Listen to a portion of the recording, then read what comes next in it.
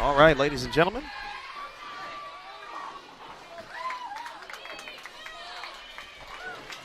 Welcome to the Midwest Collegiate Classic here on BowlTV.com. We got the women's featured pairs for you.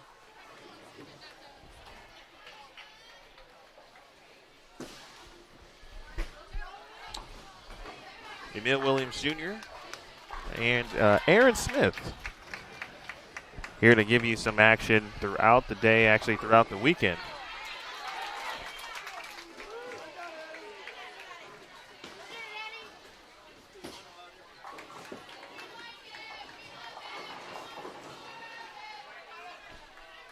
Game one will feature Viterbo along with Davenport on 21 and 22, and UW Milwaukee and St. Ambrose University.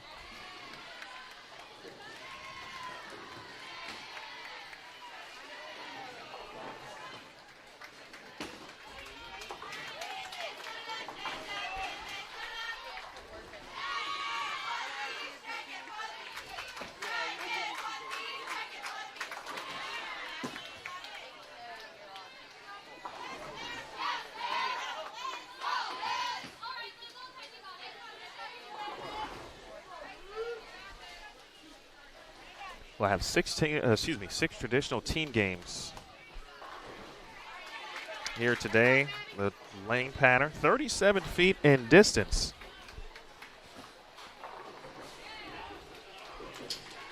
With 27.9 milliliters of oil. And so far, a couple of the good shots that we have seen from these four teams on our featured pairs. The outside part of the lane, the right side at least. We've seen just about all righties to this point. There seems to be a little bit of friction outside, which back in my day when I was a college bowler, I did enjoy that.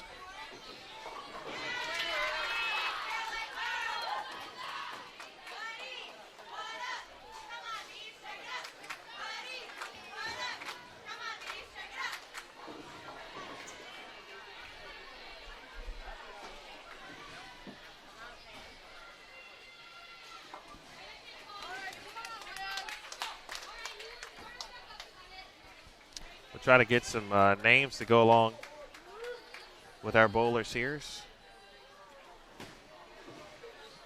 I'll talk to some of the coaches and get a couple rosters. That part always somewhat challenging. Things can change certainly as substitutions can take place. Good shot there. Nice job from St. Ambrose.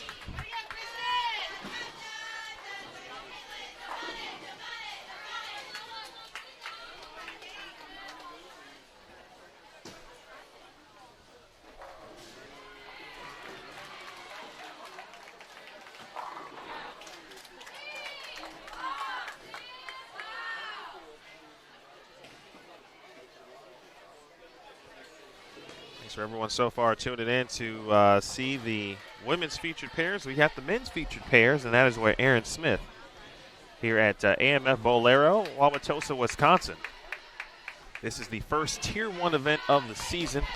This is traditionally the quote-unquote kickoff of the USBC Collegiate bowling season, although there are a few tournaments that do take place prior to this one on the schedule. This one is considered, because I think it's the Tier 1, and you get a lot of, obviously, teams around the country, for example, here in Wauwatosa, Wisconsin. About 20 minutes from Milwaukee to give you some sense and context of where we are in Wisconsin, in the Midwest, and certainly across the country. But Weber International makes the trip out. And, of course, Weber from Lake Wales, Florida. So they come out early to get some Tier 1 competition. So you do generally see several of the best college teams in the country here at the first Tier 1 event of the season. I want to say hello to Judith, Roderick, and Chris checking in early here on the women's featured pairs. Again, we're behind lanes 21 through 24. This bowling center has two sides, 1 through 24 on the one side, which is where I am. Then kind of does an L shape. There's a walkway, which is where the main doors are located. You walk through kind of that vestibule area. And then lanes, of course, starts with lane 25. There'll actually be 28 total women's teams. The remaining of the field will be on 25 through 28. So some teams will have to make the walk, if you will. And then the men's teams actually begin on 31 with a dead pair, 29 and 30 in case of breakdowns. And that is where Aaron Smith is on 31 through 34.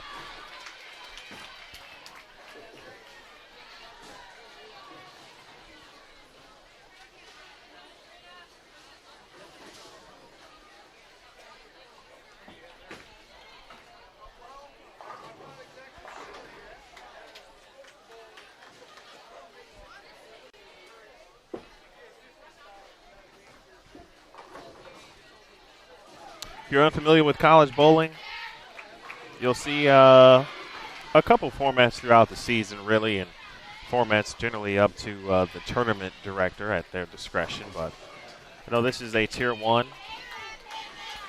Generally, at minimum, you'll see at least 5 team games or so, for example. This one will have 6. Tomorrow there'll be 16 Baker games. It'll be total pinfall. Some events do have a bracket match play attached to them, meaning, after the team games, after Baker is complete,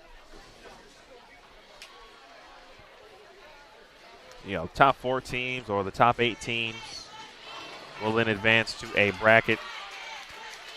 Not the case here, but there will be several that will have that attached to it.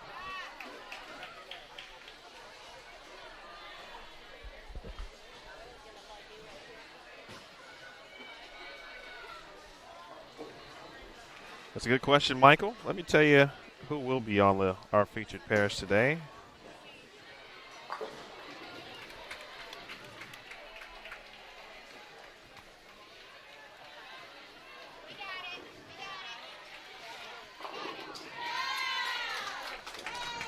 Let's see. In Game 2, we will have Rock Valley on 21 and 22, along with Minnesota State Mankato.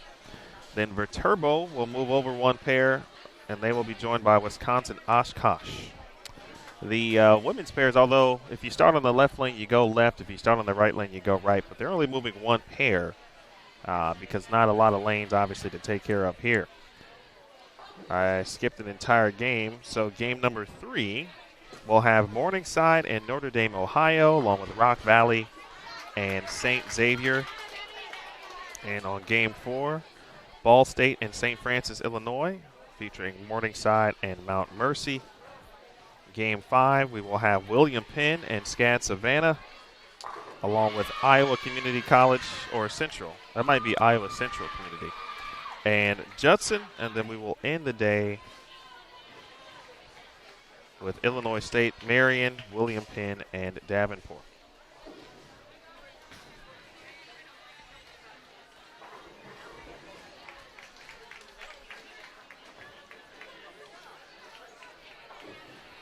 Hello, Ray, watching from Italy. Thanks for joining us. No problem, Michael. We appreciate you tuning in. If you guys are unfamiliar, I know we'll have a few new subscribers this week or this weekend. Feel free to actually tell a friend, obviously, about Bowl TV. But if you know someone who is not subscribed and they are interested in watching the collegiate events that we will have, and specifically this one, of course.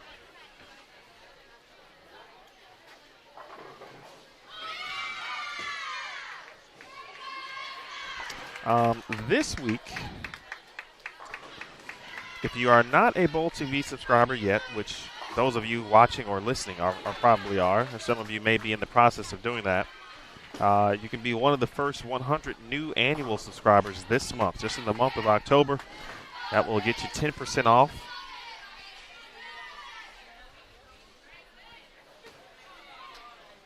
Your subscription and a free Bowl TV t-shirt. And the code for that is I Love College Bowling 19. All one word, all capital letters. I Love College Bowling 19. Again, be one of the first 100 new annual subscribers. in October, and you will receive a 10% off, or receive 10% off your subscription, and a free Bowl TV t-shirt. That offer does expire on Halloween, October 31st.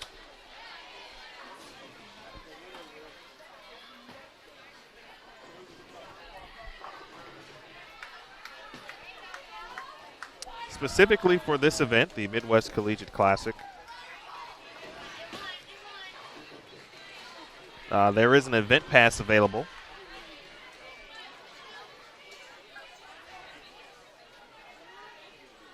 And that is $5.95 for both days. $5.95 for both days.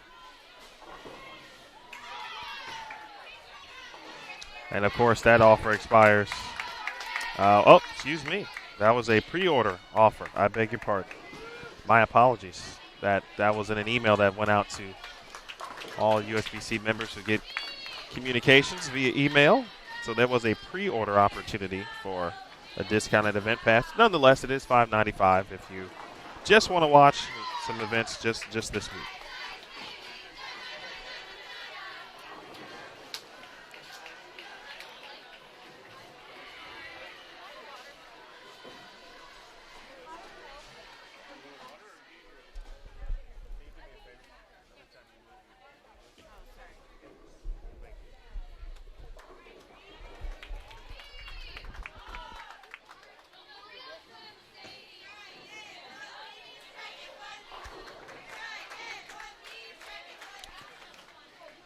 Good question there, Clayton. And Chris, I'll be sure to get back to your question here in 1 second. Clayton, we do have those. I'm going to consult with my main man, Aaron Smith.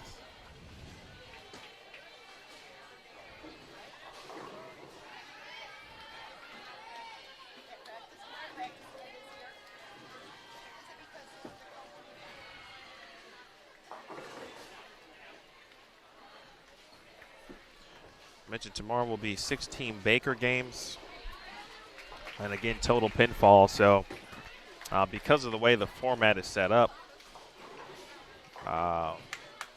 it is very possible that we may not see the leaders tomorrow. I don't believe there's a position round either. So some things from the format perspective we look forward to kind of getting in the groove and adding more events to our collegiate season and working with our tournament directors. Speaking of tournament directors, I want to give a shout out to Gloria Bear and her team. I believe, I forgot the exact number, but I feel like it's 40 to 50, maybe even more than that, years that she has been running this tournament. And that's just a flat-out incredible number, which means that, and I'll be sure to, I didn't get a chance to meet Gloria yet, and I'm going to do that. But I did bowl collegiately. This is my first time back in this building in at least 10 years. But I want to give a shout-out to Gloria, and I believe her two daughters who helped run this event as well. I want to thank Joe Vrobel, the general manager here at AMF Bolero, and his team as well. Jeff runs facilities here. Everyone who helped us yesterday. We were trying to get some things all taped down. And nicely done.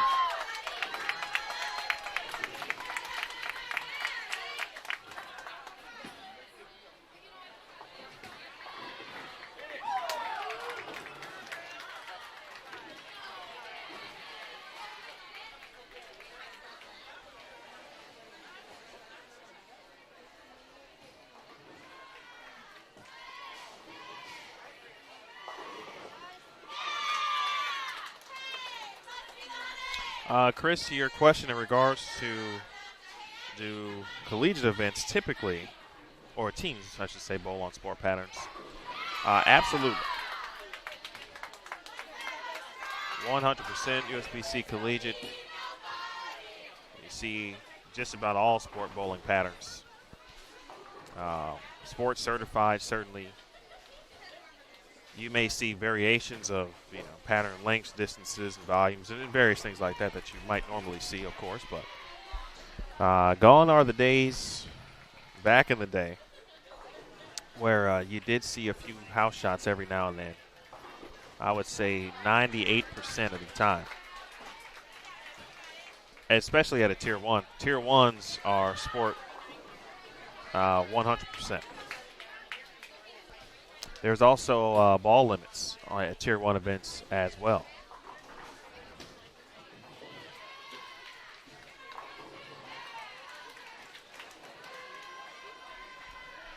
All right, Clayton. On the men's side, our featured pairs right now, Purdue and Illinois State, Marion and Robert Morris, Illinois, which I'm sure you have checked out. Game 2 will feature Hawkeye Community along with Wisconsin Whitewater, St. Xavier, and Nebraska Lincoln. These are men's featured pairs. That was Game 2. Game 3, St. Francis, Illinois, Highland Community College, Davenport, and McKendree. It's a pretty good cross right there for Game 3 on the men's side. Game 4 will have Calumet and Wisconsin Platteville, Viterbo and Lincoln Memorial. We saw LMU yesterday. They were getting some practice in. Game 5 will feature Vincennes and Wisconsin Milwaukee, along with Morningside and Judson.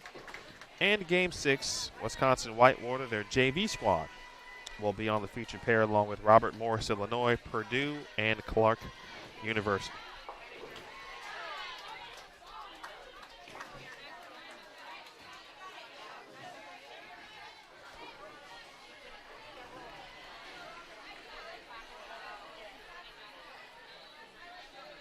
You can check lane assignments by clicking the Star tab on the side panel next to the chat. I know many of you are watching on your mobile device.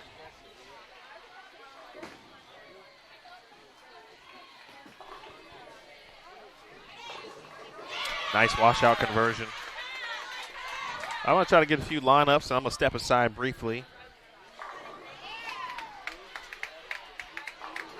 and give you a little natural sound for the moment, and hope to be back. You're welcome, Clayton. I'll try to drop those in the chat as well when I get back. So it shouldn't take me too long, hopefully. But here's some natural sound. I'll be back with you momentarily here on Bowl TV.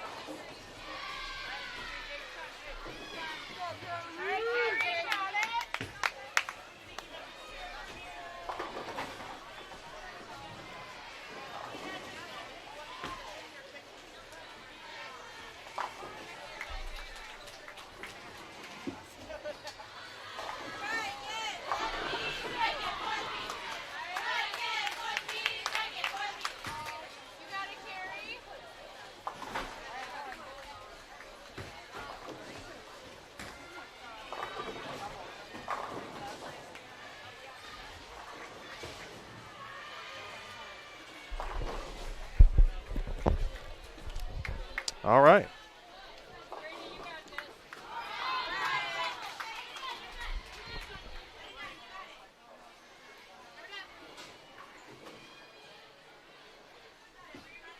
Thank everyone again in the chat, and I apologize if I'm a little loud. We did some things.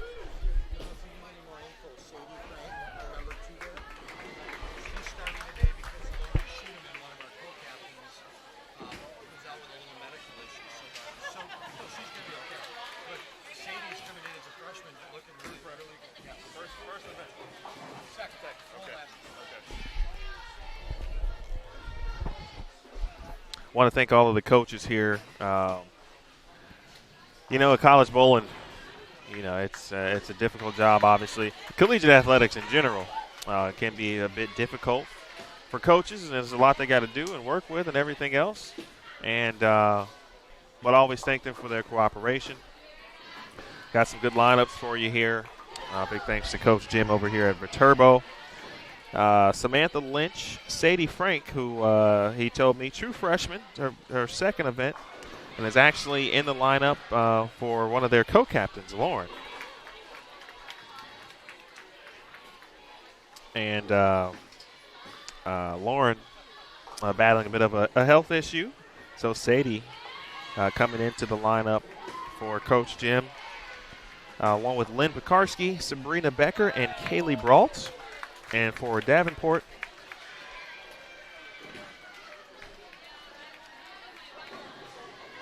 Emily Tannis, Taylor Harrison,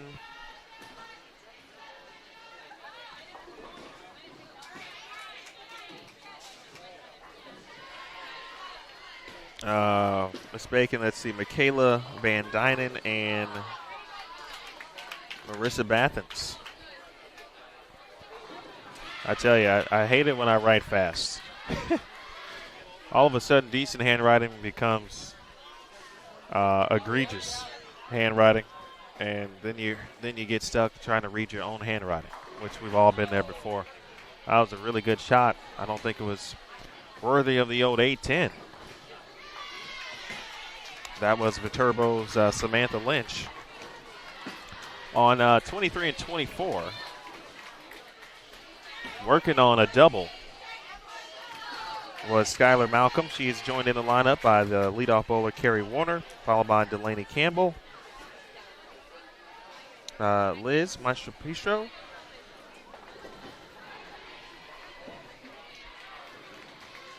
and Morgan Brooks. And for St. Ambrose, Bree Smith, Addie Nelson, Abby Goldsberry, Christian Swank, and Caitlin Keith. Bit of a turnaround on the lineup for St. Ambrose, who has been one of the top teams in the country for several years in a row. Thanks, Chris, on the audio. Appreciate it. Yeah, something's a little different this week, but I can't hear myself that good, but it's better on the output. So whatever makes it better for you, the viewer, I'm okay to deal with what I need to deal with on my side, so it's all good.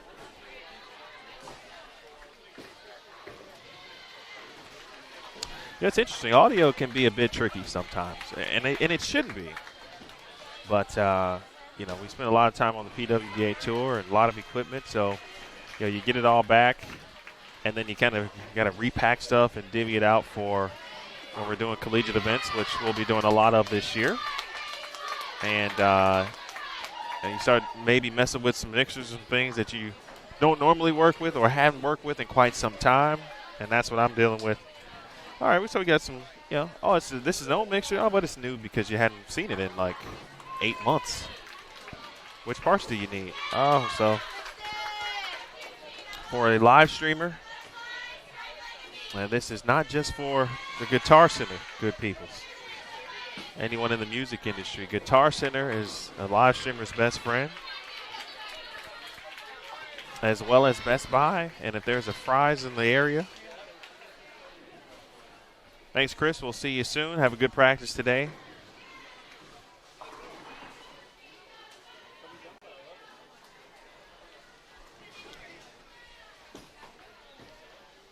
Coach Dirks is either also coaching right now in the building and chatting, which is cool.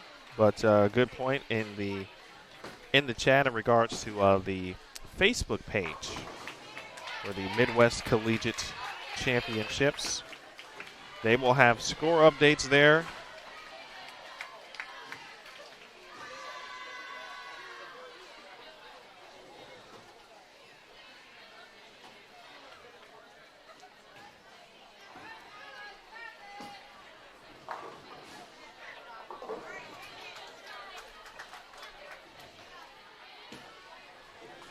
I believe the @ is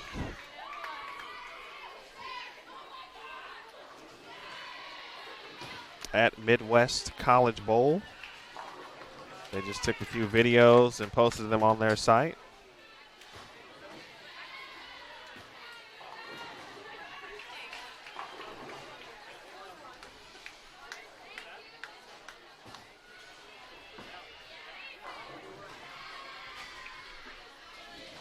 Halfway home here in game number 1. Again, if you are just joining us on 21 and 22, Davenport and Viterbo. And on 23 and 24, St. Ambrose and Wisconsin-Milwaukee. My name is Emil Williams Jr. Aaron Smith, my main man, he is over on the men's side. He's got the men's featured pairs for the weekend. This is our first of what is about 15 events or so on the collegiate side. We'll be doing all of the Tier 1 events. Our next one scheduled will be the Mid-States Championships in Wichita, Kansas. That will be 2 centers, North Rock Lanes and West Acres Bowl. Newman and Wichita State hosting that event respectively.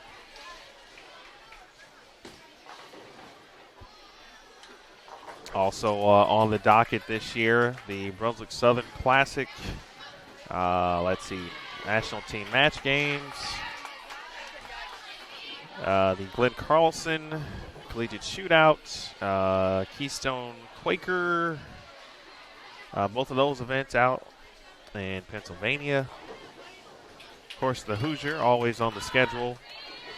The Kegel ISBPA Classic. Of course, we'll have collegiate sectionals. We'll actually have a couple of NCAA events on the schedule as well. The, let's see, Maryland Eastern Shore Hawk event. That'll be in Maryland. We'll have the Prairie View Invitational. We always have that one as well. That one's at the ITRC in Arlington, Texas.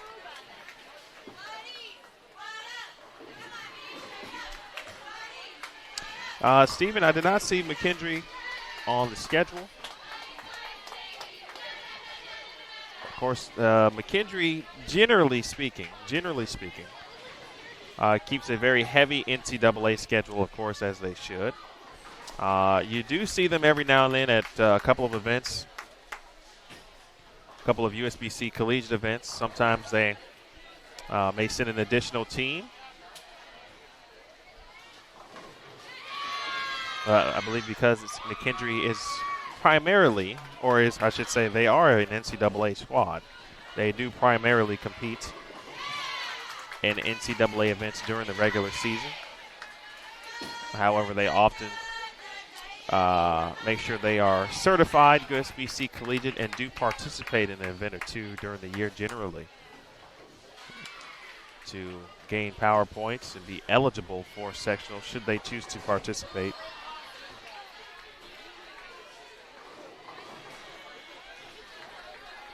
'28 field.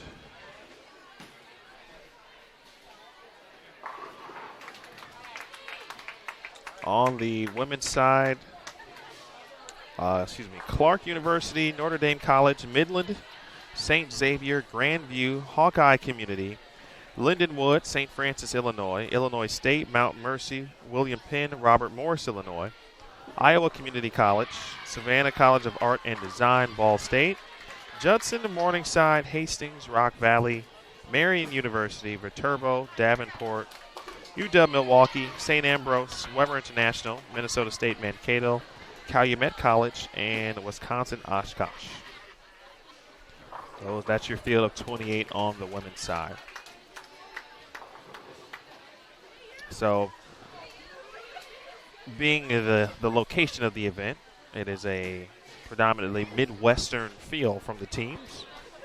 Obviously, relatively easy to get to, centrally located for the most part. I mentioned earlier that Weber, of course, is in the field. And from the looks of things, from what I can tell, outside of, Weber would be probably have the furthest to travel. And then next would be SCAD, which is located in Savannah, Georgia. Weber is in Lake Wales, Florida.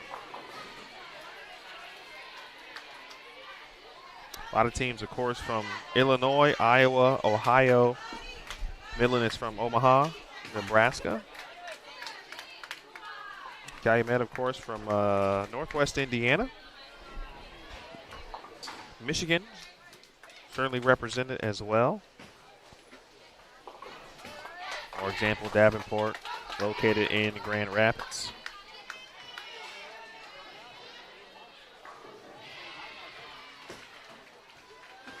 Lisa, I'll be right back, but I will answer your question in 1 second.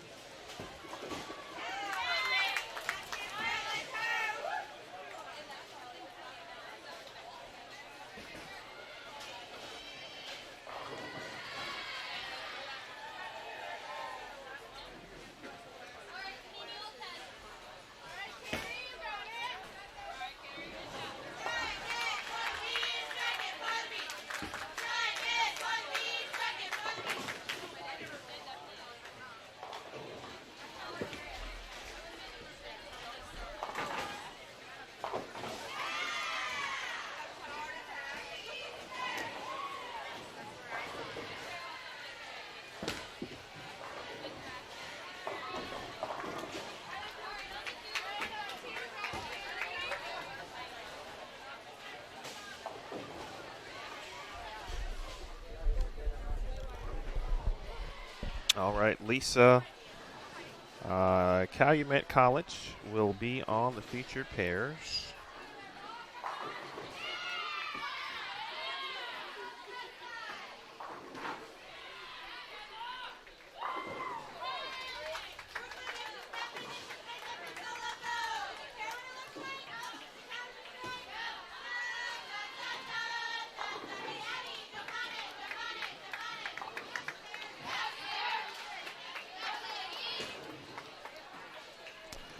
Looks like Calumet will not make the featured pair this week, or at least today. Not the women's side. I believe they will be on the men's side. Let me check the men. On the men's side, they will be on during game number 4 on 31 and 32. The Calumet women not make the featured pairs today.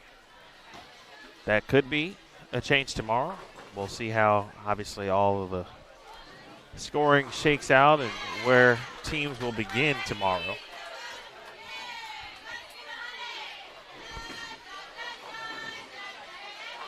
Nice shot. Made it seem like she didn't want to throw it there necessarily, but that's a double for Delaney Campbell. And this lane condition so far presenting some opportunity.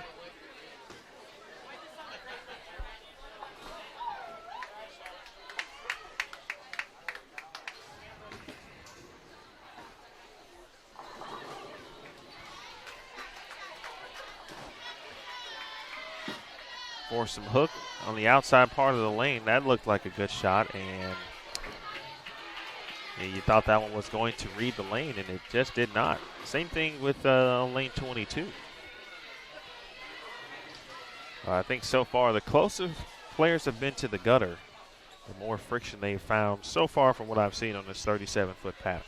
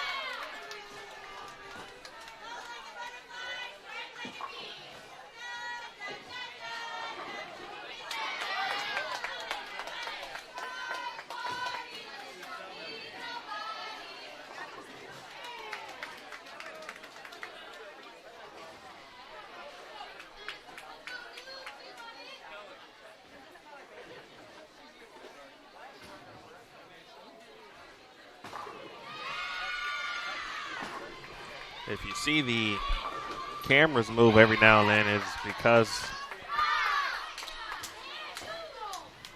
our area, of course, gets slightly bumped every now and then. So it may seem like you're on a boat every now and again, but I assure you all is well.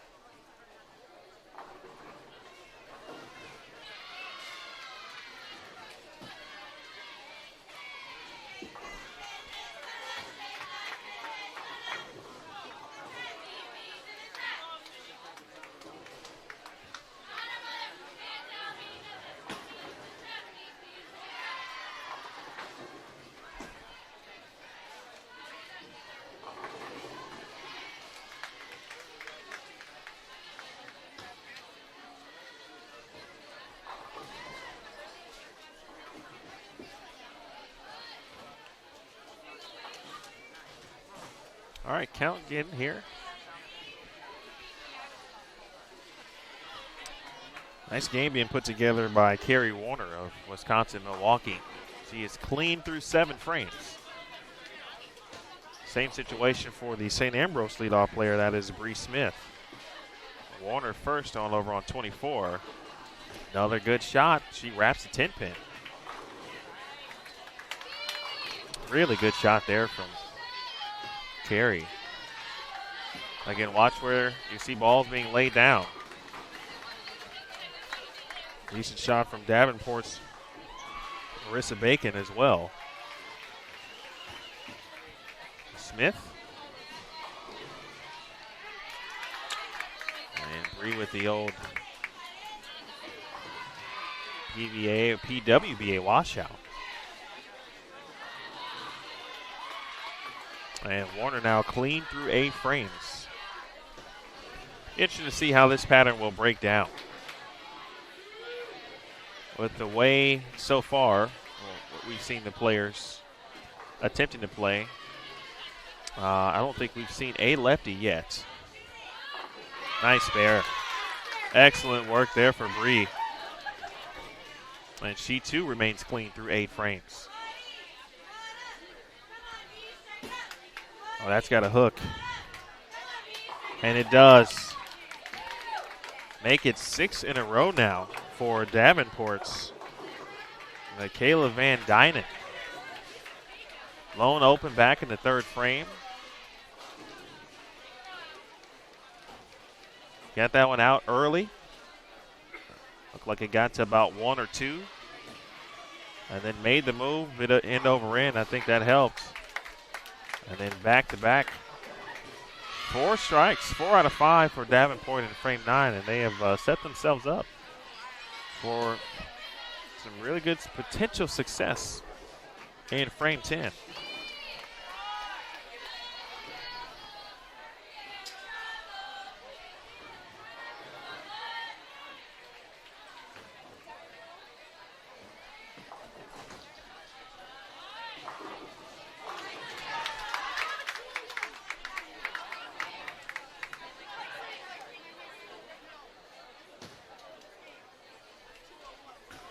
The climb for St. Ambrose as a program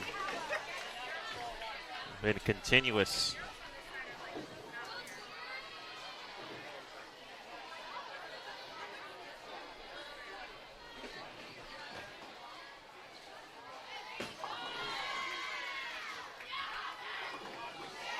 Oh, 9-pin. Not being kind.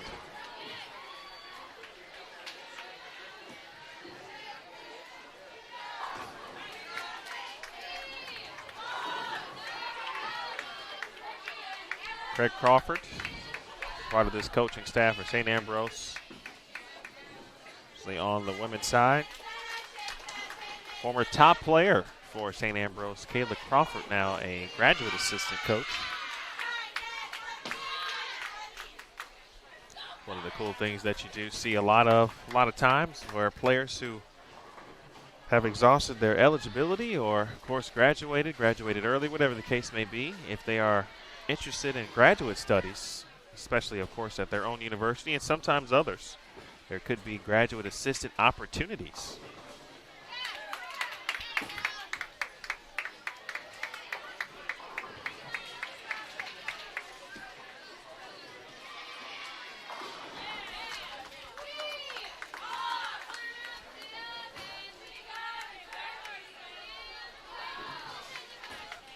And this event is total pinfall.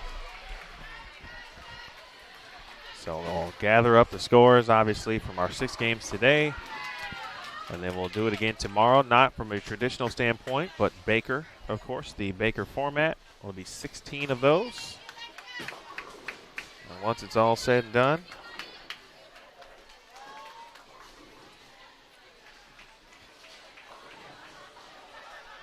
there'll be, of course, a couple winners.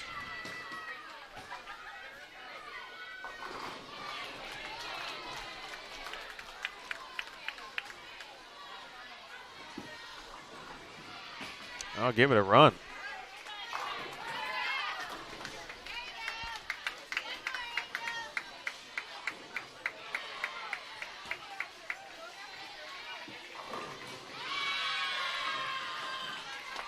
Hope you are enjoying your Saturday afternoon, wherever you may be watching from. We do appreciate you tuning in here on BowlTV.com, first of many collegiate events on the season.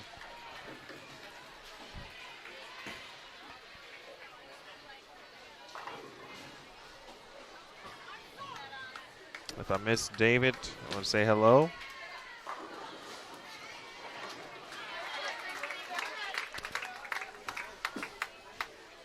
Mama Pay checking out things.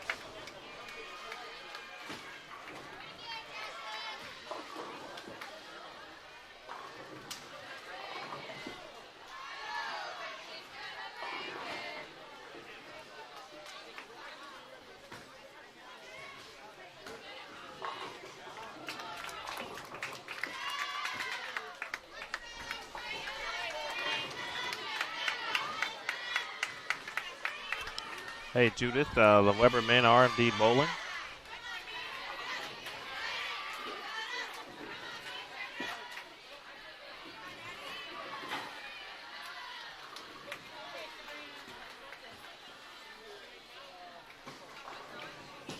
I don't believe they're going to make any of the men's featured pairs, though, today. But they are here. Good run by Michaela Van Dynen of Davenport. So with the spares, she'll be in the 230s.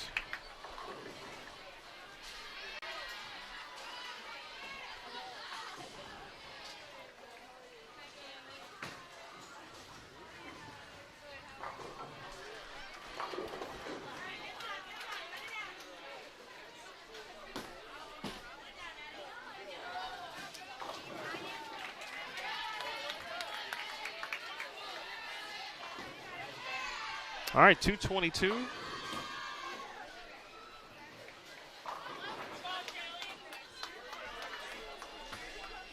For Van Dynen, that will be the highest on this pair. Might be the high game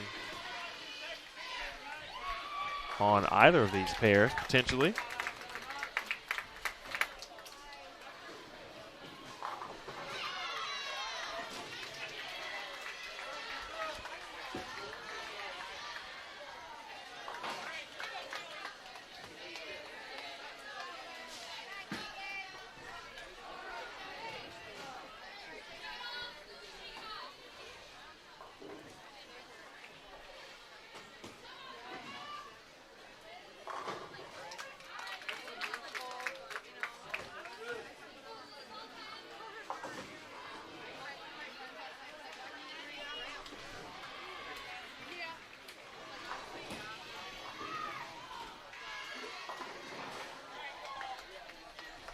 All right, not a bad game there. 174 for Kaylee Brault.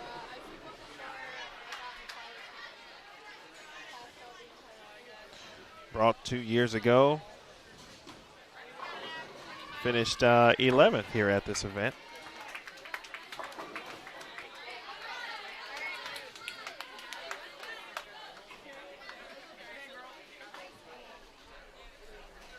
.904.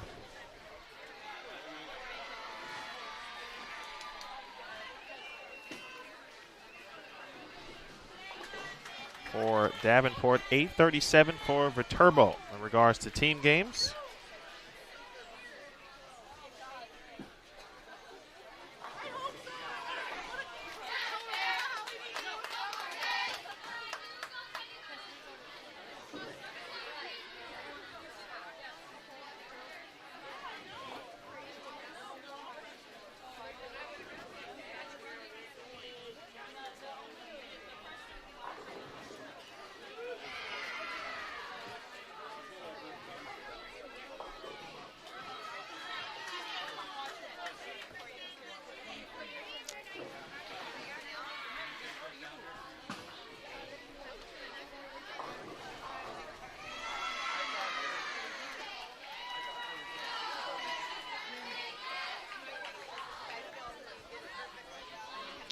Oh, David.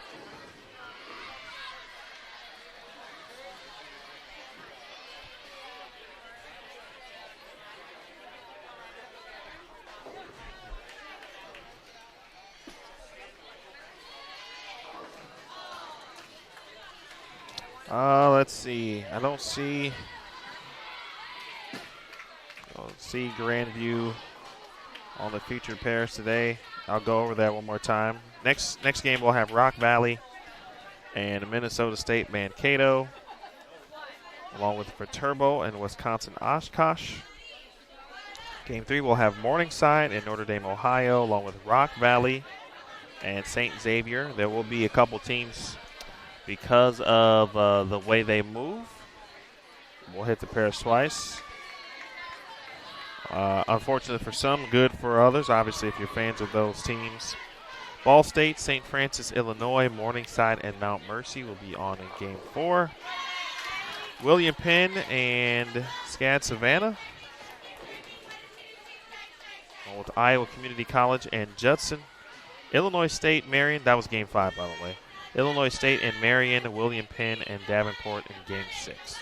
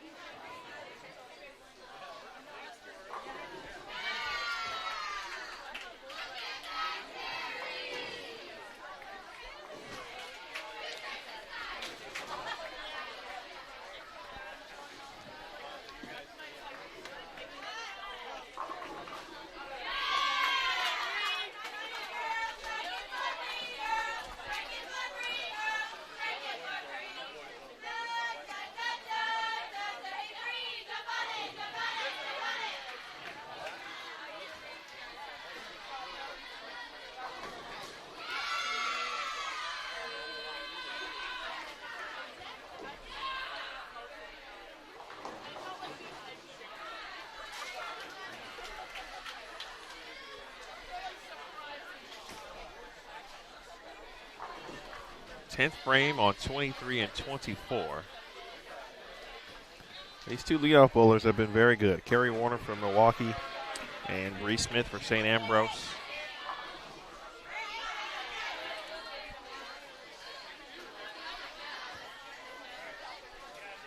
Both with clean games.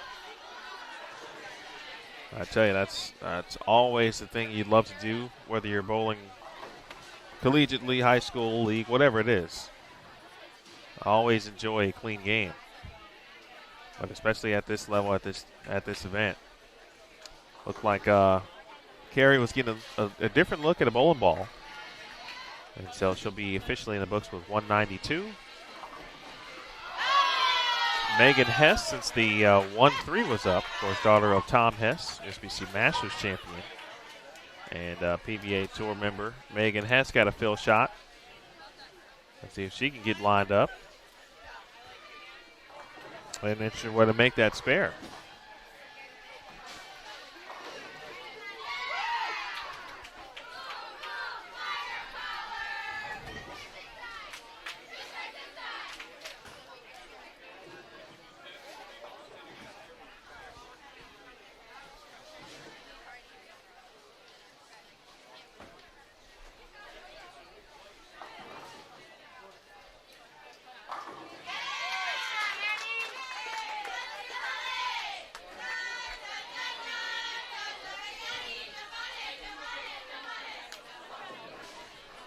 All right, Addie Nelson with a strike in the 10th frame.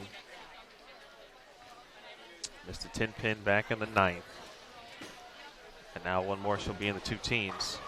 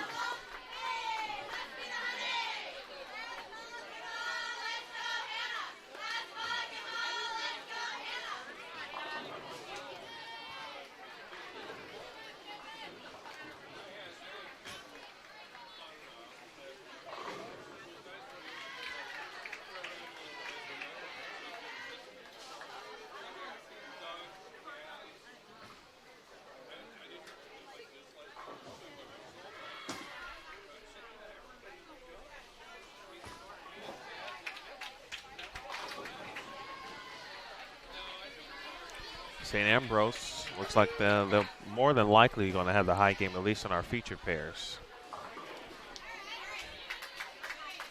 Fill shot opportunity, 2:08. That game will belong to Addie Nelson.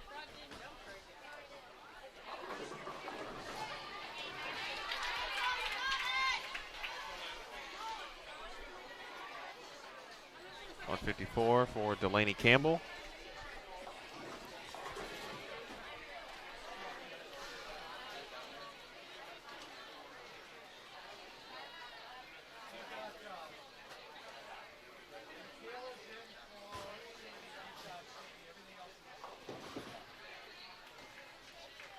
Hold on.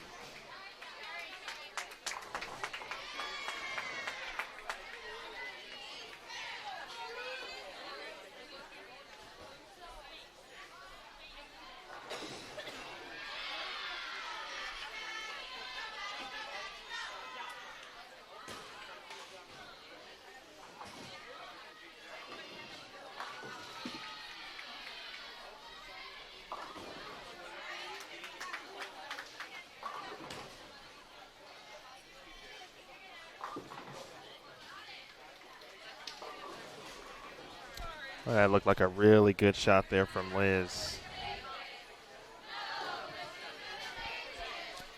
And just crept high there, 4.67.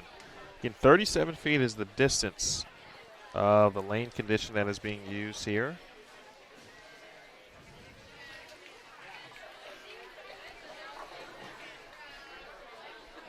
All other information, by the way, folks, be sure to check out the Midwest Collegiate Facebook page.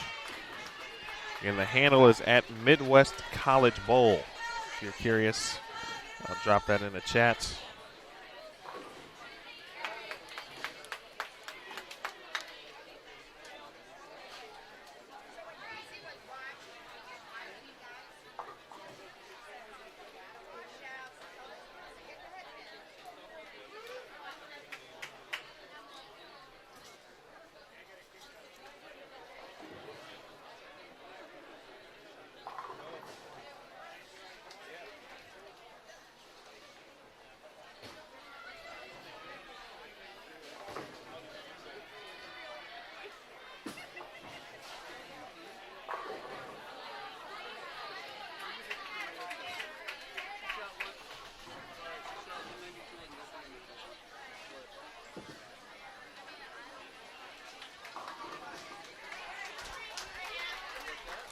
first event of the season for some.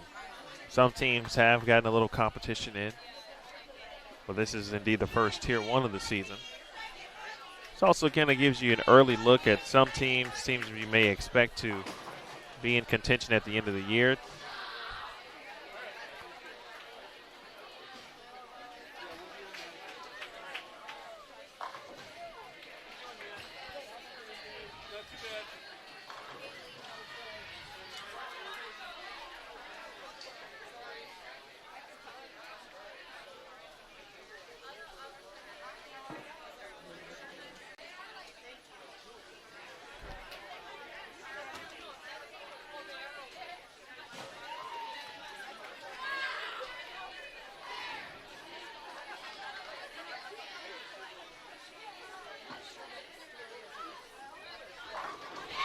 Nice shot. Kristen Swank. I got a few cheers developed for Kristen as well.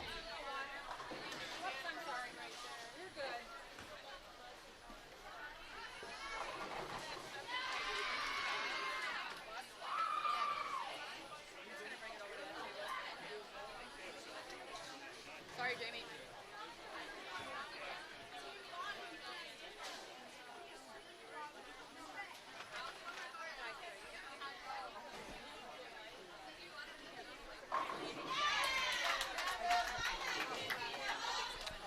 Well, Swank looks like she's got one of the best looks, certainly. And you can kind of see why. Hard to see from the screen just because some of the players are blocking the view of her release point or where she's laying it down.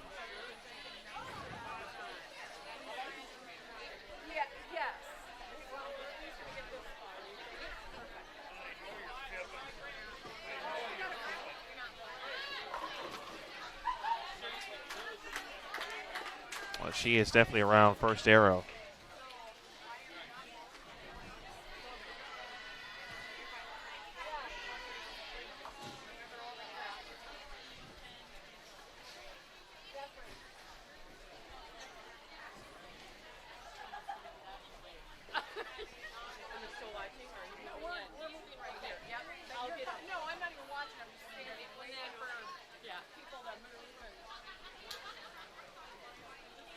So after this frame, we'll have a bit of a break just to, of course, teams will be moving. This means spectators and fans will be moving as well.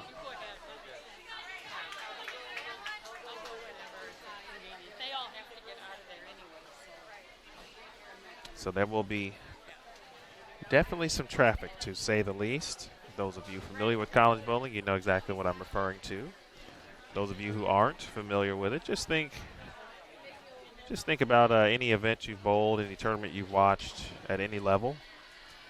And once the game is over and everyone is moving lanes or moving pairs, think about it with 5 players on each team moving lane to lane, pair to pair with their equipment.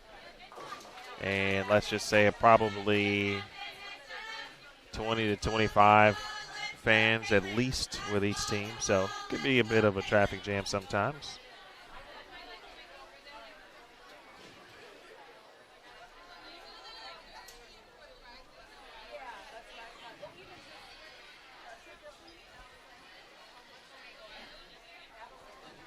Some teams perhaps have begun the game too, looks like, on the low end here.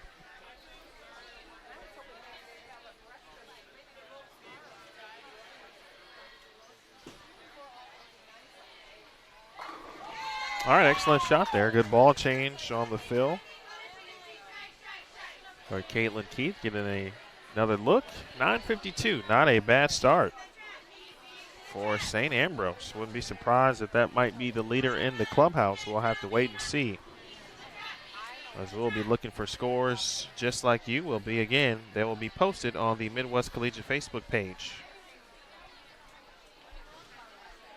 And you can find them at Midwest College Bowl. So, since we have some time, we will take a little break here and allow the players to move pairs, switch lanes. Back with you in a moment here on Bowl TV.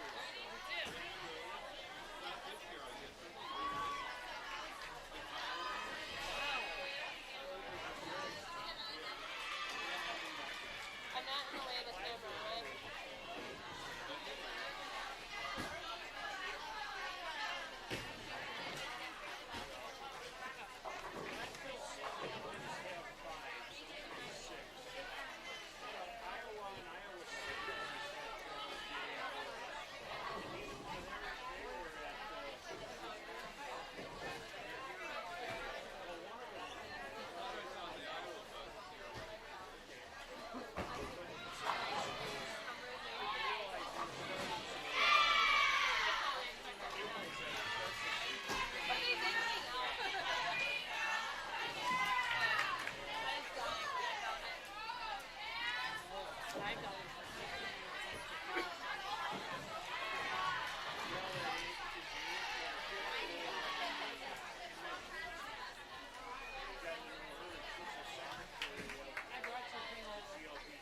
even told you.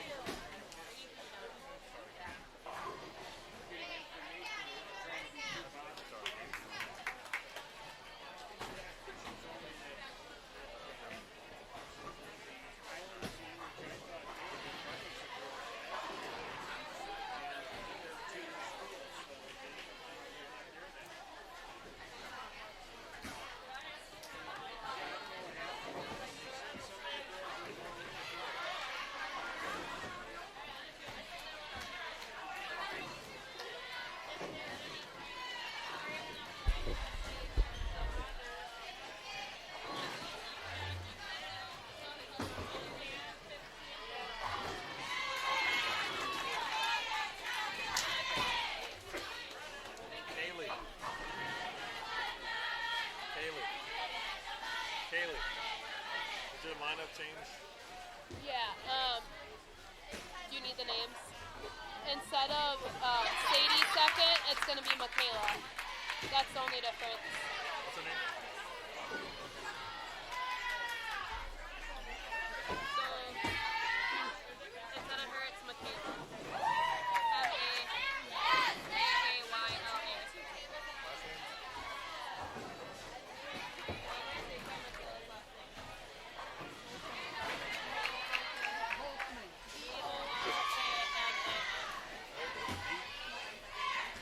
B-O-L-K-M-A-N.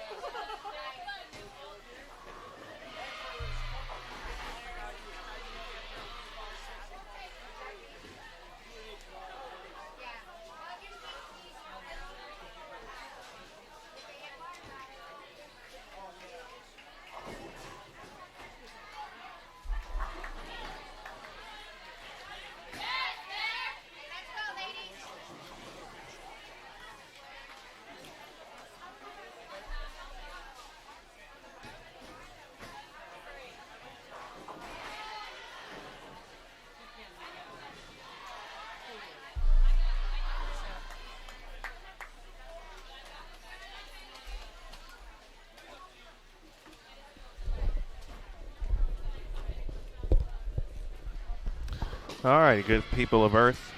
Game 2 is underway. The women's featured pairs, 21 through 24 here at AMF Bolero.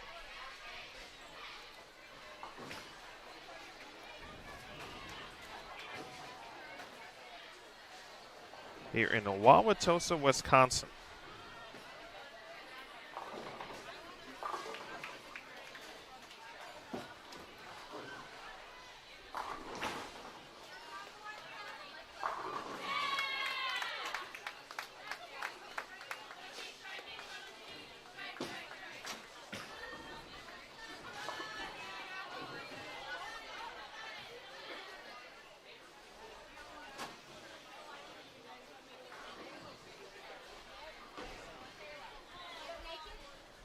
Those of you who will be hanging around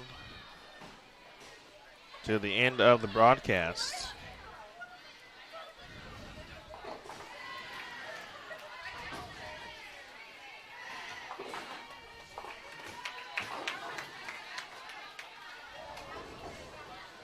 I'll tell you about it in 1 second, sorry.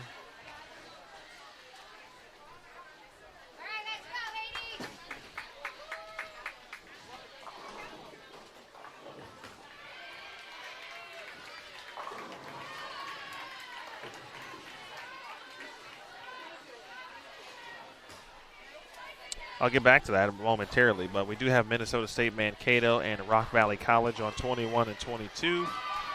The Turbo moved the pair to their right, so they're on 24.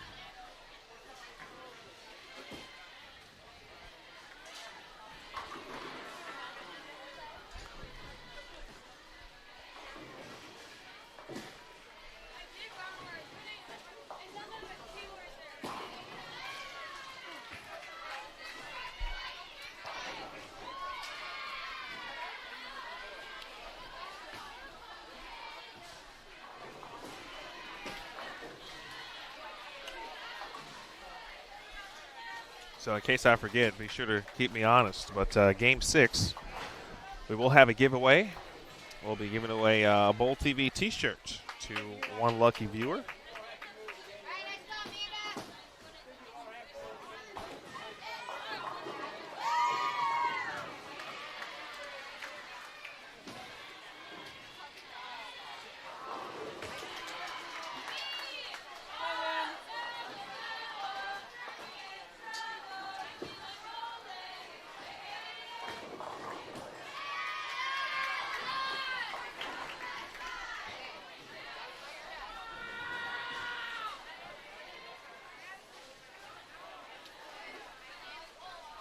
Paul, where are you?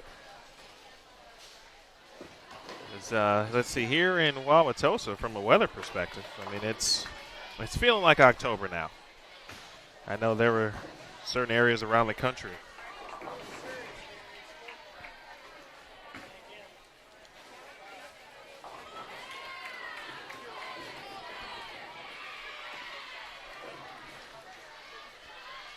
that still were kind of feeling remnants of summer well into September. And now it is starting to feel like fall. 58 degrees right now in Wauwatosa. Just see a little bit of, or potentially some rain here.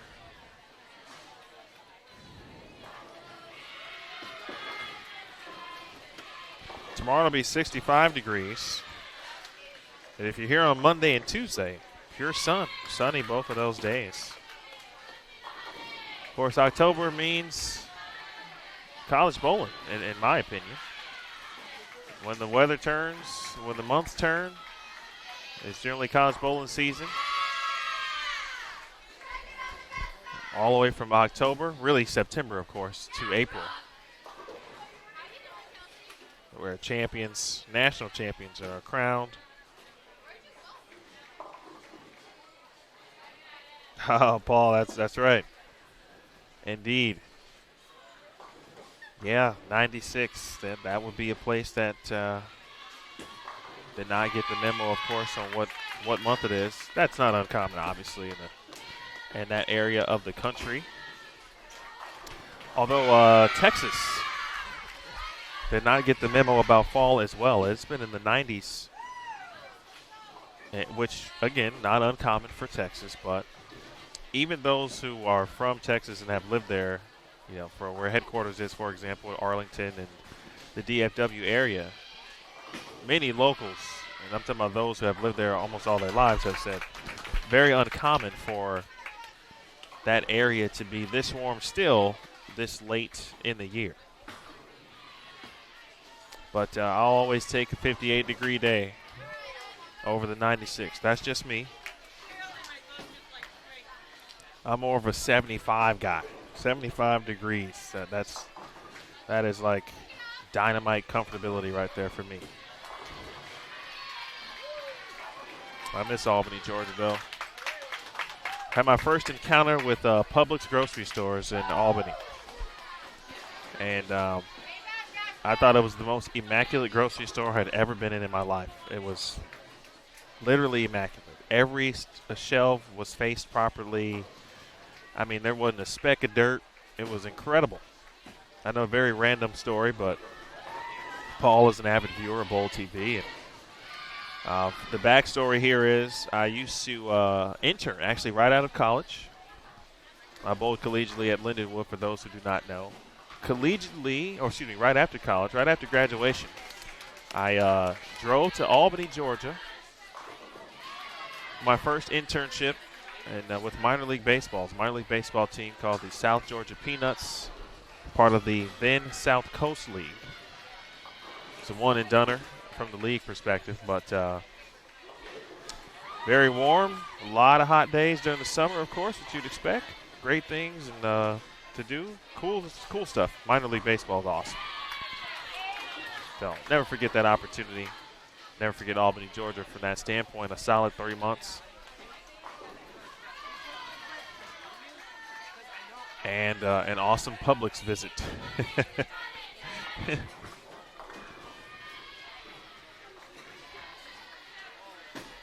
One more story about Albany, or one item, and I'll ask Paul. Paul, there was a Maggie Moo's back in my time. This was 2007. We actually, I remember going to an appearance with the team at Maggie Moo's. They sold ice cream and ice cream cakes. And this might have been the day. I don't know. I dressed up as the mascot once. I don't remember if that was the day or not. But I wonder, is Maggie Moo's still available or still open? And maybe, what was the other place we used to often frequent? It's a nice bar and grill place. Locos, maybe? I have to think about it. Nice job. Wisconsin Oshkosh, they feature Mackenzie Risch, Olivia Schmidt, Kayla Sanford, Olivia Hauser, and Madison Brown.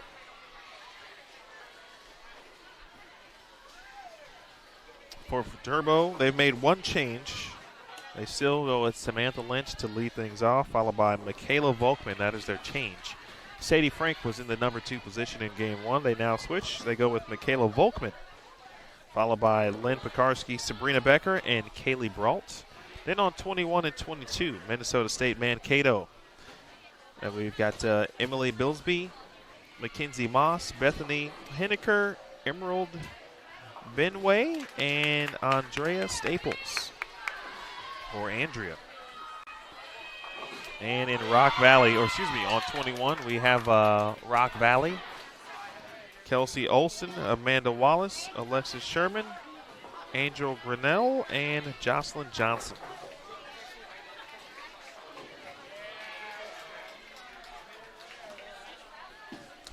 Paul, I really think it was Loco's Bar and Grill. But that also doesn't really sound right. No, I think that's it. Loco's Bar and Grill. Google. Google is your friend.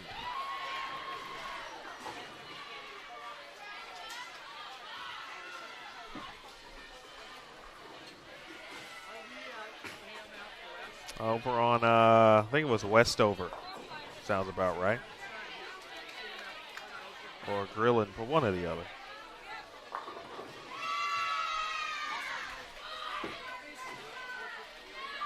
I was right down the street from where I was living at the time, so. fun facts about Emil Williams Jr. today for those who did not know. If you want to know more about Aaron Smith, you can talk to him. He's having some fun over at the men's featured pairs. He is there on the other side of this building for day one. This is game 2, by the way.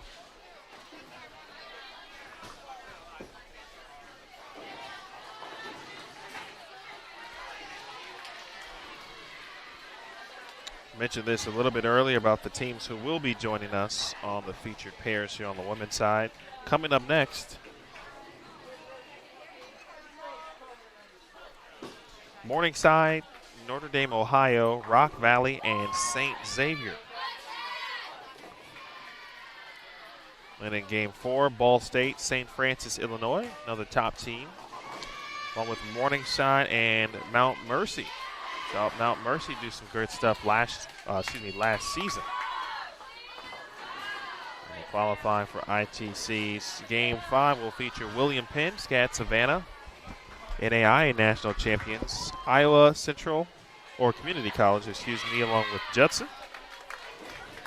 Judson from Elgin, Illinois. Illinois State, Marion, William Penn, Davenport. So one more time, game 3, Morningside, Notre Dame, Ohio, Rock Valley, St. Xavier. That's coming up next. Game 4 will feature Ball State and St. Francis, Illinois, along with Morningside and Mount Mercy. In Game 5, we'll have William Penn and SCAD Savannah, along with Iowa Community and Judson. And Game 6 will feature Illinois State and Marion, William Penn, and Davenport.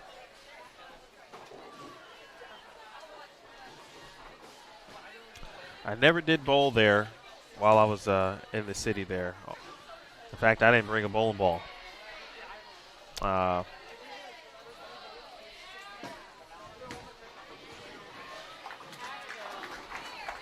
Nice shot there, at least what we thought it was. Over on 24 for sure, and then 22 ultimately was a bucket. But you don't see very many two-handed young ladies. But we do have one on Minnesota State Mankato, and that is Emerald Benway.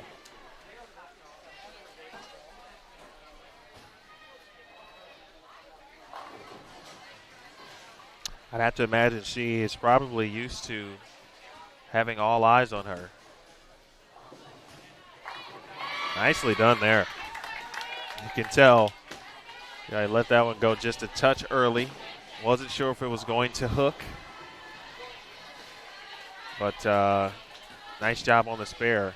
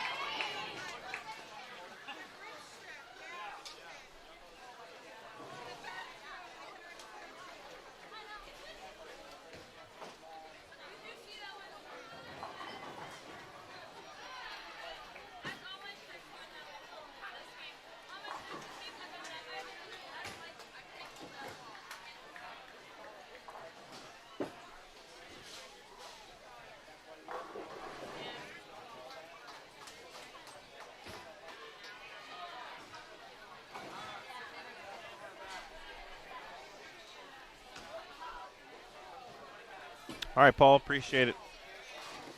Thanks for tuning in as always. Of course, these events will be archived here on Bowl TV, so you'll be able to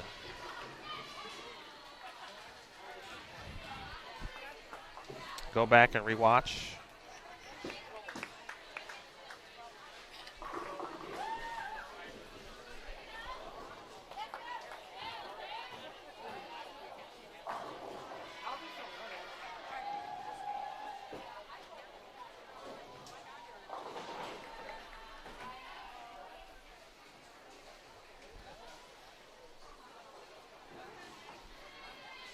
just a note, again, want to thank Gloria Bear and her staff, tournament staff, directing this tournament for, I believe, 4 to 5 decades.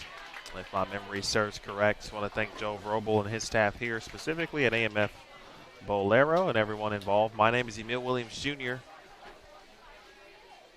Along with Aaron Smith, we've got coverage, men's and women's featured pairs here at the Midwest Collegiate Championship in Wauwatosa, Wisconsin.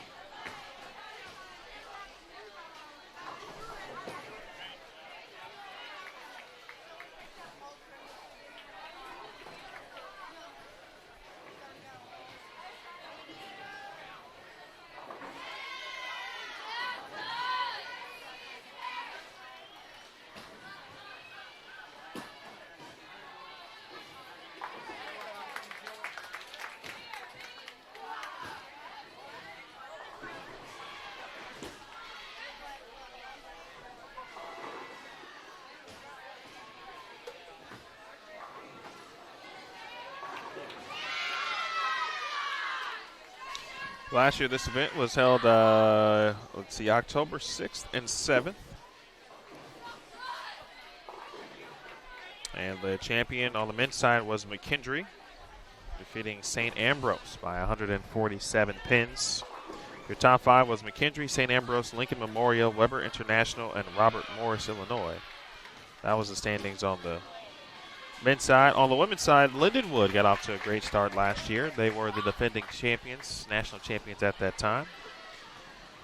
And pretty comfortably defeated St. Ambrose by 287 pins. The top 5 was Lindenwood, St. Ambrose, Robert Morris, Illinois, Judson University, and Mount Mercy. Any of those same teams, of course, here this week.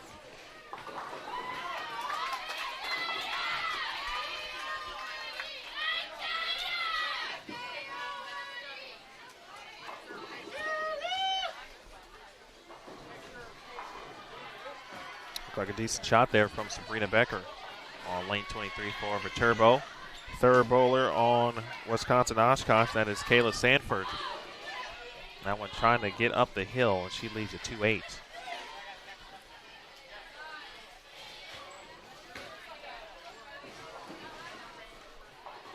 Emerald Benway clean through 6 frames for Minnesota State Mankato. Right now bowling on 21. Their anchor player, Andrea Staples.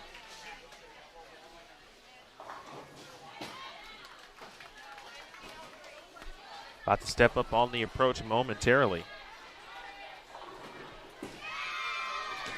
Right now for Rock Valley, Jocelyn Johnson.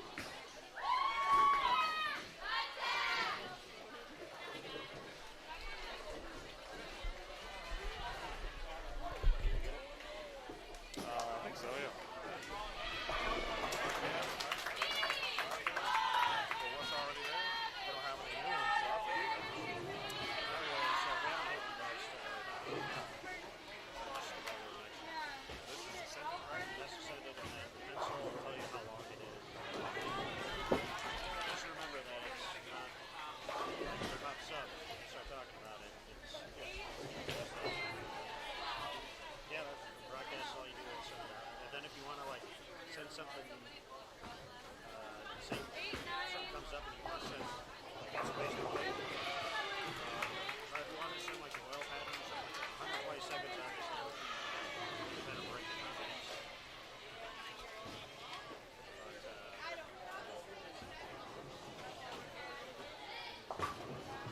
Yeah, if you go to Della, we just want to send out something like something comes up, you want to send it a message.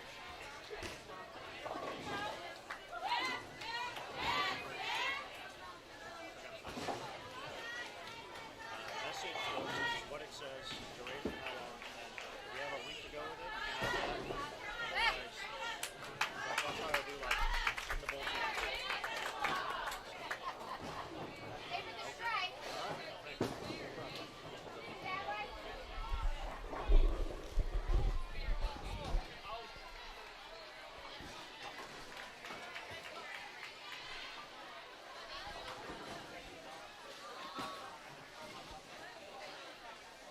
Nice shot. Excellent 8th-frame shot from Viterbo's Lynn Pekarski.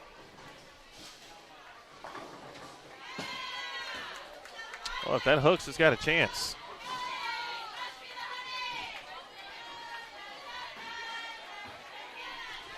That was Kayla Sanford.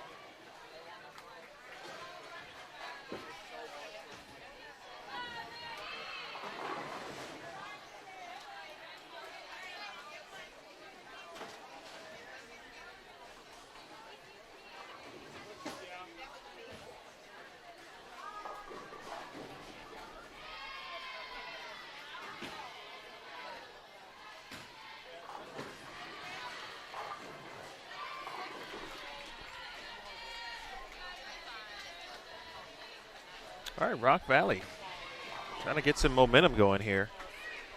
A 4-bagger currently for Angel Grinnell.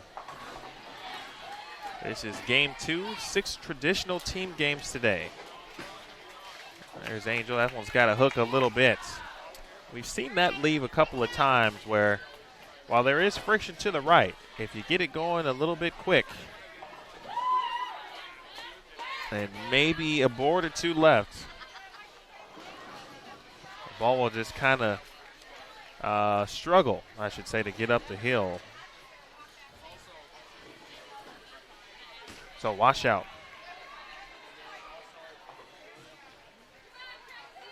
Don't forget, folks, while you are watching,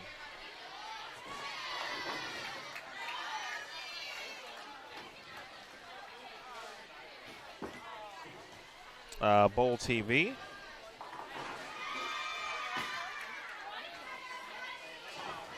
Be sure to stop by the lab and check out Team USA head coach Rod Ross, as Rod breaks down some of the top players in the world in his series called The Video Room. Again, while you are watching Bowl TV, you can check out the lab. That is one of our channels. On Bowl TV, there's the lab, the vault, of course, live events, and backstage. But the lab is where you can find Rod Ross, Team USA head coach, and his breakdown of many of the top players in the world in his series called The Video Room. He, along with Stephen Padilla, Director of Coaching, Lou Marquez, who handles the ITRC Pro Shop, all three GOAT coaches, and each with some different varieties of what they bring to Bowl TV. So check them out inside the lab.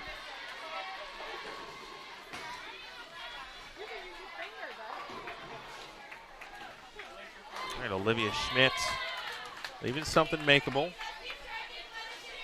as did Michaela Volkman.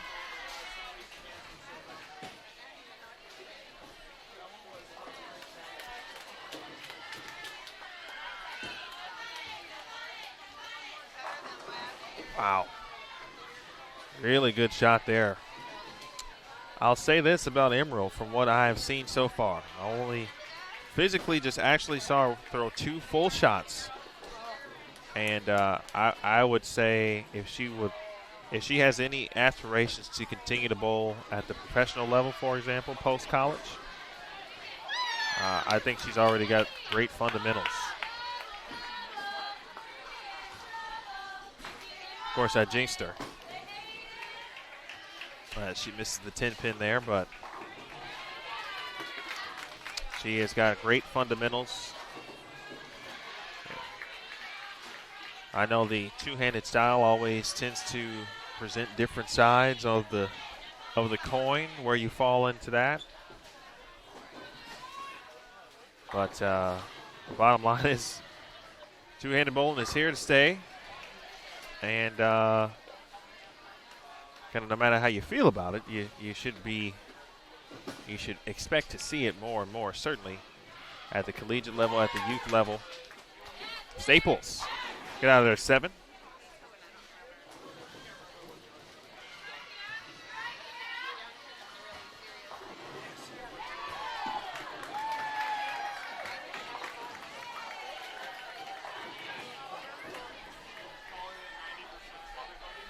Seen two-handed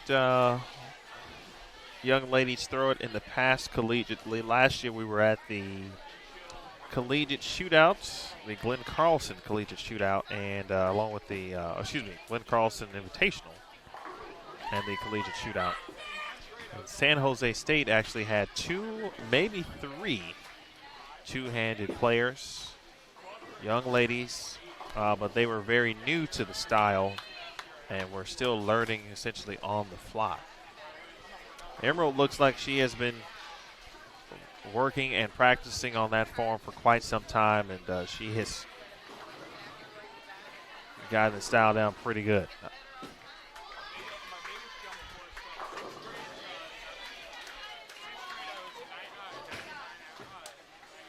That's a common question whenever we do a live stream, especially of any women's event, any PWBA event. Have we seen any two-handed women? We say generally yes, but up until that point, again, I'd only seen them, as I just mentioned, last year collegiately, and I saw several at junior gold. But none to this point thrown it better than Emerald here that I have seen personally.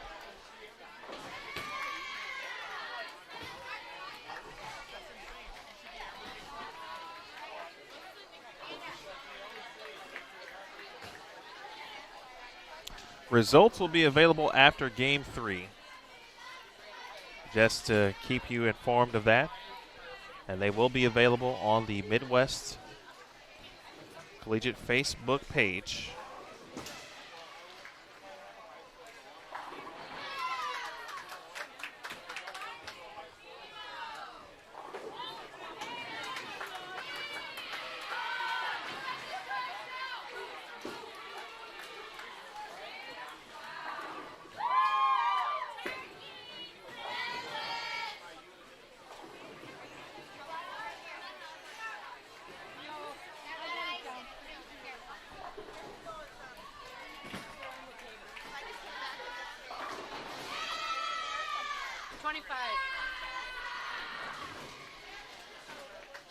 All right, Samantha Lynch for Viterbo here. Looking for 6 in a row. Lynch. Thumbs up high, leaves a 4-9. But what a game here from Lynch. Well, Samantha in the 230s no matter what. If you give her the count, she'll get to 232.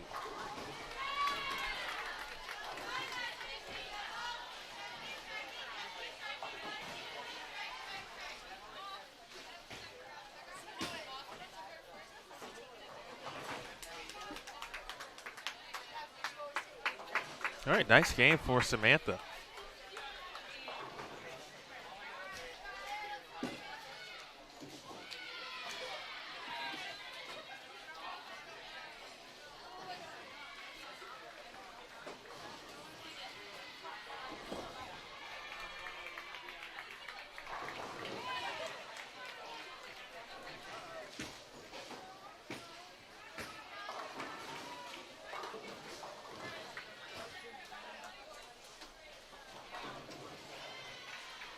Volkman leaves the 1-2-4. And she has to deal with for Viterbo on the right lane. There's Olivia Schmidt now on lane 23. These two teams going pretty quickly. Several teams look to be in the 10th frame right now.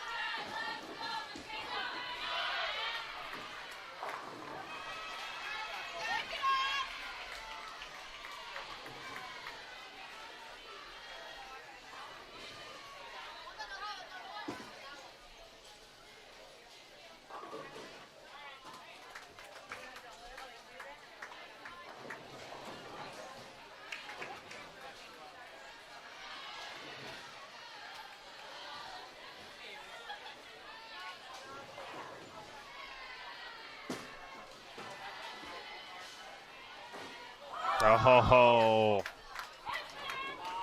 Olivia didn't think she had it.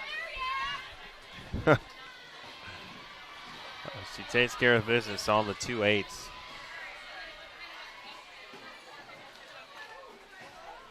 She can get to 166 with a strike.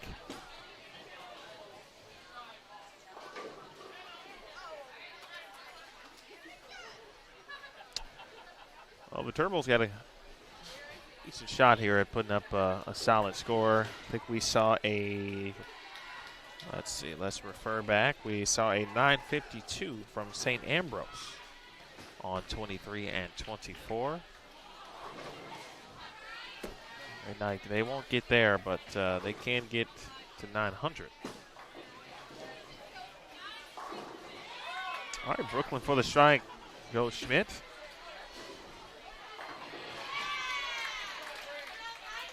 Open in the 10th there.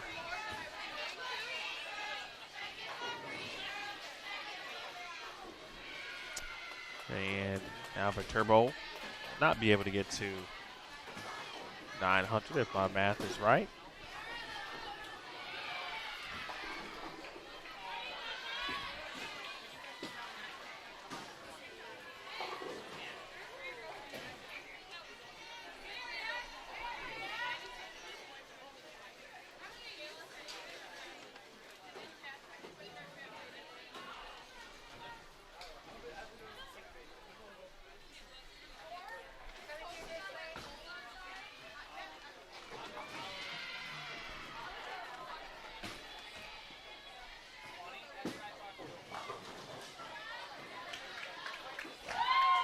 All right, Sanford gets the job done on the 4-pin. And Pekarski does the same, albeit a 6-10. Minnesota State Mankato. The deepest we've seen any player play to this point.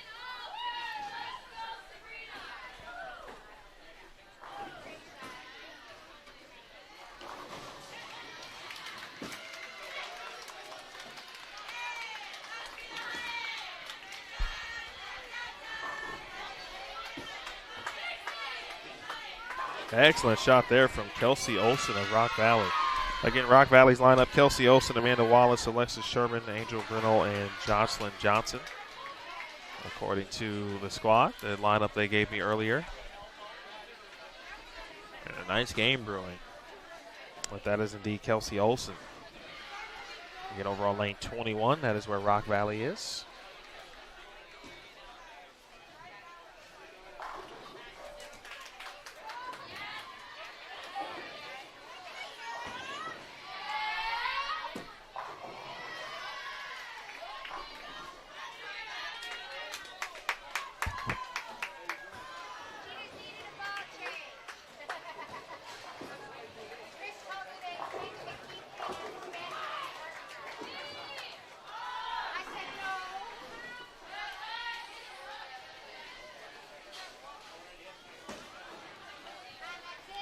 Five-bagger ended for Olivia Hauser.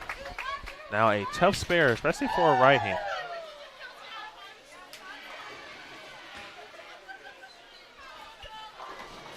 Well, the best news about that, of course, is Olivia's got a good chance because she's left-handed. If Variety sees that, boy, it could be tough. She's got to push a little bit.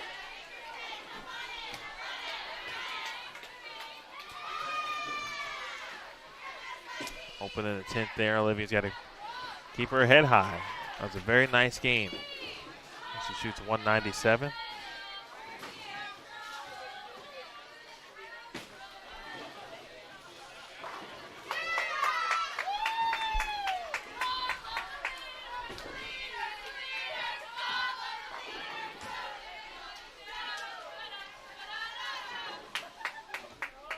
All right, 23 and 24 are going to be all done. Final shots from Madison Brown for Oshkosh and Kaylee Brault. Already with 2 in the 10th. Brault on 24 on the fill shot.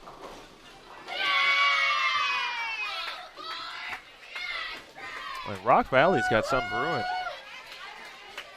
They've got a chance to put up a nice number if they can finish strong in the 10th frame. All hands up as the 5-pin is on the deck. And Madison Brown takes care of business.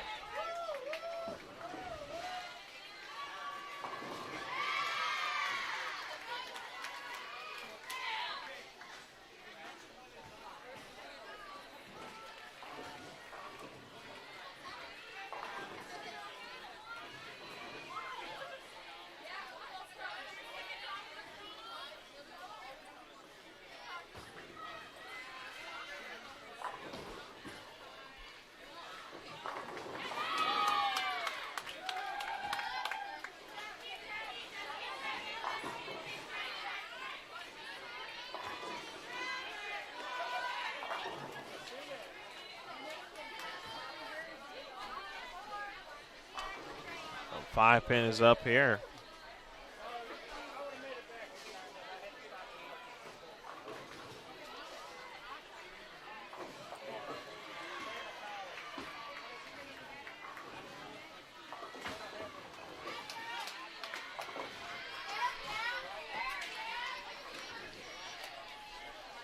All right, Mankato with Staples due up here in the 10th frame, or I beg your pardon, in the 9th. As they will get ready for the 10th. Rock Valley anxiously awaiting the 10th. Let's see, they can go 215 up top. 189 for Amanda Wallace. Olsen can max at 215 leading off. 187 is the max score right now for Alexis Sherman. 204 potentially for Renal, and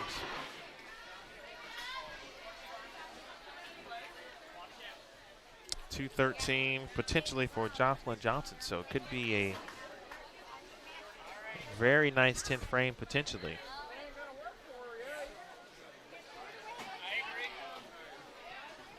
Speaking of 5-pins, what's easier than picking up a 5-pin? Well, I'll be happy to tell you. If you plan on competing in tournaments like the Open Championships, Women's Championships, Junior Gold in 2020. Best way to do that, make sure you visit mybowlingvacation.com for all of your hotel needs. Again, if you plan on visiting the Open Championships, Women's Championships, perhaps you'll have some athletes competing at Junior Gold. Help yourself out, do yourself a favor, visit My Bowling Vacation for all of your hotel needs. All right, 10th frame on 21 and 22.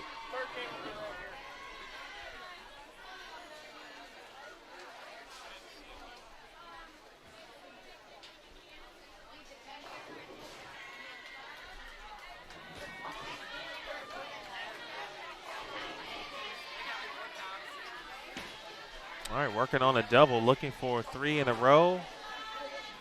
We have seen that leave a couple of times. Not necessarily from Kelsey Osma, just in general. The moment you think you've thrown it good, which it did look good, and you hit that spot on the right side that experienced a little carry down at this point. You got to make sure you bank off the friction.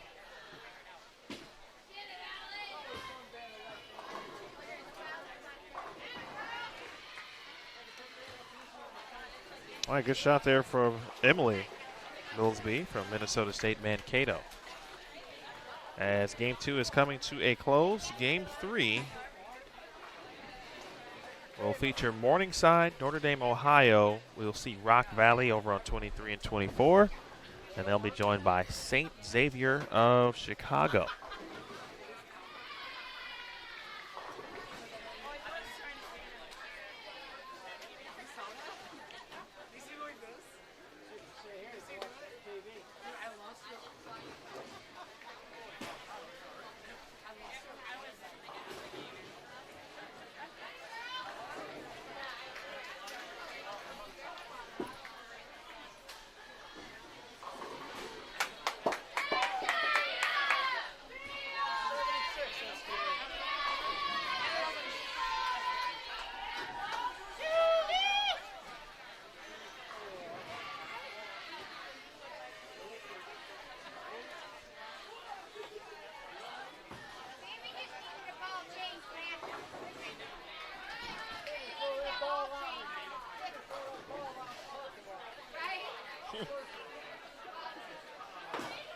Overheard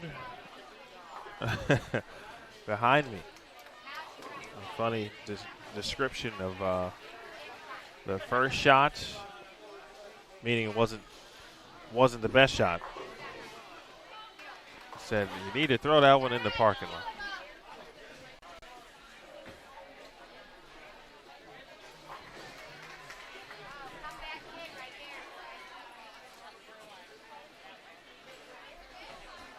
Looks like St. Ambrose has continued their good start. They shot .952 in game 1. And they are going to have 3 players who are going to shoot .205 or better on the team. So we'll keep an eye on what they finish with.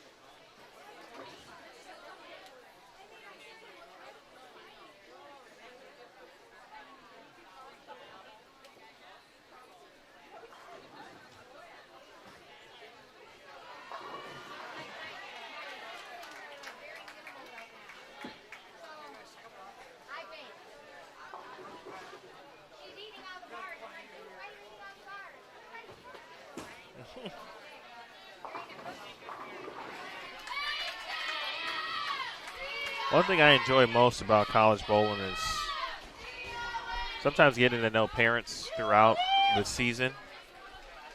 Now that we'll be streaming a few more events here in the 2019-2020 season, you start to see the same. Obviously, you see the same athletes, and you start to see the same parents week in and week out. Develop a rapport. Many of them are actually very nice and like to share their baked goods with you as well. So always enjoy hearing the parent conversations, and just how excited they are to be watching their young athletes.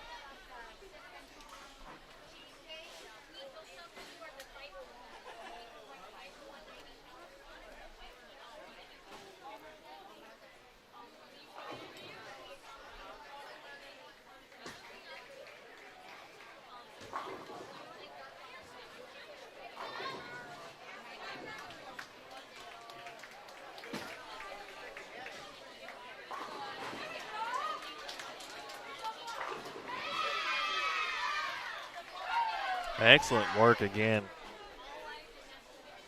on the Angel. Rock Valley's got some. They got some talent here.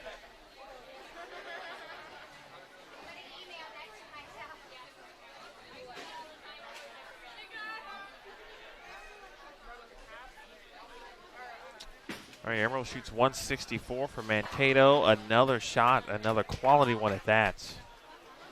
Angel Gretel of Rock Valley. And that, the sixth to get her to 200. And we may see a fill shot opportunity for a teammate. Rock Valley and Rockford, Illinois. And if you're a fan of women's bowling, next year the PWBA will be returning to Rockford, which is a place that was home for many seasons. Operations was headed up there in Rockford, Illinois. The Cherry Bowl, very iconic from the PWBA standpoint.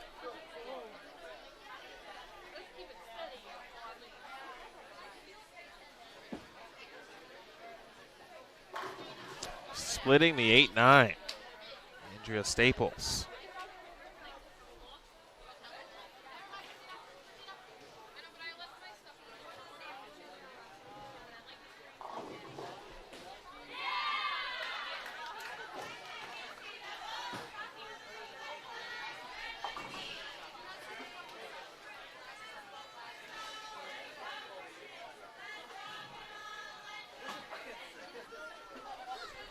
Andrea averaged 180.5 last year for 6 games at this event for Minnesota State Mankato.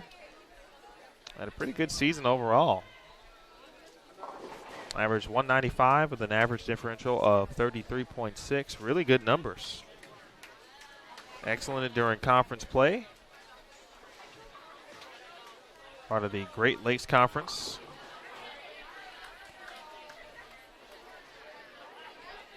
She, let's see, won 2 conference meets last year. Finished second in another and fourth in another. Finished second at team match games. And that was a Tier 1 event. 6th at the Leatherneck Classic, 3rd at the Mustang Invite, and 8th at the ISBPA Midwest Classic.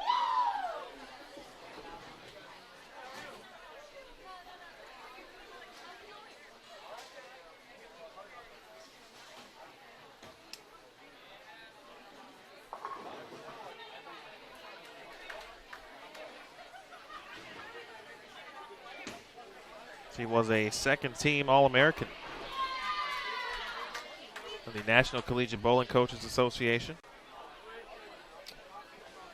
On that team, Rebecca Comain, Madison Stifler, Marissa Carey, and Jessica Wolf on the second team. And you can tell why. No pun intended, a staple in the lineup for Mankato as she shoots 203, anchoring that lineup.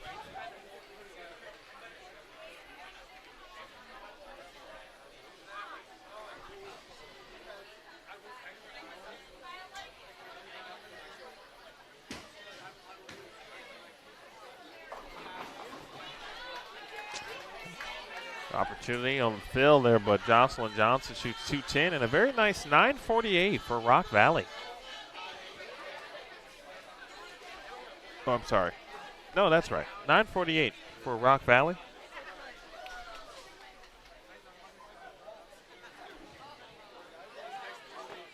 And we are headed to game number 3. I'll make the change in the side panel for your lane assignments.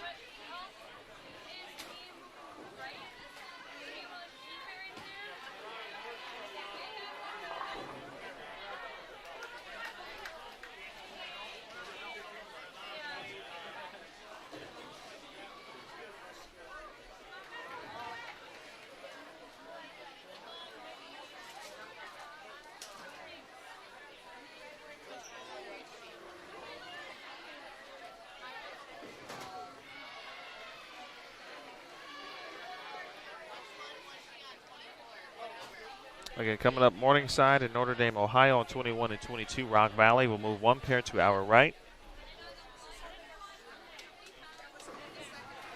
And they'll be joined by St. Xavier.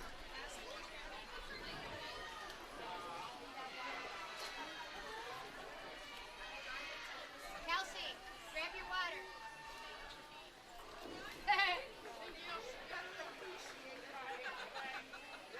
We got markers this week so they can write their initial on their cap. I told Amanda to stick one in her box too, and Randy's got two in his pocket. All right, we'll take a small break. So we await teams to make the move. We'll be back with you momentarily. You're watching Day 1 coverage of the Midwest Collegiate Championships, the first Tier 1 event of the 2019-2020 USBC Collegiate season from AMF Bolero in Wauwatosa, Wisconsin here on BowlTV.com. Bowling lives here.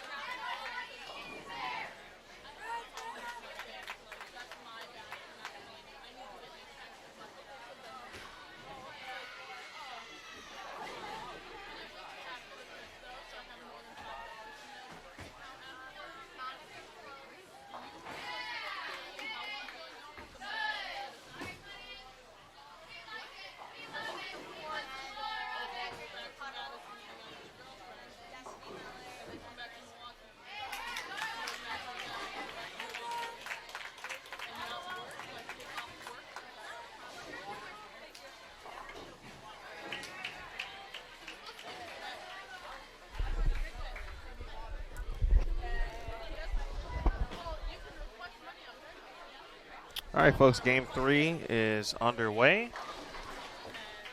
Morningside and Notre Dame College on 21 and 22. For Morningside, they have started with Allison Dudley, Caitlin Hoffmeister, Brooke Baumgars, Lexi Schroeder, and Emma Sonier. For Notre Dame College of Ohio, they have gone Jessica Schufelt, Haley Grote, Angela Gabrielle, Alicia Noon, and Alexandria Dick.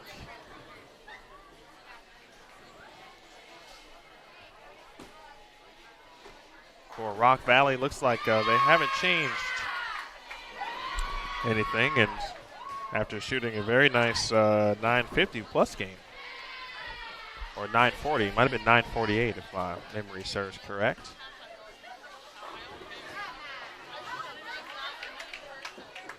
Should be Kelsey Olson, Amanda Wallace, Alexis Sherman, Angel Ganal, and Jocelyn Johnson. For St. Xavier, Monica Colon, Sydney Gill, Catherine Hutto, Destiny Miller, and Marissa Ramirez.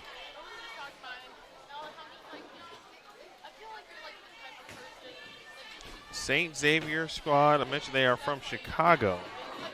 Every player on their roster is from Illinois, and it looks to be the Chicagoland area. It's between the city and, of course, surrounding suburbs.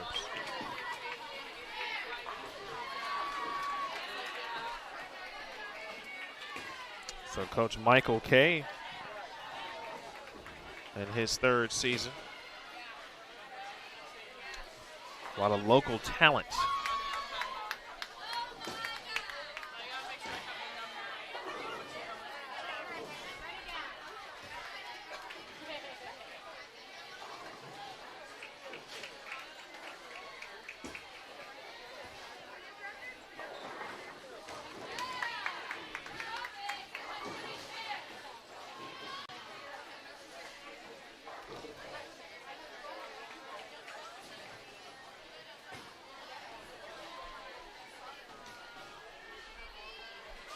Hope everyone is doing well. I appreciate you tuning in.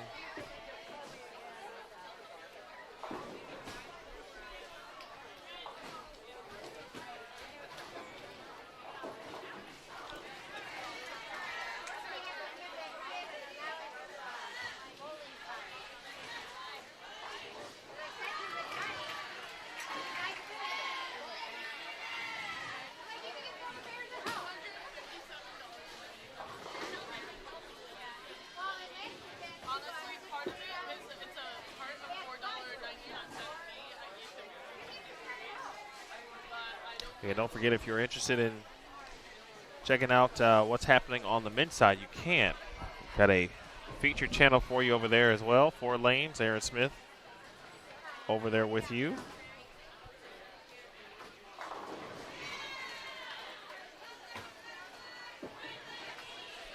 Lane pattern, 37 feet, 27.9 milliliters of oil, so lots of volume.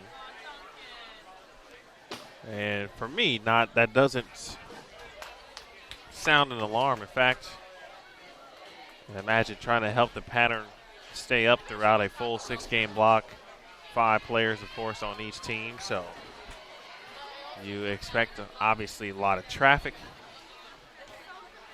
In my experience over on the men's side, the lanes used to get pretty toasty.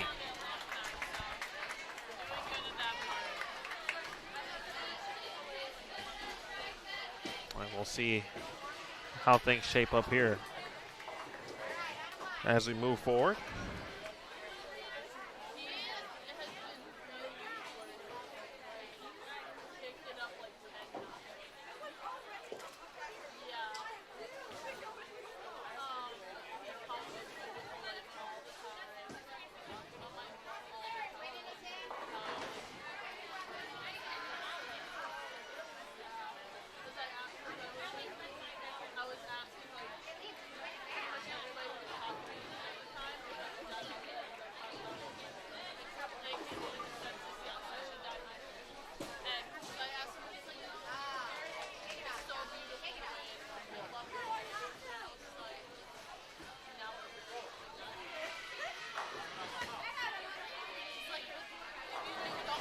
Good shots there from the southpaw. We started very nicely with a double.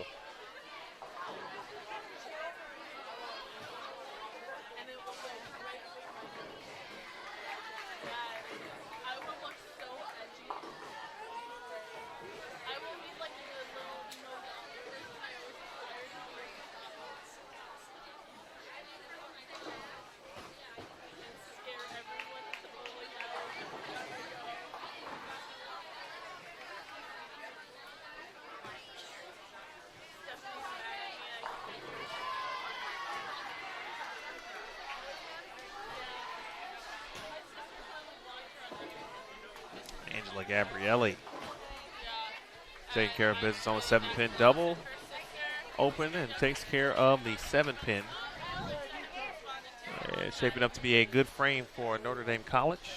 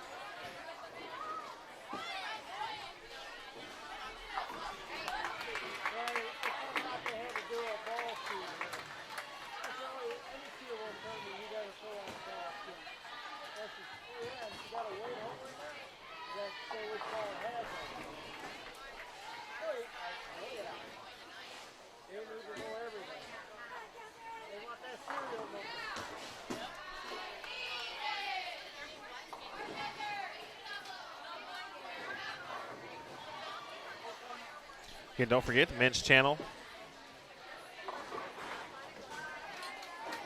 ongoing currently.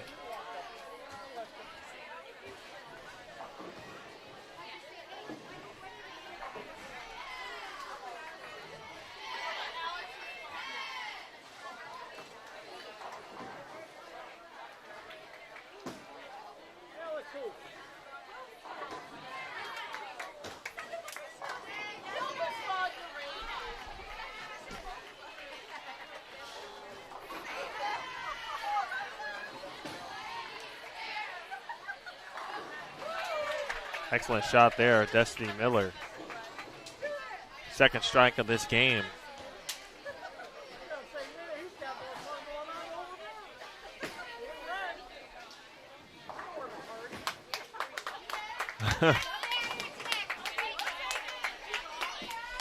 That is one you take, certainly.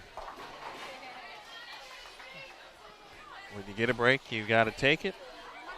And hopefully you're able to turn that into something like a double.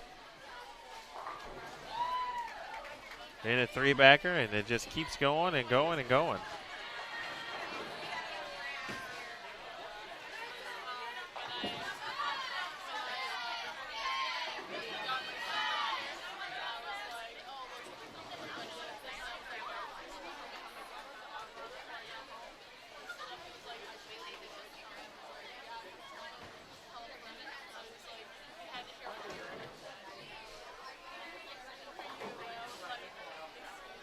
All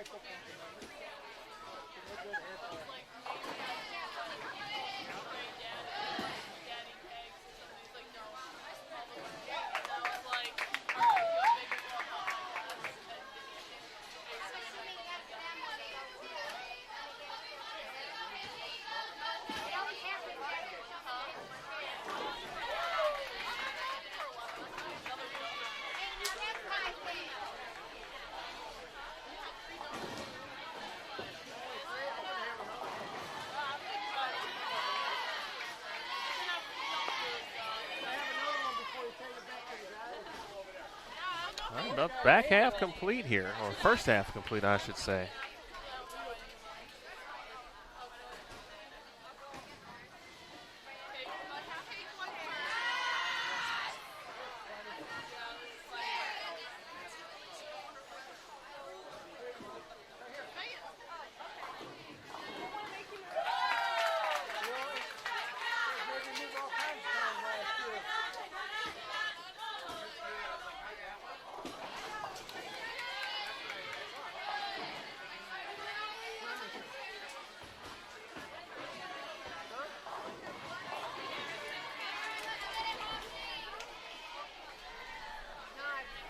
What is the name of your headphones? Just ask me. I'll tell you. Huh? Just ask me. I'll tell Oh, you. I didn't know if you could take them off. I'm sorry. Yes. What name brand are they? Sennheiser. Sennheiser. I was just taking a picture of it. It was a little.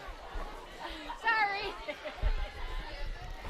I didn't know you could take them off. I started the poor guy. Oh, you know, he just randomly put a phone next to my ear, so I was like, I was just trying to get What's the name happening? of them. But she's waiting for you to start talking to her.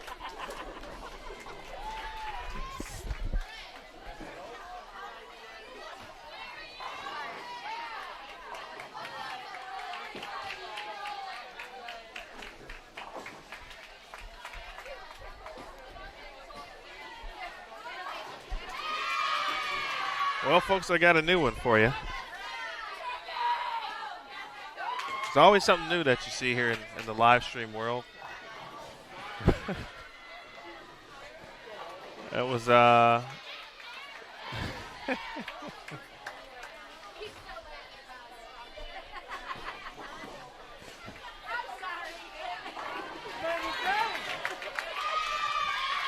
someone was very interested in knowing what type of headset I was wearing and using. And so to my left, all of a sudden, I just see someone with their phone pointed in my direction as if they're taking my photo, which was just randomly kind of odd, right? I look back and I'm like, oh, what's happening here? And so I'm like turning away, and so she takes the photo, and I go, no, she says, I just needed to know what type of headset you're wearing, what brand. And I was like, well, if you just let me know. If you ask the question, I'll be happy to answer. I'll be happy to answer it for you. So I wasn't sure what was happening. I didn't know if she was just that enamored by my play-by-play or broadcast skills that she just needed to take a photo, or maybe it was someone that I knew and she knew and she was taking a photo to send, or what was happening. It took me aback briefly, and then but we just had a nice laugh about it. Now they got the sugar bowl going. They got their Krispy Kreme going. You gotta come back tomorrow with food. Maybe I will. You don't know. We'll see. Nice shot. West Notre Dame College of Ohio anchor Alexandria, has thrown now 3 in a row. I'll tell Alex to come up.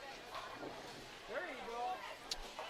Tell his girlfriend. Of course, the lineup can be very important in how you structure Yeah, it. wait for him to open this snap first. And generally speaking, your best player typically inhibits the anchor position or the 5th position on a 5-player team. Good cover.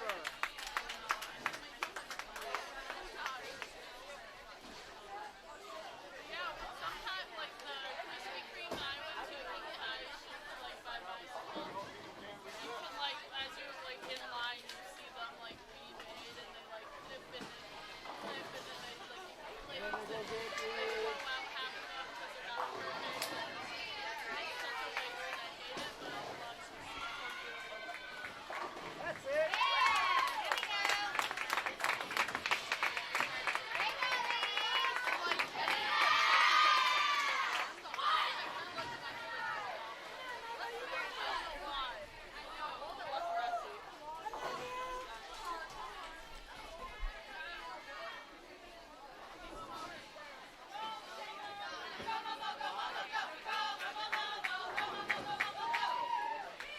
Changing the lineup for Notre Dame, Ohio.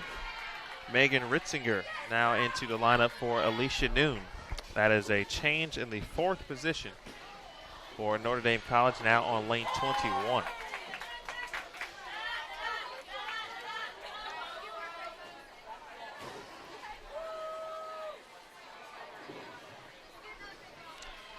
Strong players also can be found all through the lineup, but your leadoff bowler really kind of sets the tone for your team in regards to energy, communication. They are, of course, the first, essentially, to bowl, whether you're getting to, especially when you move pairs, you start a new game, if you switch lanes, whatever the case is. They're the first player to see what's happening on the lanes, and then hopefully they throw a good shot, and then the information will then be trickled down. So being able to effectively communicate, very important for a leadoff player. Along with kind of understanding ball motion and what they're seeing on the lanes as well. And your 4-5, typically very strong to kind of counteract or add, I should say. You know, if you get your 4-5 on a double, then the lineup flips back to your leadoff bowler, and they can continue the trend, and then, you know, that energy then trickles down to players 2 and 3. You see it a lot, certainly in the 5-player traditional, especially when something is on the line.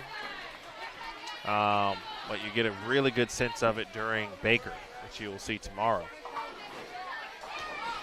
Well, you only get 2 frames a game, so it's even more important to be a good communicator. And obviously, your best players, and sometimes it's not always your quote-unquote best player who inhabits those anchor positions, or the anchor position, excuse me, or the 4th position. Sometimes it's just who's got the best look at that time, and, you know, feels that they can certainly handle any pressure or the ability to be clutch.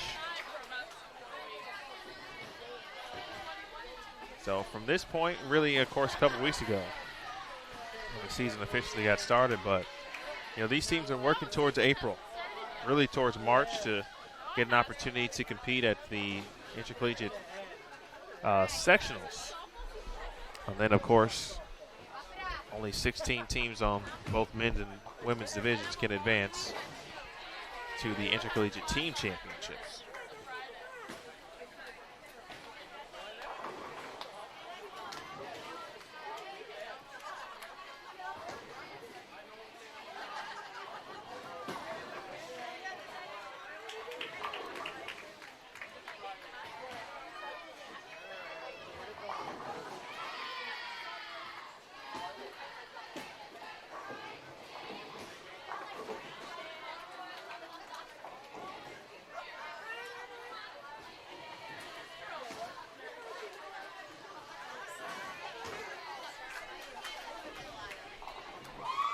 Okay, cannot win the tournament today, but you can certainly put yourself in best position to win. And each team is trying to do that. Whoever walks out of here with the lead today, they're hoping that they build enough of a lead, or they bowled well enough, perhaps, that they don't even have to worry about the lead per se. You'd like to walk out of here with a 200-pin lead. 16 Baker games can be tough, and people or teams have had record-type Baker sets before. It happens all the time.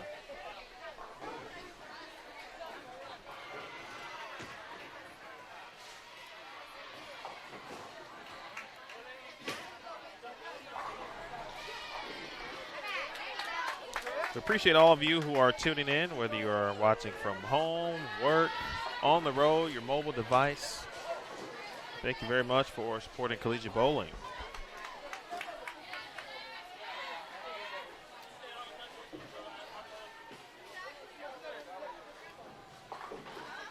Again, Game 6, we will be giving away a Bowl TV t-shirt to one lucky viewer. All prize winners are selected at random via raffle.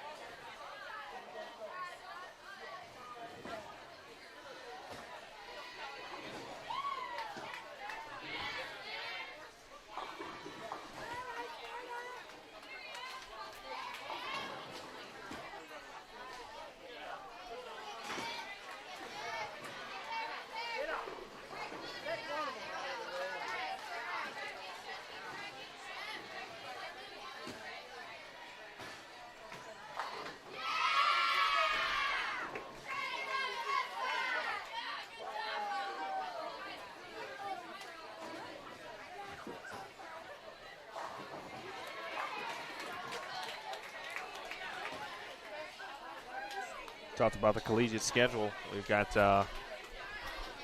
several events lined up. The next one will be in Wichita.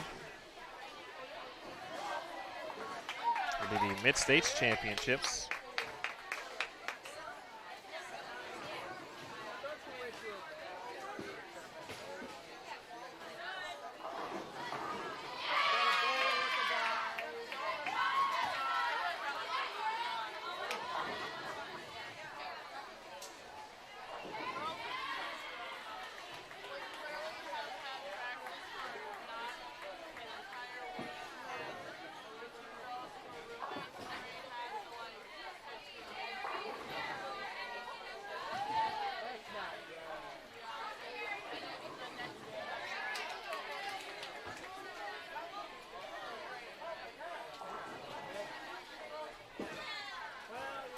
That will take place 2 weeks from now.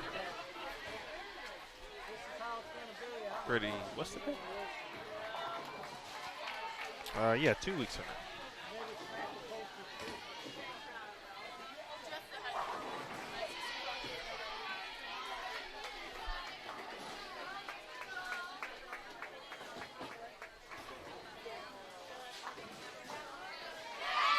Nicely done.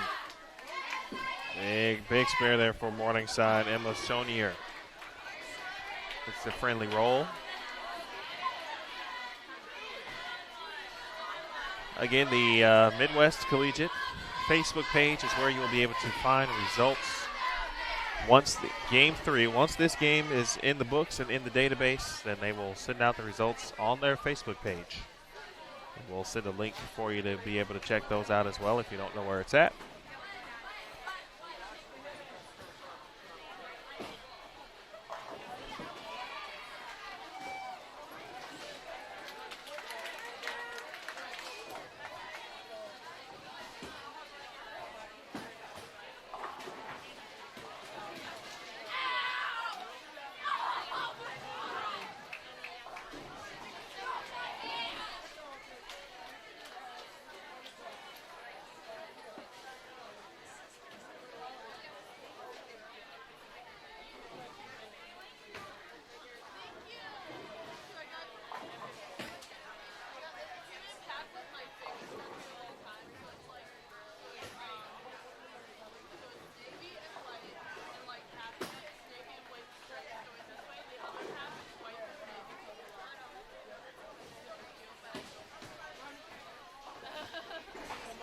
Wow.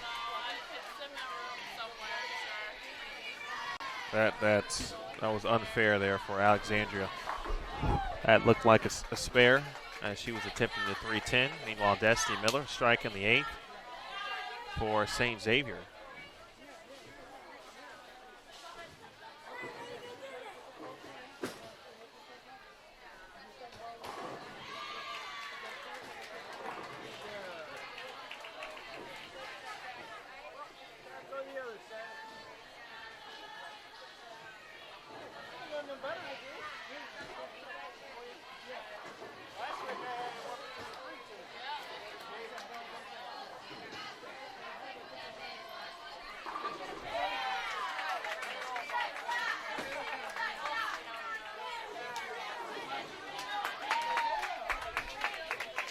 Three in a row for Jocelyn Johnson of Rock Valley as we put the lineups over on 21 and 22.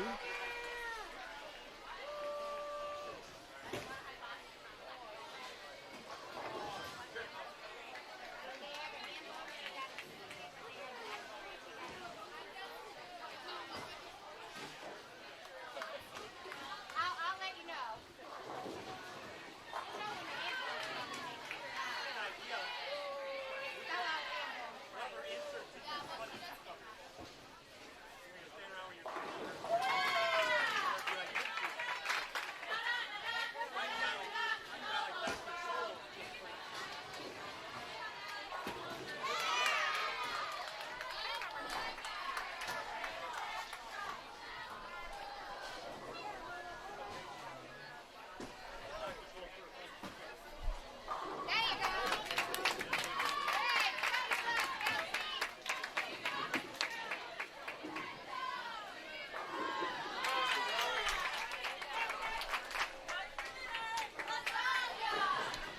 I thank Coach Reed for providing some lineup changes for Notre Dame, Ohio. They've got one more as Lauren Alexander now into the lineup, placing Jessica Schufelt for Notre Dame, Ohio in the leadoff position, is the first position.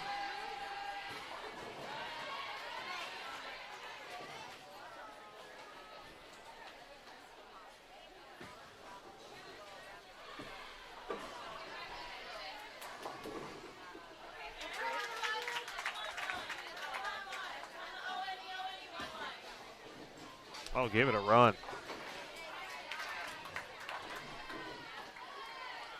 Good run there for Caitlin Hoffmeister.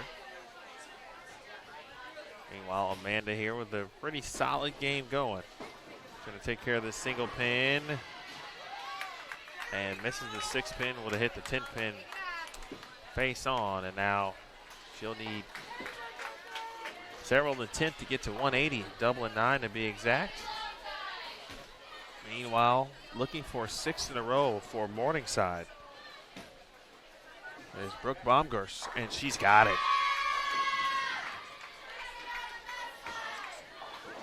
Nicely done there from Brooke. And Brooke now with 7 out of 8. Long miss, 6-3 in the second frame. Big double for Miller. And she's set up nicely for the 10th frame. And 2 more in the 10th, she'll be in the 190s as St. Xavier trying to come up with something big here. Final frames. Substitution there for Rock Valley in frame 3.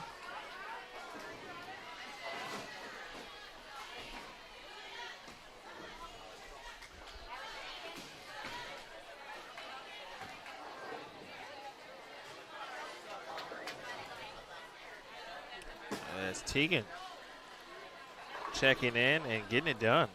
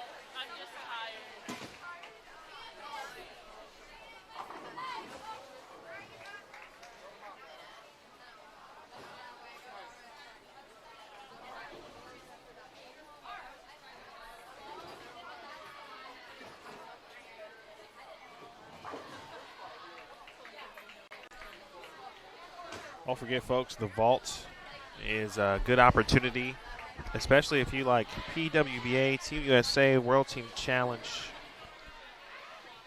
or college bowling specifically. If you like either of those entities in relation to bowling, the vault is where you want to check things out.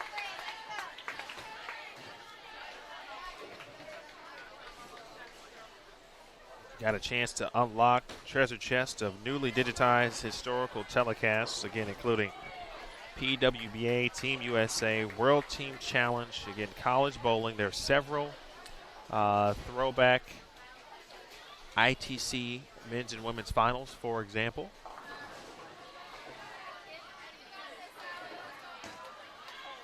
Latest release this week, 2003 Queens, featuring USBC and PWBA Hall of Famer Wendy McPherson, claiming her 3rd tiara. So be sure to check out the vault. If you need any additional encouragement to check it out, and if you want to get to know your broadcasters a little better, I also am in the vault. I am part of the 2005 Lindenwood Men's National Champion. So if you want to have a good laugh,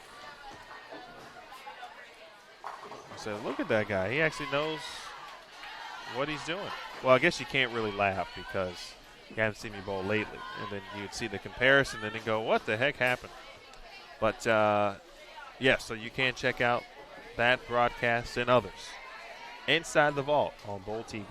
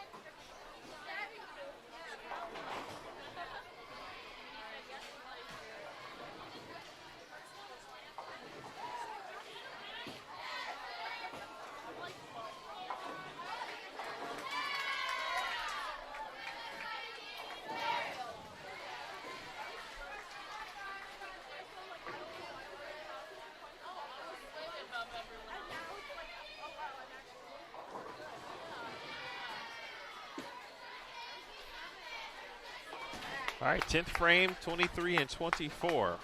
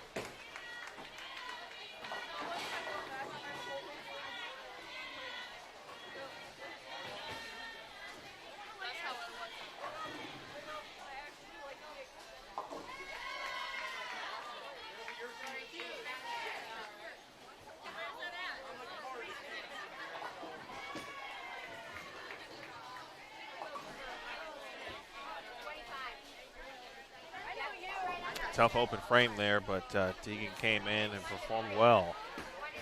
Last few frames for Rock Valley.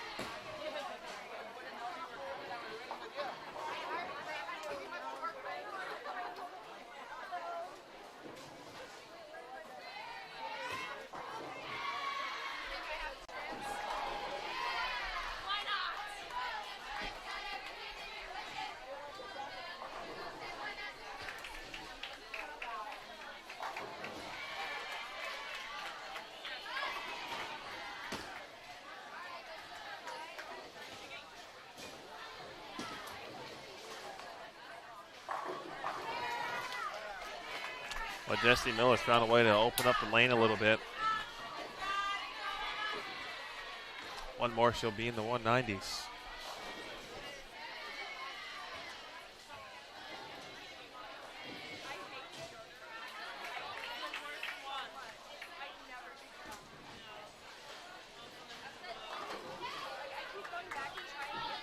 Just as I say that, Lauren Alexander doing the same thing for Notre Dame College on 21.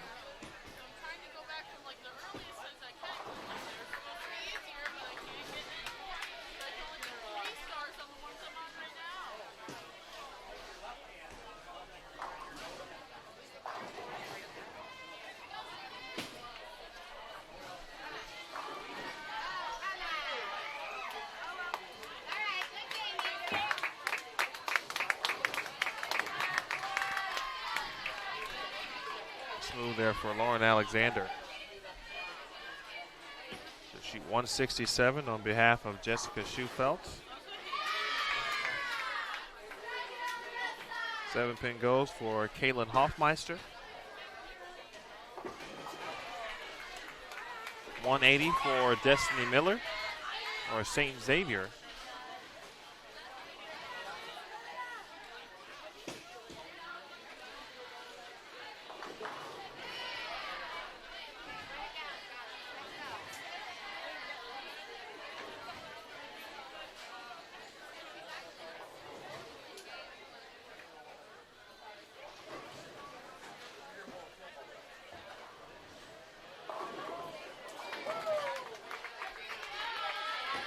Starting to see some balls free very early. On the lane, we talked about Destiny Miller kind of being left, starting to open it up a little bit. Lauren Alexander doing the same. Actually, she was even further left. Third arrow left, fourth arrow left.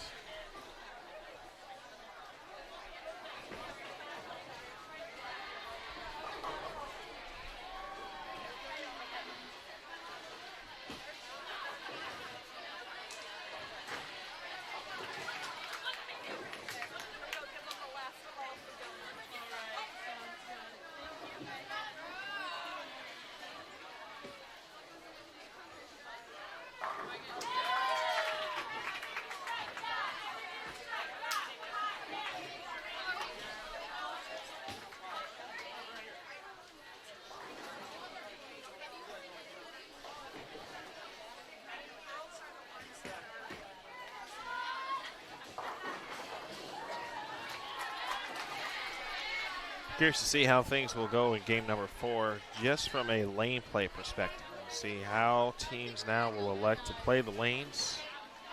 The lanes clearly he started to hook a bit more.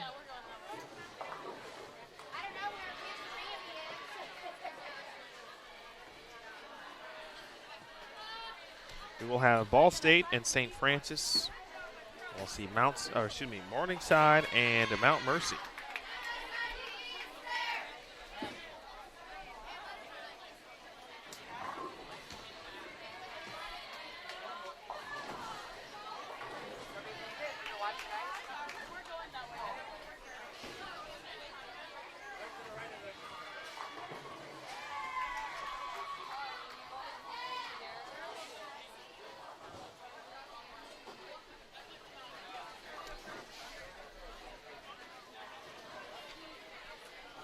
$818 for Rock Valley, $782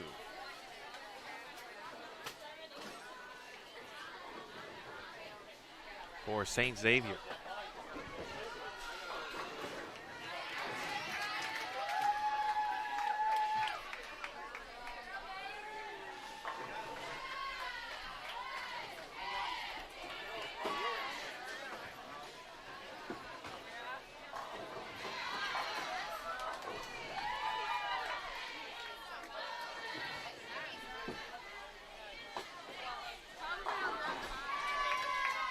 Give a shout out to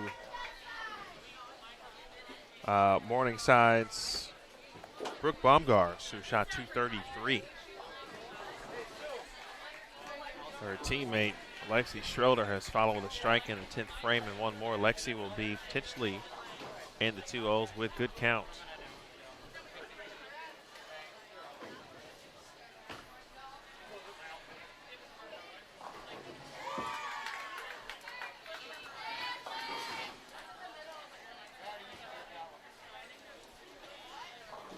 She will have to settle potentially for 194.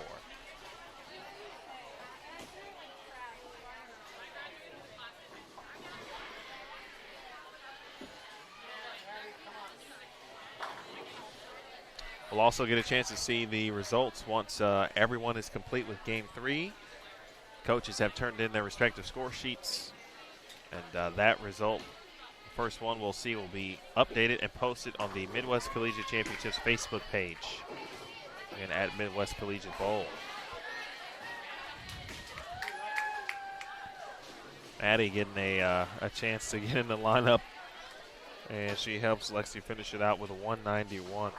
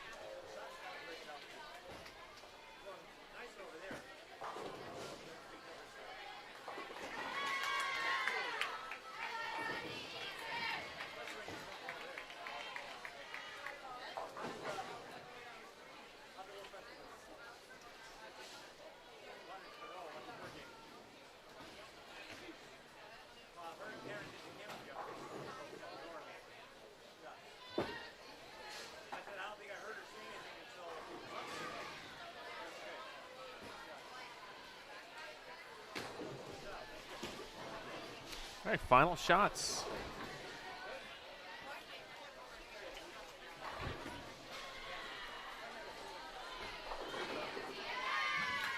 Sonia, hey, gets them all to fall. 8.99 for Morningside.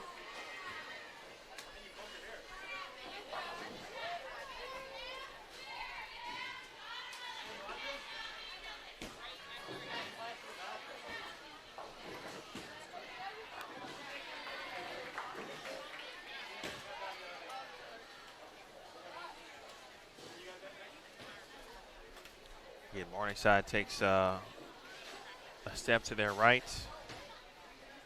They'll be with St. Francis of Illinois. As Alexandria of Notre Dame, Ohio will finish things out. A solid game despite the split bug in frame 7, 8, and 9. But you can see the talent there from this Alexandria. 171 and 856.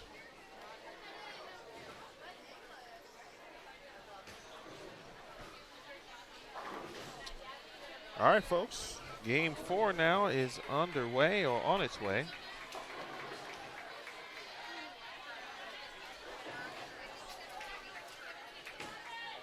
Just talked about the teams that we will see, so we'll be back with you momentarily. As the teams switch and move lanes here on Bowl TV.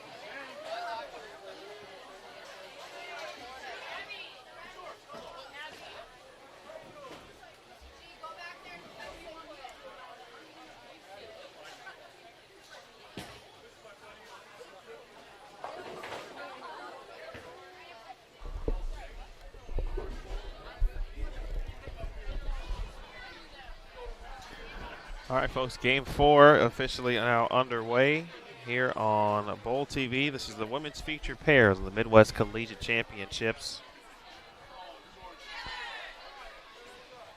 Here from AMF Bolero in Wauwatosa, Wisconsin. My name is Emil Williams Jr. Aaron Smith is here with me, and he is covering the men's featured pairs here at the event. Again, game 4, new teams, as we welcome University of St. Francis, Illinois.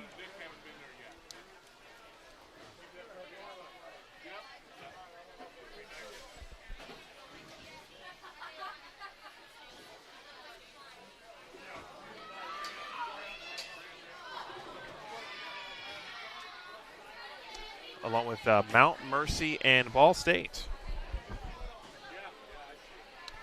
And, of course, Morningside goes from 21 and 22 to 23 and 24. They'll need to respot some pins over on 23. Mount Mercy has come out firing here. Mount Mercy with Jenna Williams, Kayla Stammer, Riley Blood,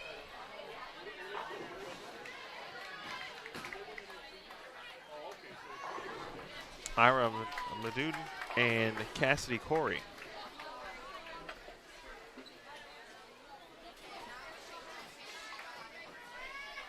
Amanudin. So looking for the old star frame, if you will.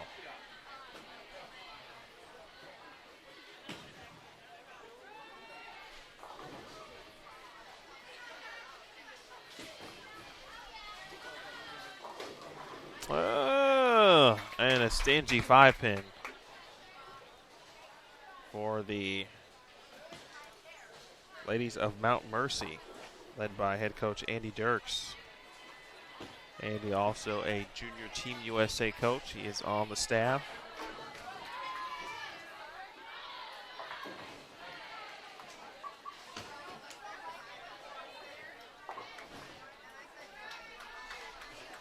Of course, the squad appeared last year at the Intercollegiate Team Championships, making big strides as a program.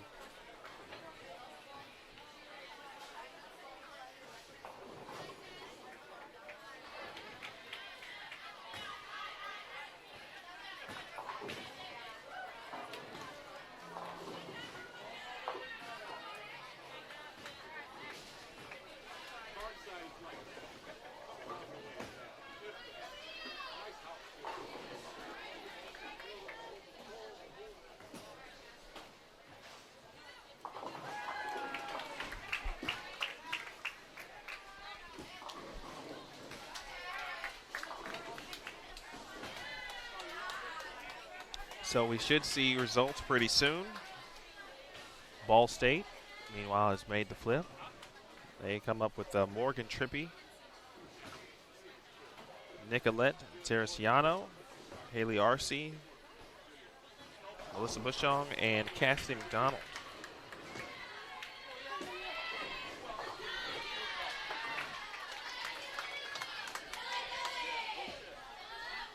For St. Francis, they counter with Megan Allensworth, Dana Ackerson, Jess Schramm, Caitlin Yursich, and Abby Ragsdale.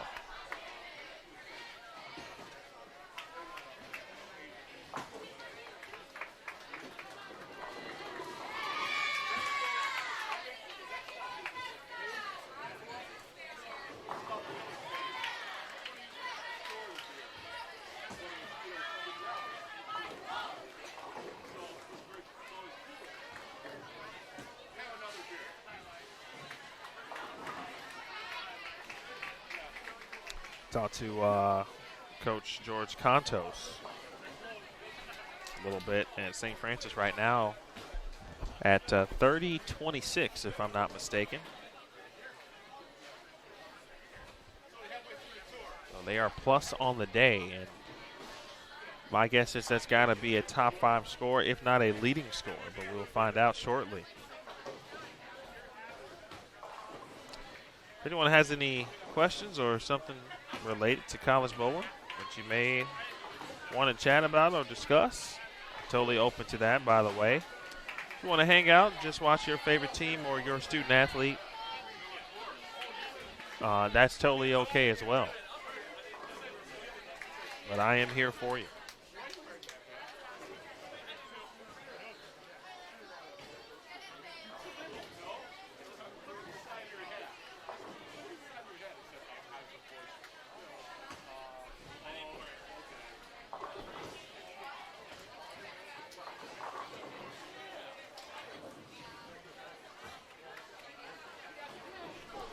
Last year, Abby Ragsdale,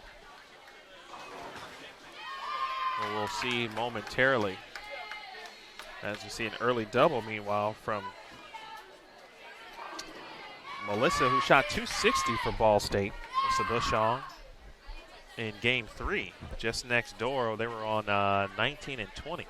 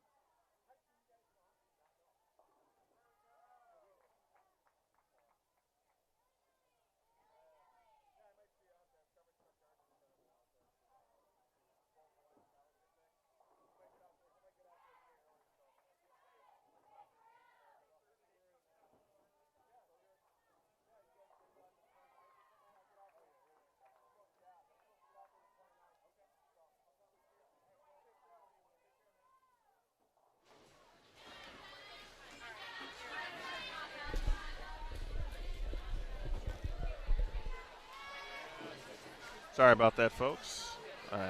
Depleted your audio momentarily.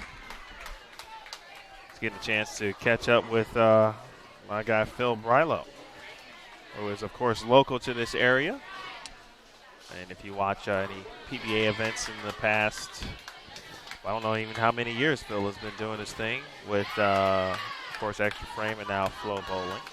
We've also been on, he's been on Bowl TV a couple of times, helping us out on some PWBA coverage in the last couple of seasons. So, all right, back to bowling here. When I left you, I was about to talk about Abby Ragsdale, and so my timing is impeccable as she doubles, and Ragsdale, who is the reigning National Collegiate Bowling Coaches Association Player of the Year, former Rookie of the Year as well.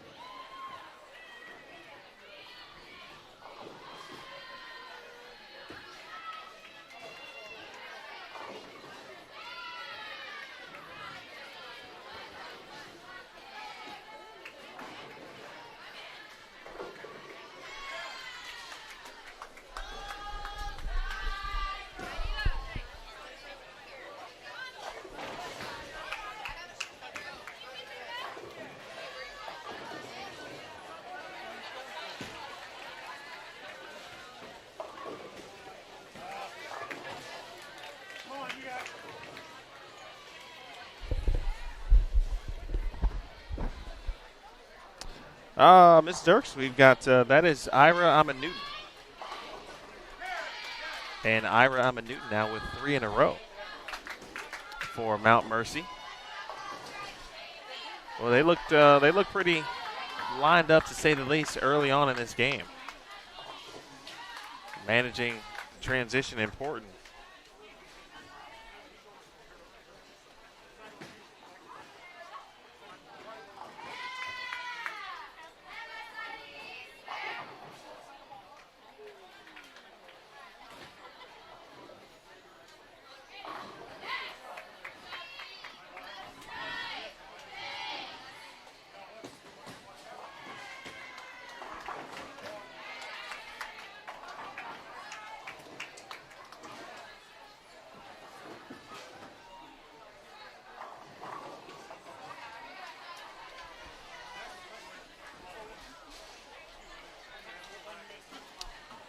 Cassidy Corey just trying to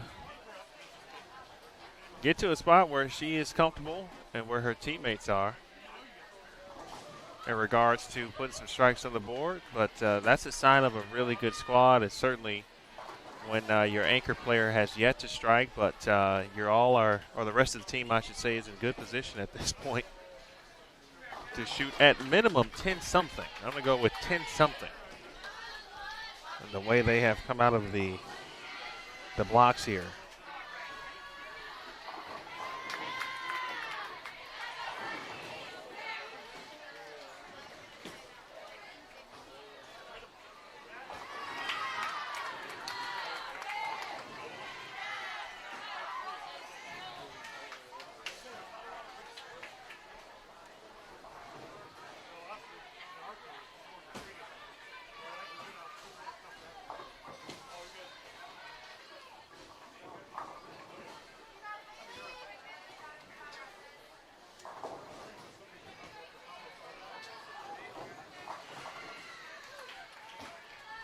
From a standings perspective, not yet.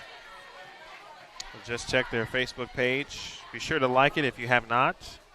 Again, the Midwest Collegiate Bowling, that is the name of the page, the Facebook page of this tournament. That is where the results will be posted once they are ready.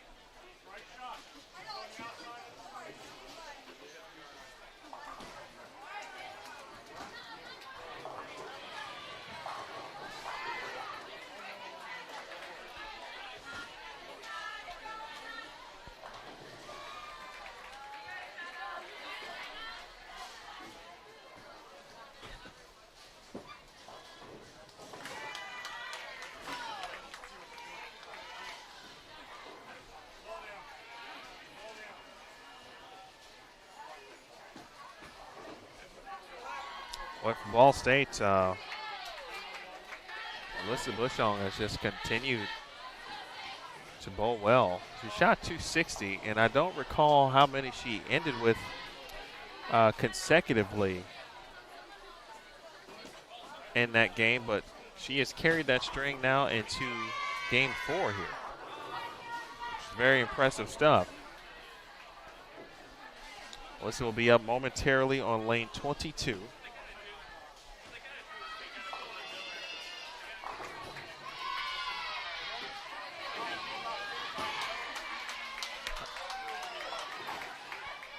Boy, I am just the ultimate jinx.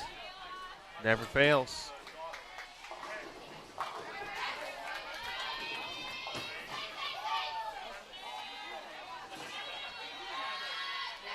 Abby Ragsdale, meanwhile, with 3 in a row for St. Francis, Illinois.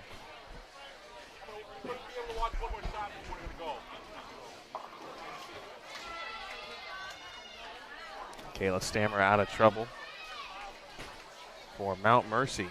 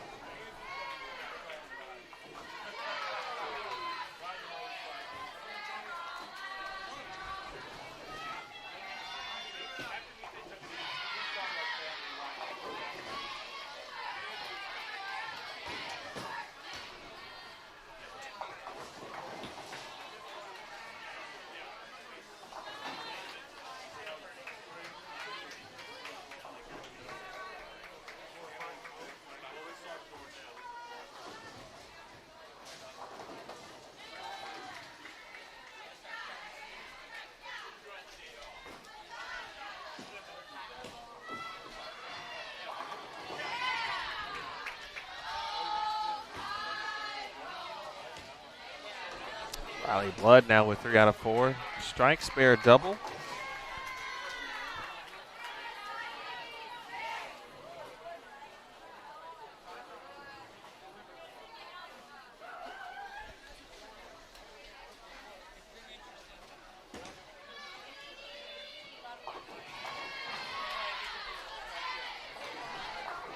Not the easiest of spares there for Cassidy McDonald, but she takes care of business for Ball State.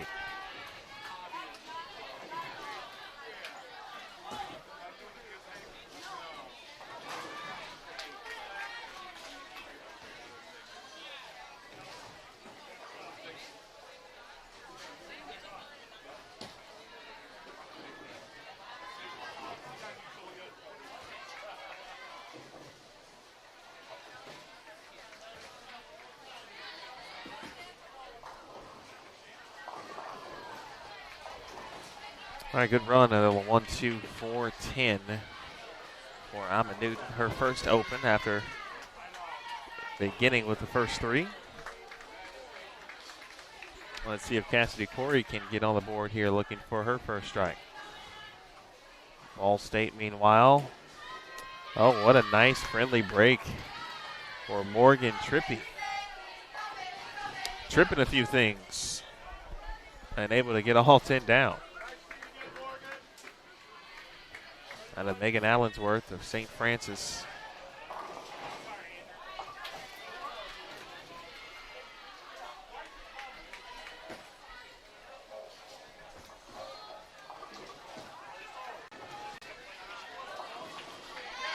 All right, let's see if that one will get the strikes flowing here for Cassidy Corey.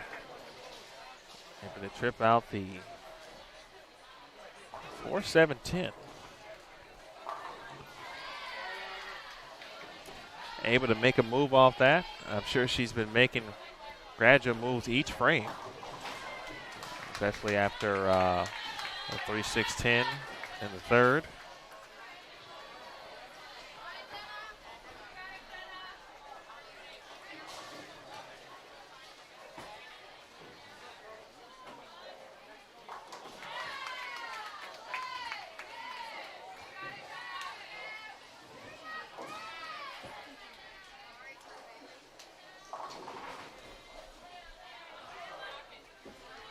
Seen a couple of players for St. Francis starting to go Brooklyn, and this is game 4, so definitely some wear and tear on the lanes.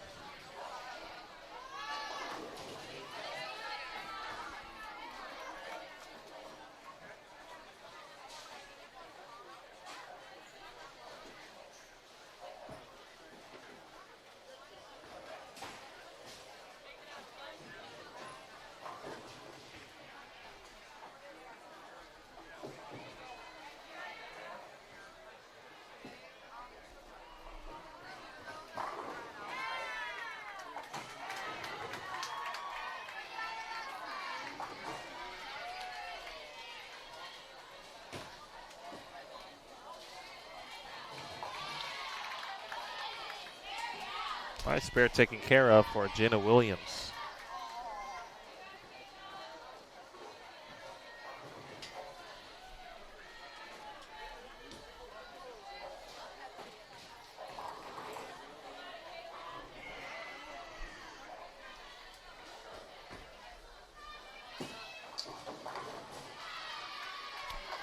Lane 22 is not looking kind right now.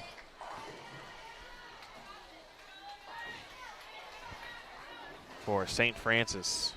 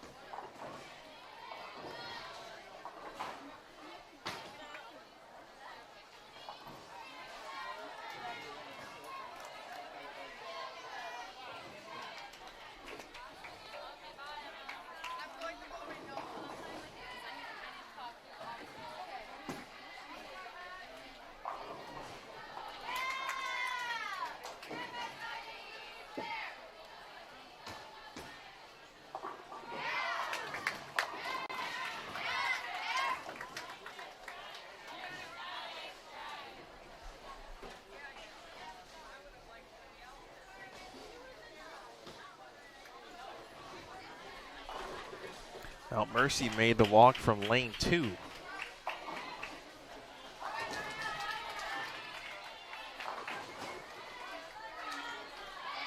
They don't have to actually make the flip over to 25, 26, or 27, or 28. However, Ball State, for example, will be heading there.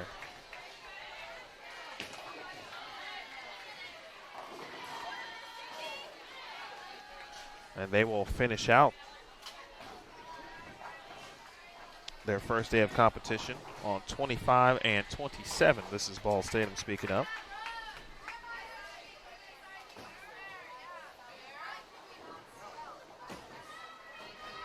St. Francis came from lane 28. They were over on the other side for one game. They actually started here, lane 8, lane 4, then made the jump to 28, then back over here to 22. And so talk about taking notes and remembering, what may have happened on this side of the building. It could be different on the low end of this side. It could be certainly different, you might imagine, across the way. All things teams and coaches are trying to keep in mind, keep notated. I'm a Newton. Reaction said it all. She'll take it.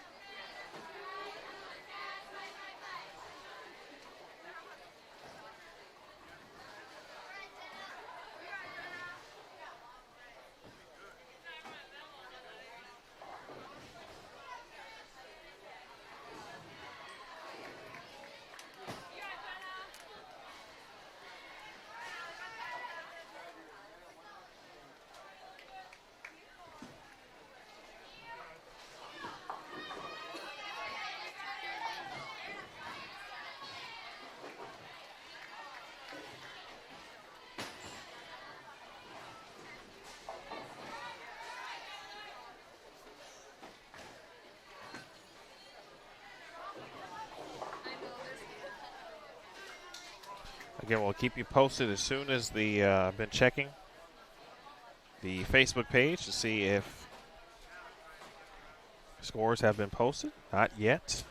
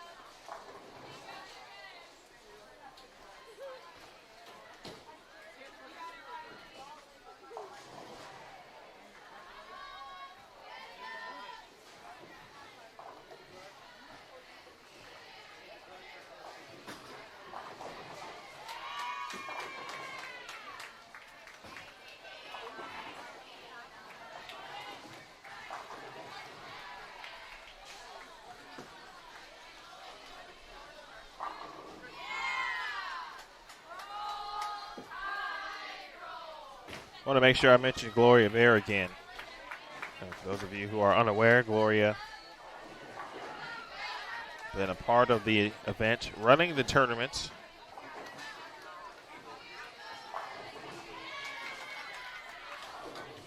For 4 decades now, 40 years.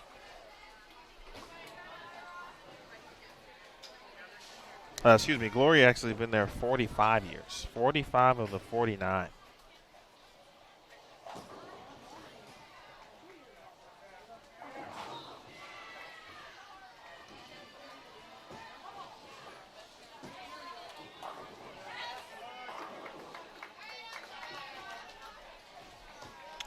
Gloria along with Dawn. I believe Dawn at 40 years. Montana at 15 years. That's really impressive stuff. I always give a shout out to Wisconsin. The bowling community here is certainly one of the best in the country. And I wonder what will happen next year. We'll have to ask them. 50-year anniversary. Let's see what could be planned. That's a special time. I'm sure many of these teams will certainly be in attendance, but for those of you or teams that maybe you forgot, you found something else on the schedule this week, try to make your plans to be here, get that entry in early.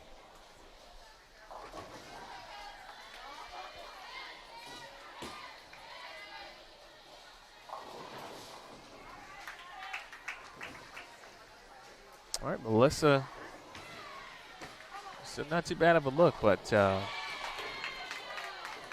struggling on the spare shooting. Meanwhile, first open for Cassidy came in the 5th frame. Big double on the other side for Morningside's Bailey Portwood, who joined the lineup this game. Here's Corey. Just right again a little bit.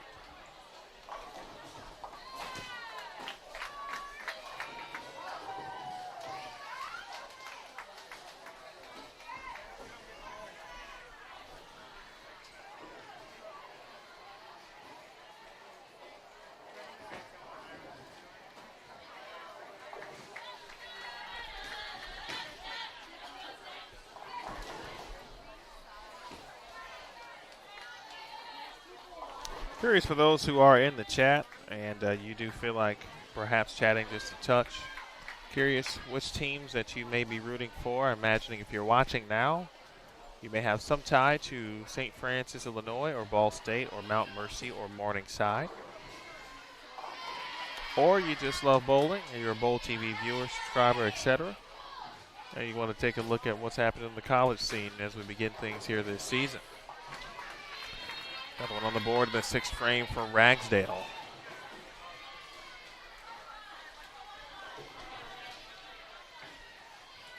This is game 4 of 6 here today.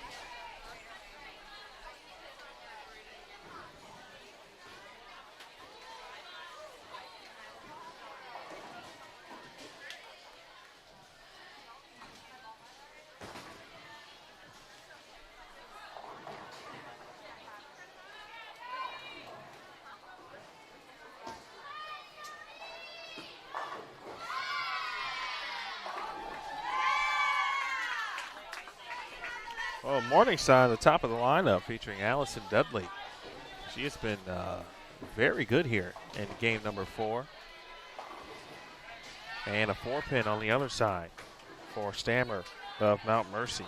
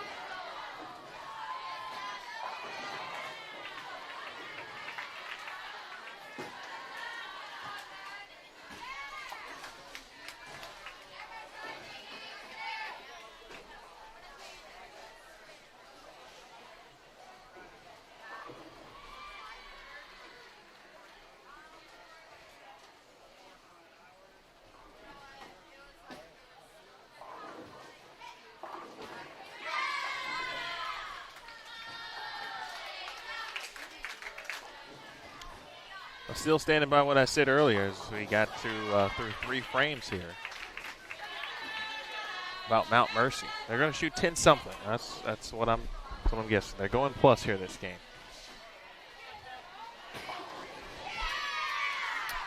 Well, Morningside is to figure out this condition here. Again, 37 feet, but carry down, break down.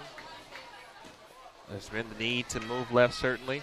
Lane 22, we'll keep an eye on it for the rest of the day because it doesn't look friendly right now. Jess Ram, a couple of frames ago, crossed over early. She made a ball change. Excellent shot on lane 21. Let's see what happens here on 22. And it's still red early and crossed over. It looked to be 30, 35 feet.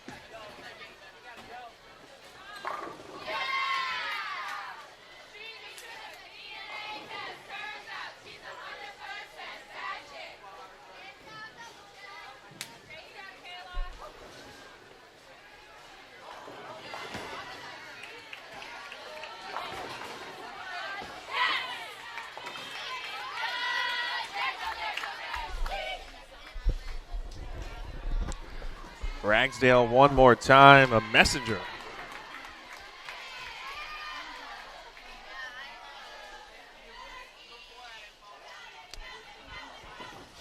Well, potential for two good scores here on 21 and 22 as well. And Stammer knocks them all down. 10 back for Kayla. And Mount Mercy again trying to continue that rhythm, that momentum.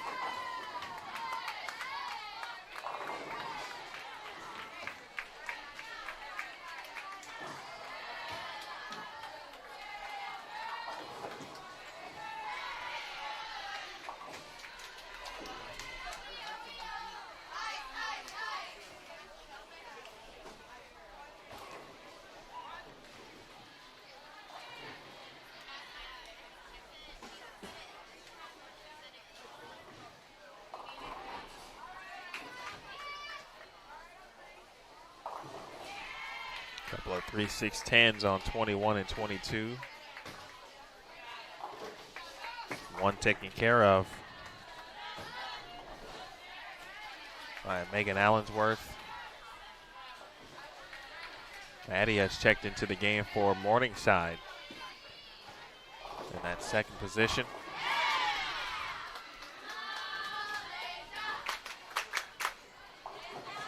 Newton.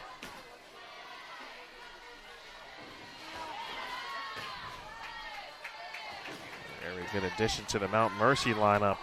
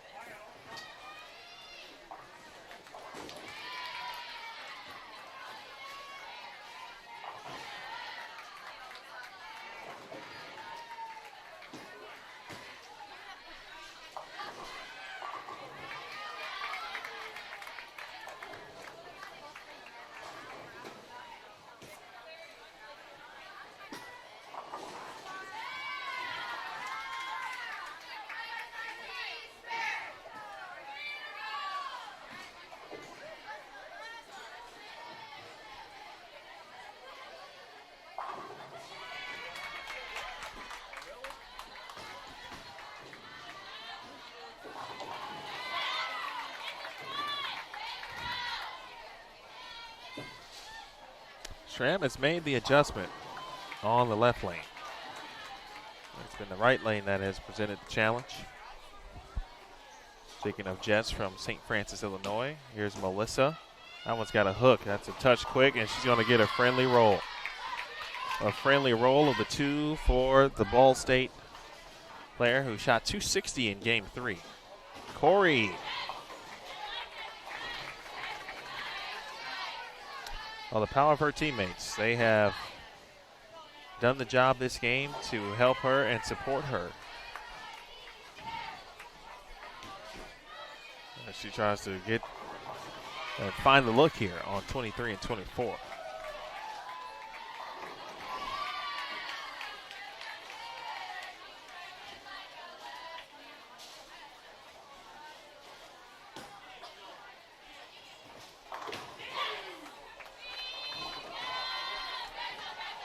Once more and again for Abby Ragsdale. Since her ball speed and ball roll can counteract, sometimes she can just kind of throw it through the dry part of the head sometimes. The last few seasons, you've seen a lot of Abby. We talked about being MVP, Player of the Year, First Team All-American, Rookie of the Year. Made the junior team, Junior Gold U20 show in 2018.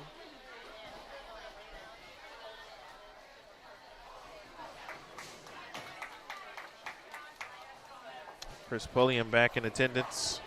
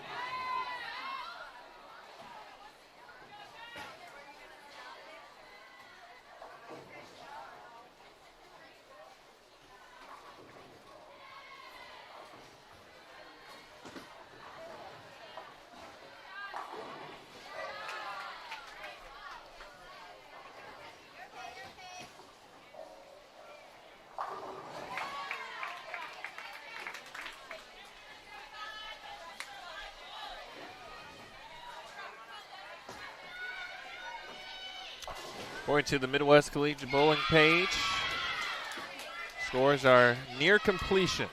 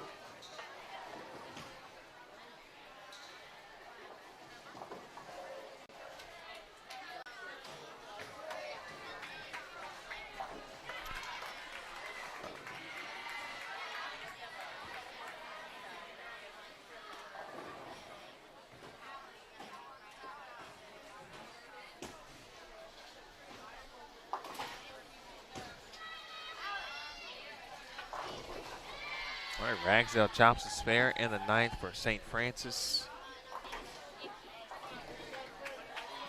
Still some opportunity for that squad, as well as Ball State.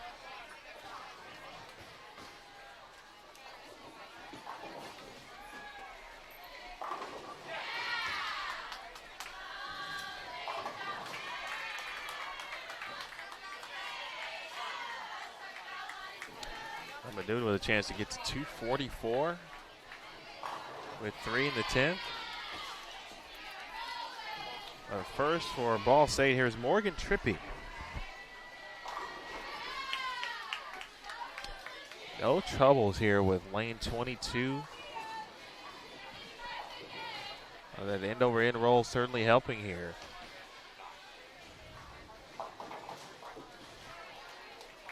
Corey looking to set something up here. 9th frame for Mount Mercy.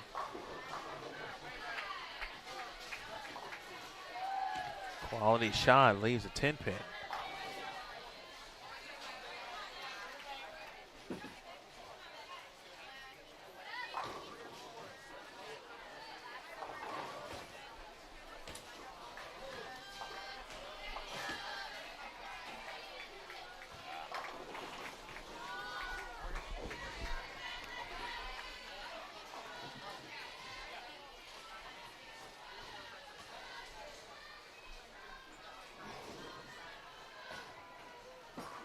All right, we got some standings up for you.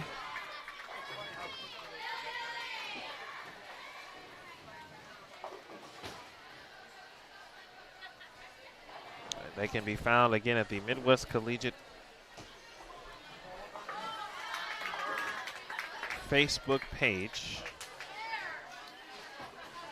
Let's see if, let's get you a good link here.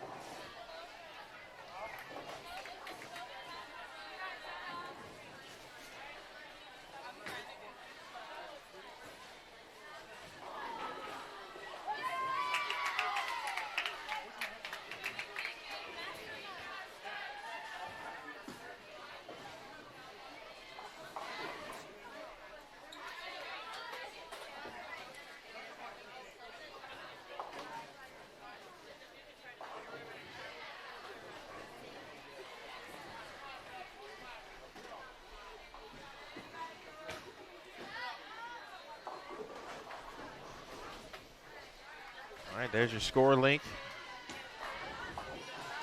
Make sure to click Midwest Collegiate. Simply click the link.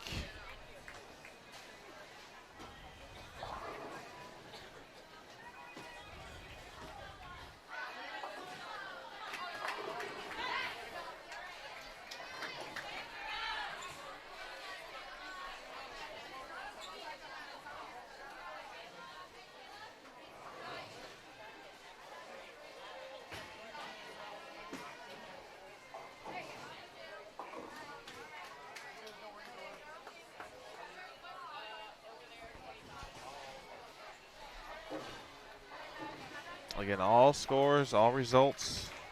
The team scores are up right now, both men and women. Leading the way is Robert Morris, Illinois, on the women's side after 3 games. I thought St. Francis' score of 30-26 would certainly be in the top 5. It is. It's second. Mount Mercy is third at 29-59 and looking to add on to that. Midland is fourth at 29-40. Savannah College of Art and Design is fifth at 28-75. William Penn is sixth at 28-67. St. Ambrose is seventh at 28-42. Lindenwood is eighth at 28-27.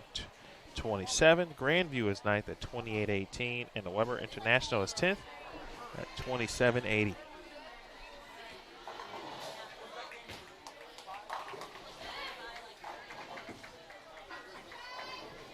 Really impressive game for Jess Schramm. She went through some troubles early on, made a ball change, and did what she had to do to kind of get through lane 22. And but she was very much lined up on the left lane throughout.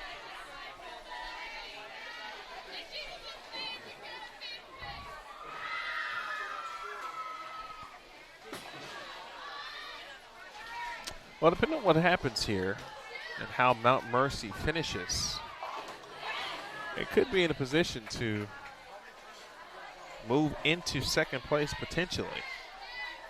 Meanwhile, Ball State's Haley Ackrey looking for 6 in a row.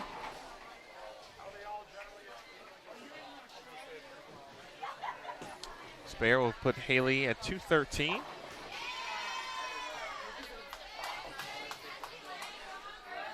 All right, Jenna Williams, 157. Stammer finishes with 181. Of course, that game credited. Had a teammate come in, get a fill shot.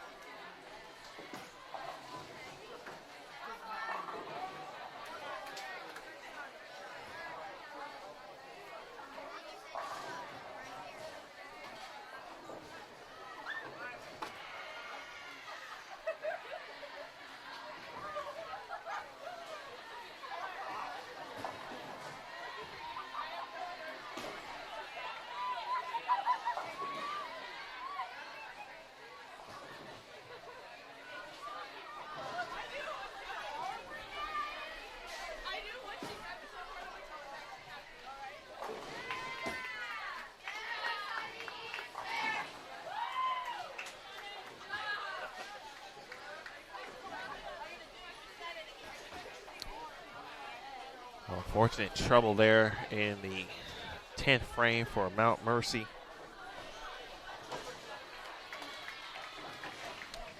Same trouble for Ragsdale.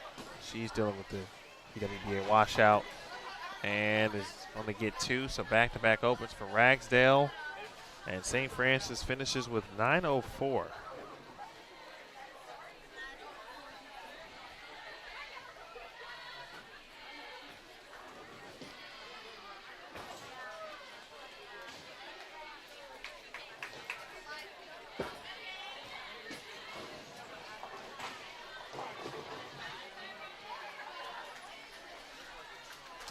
Well, Mount Mercy,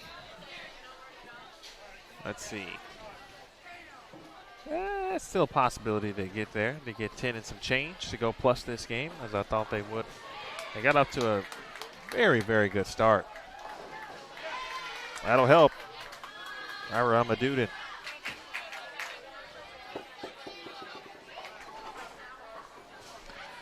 By the way, on the men's side,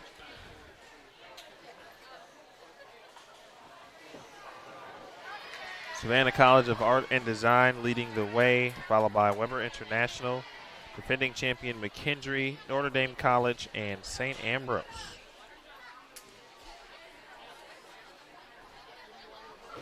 By the way, hello to Scott checking in. Appreciate it, Scott.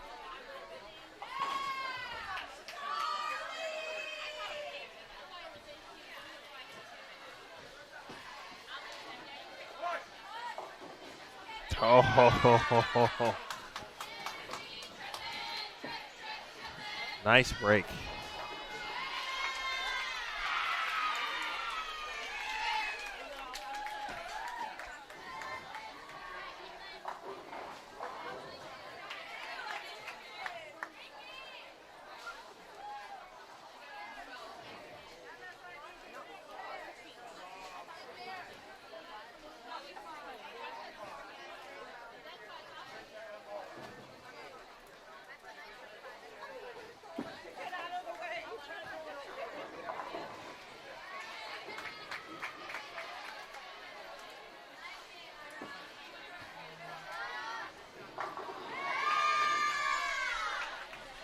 2:42 for Amaduden. Ira Amaduden.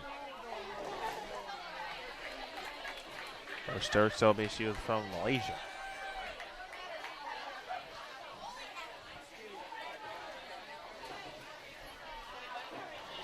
$9.25, by the way, for Ball State. 2:11 for Morgan Trippi. 1:43 for Nicolette Terratiano. 2:13 for Haley Ackery. Melissa Bushon shoots 163, and Cassidy McDonald 195.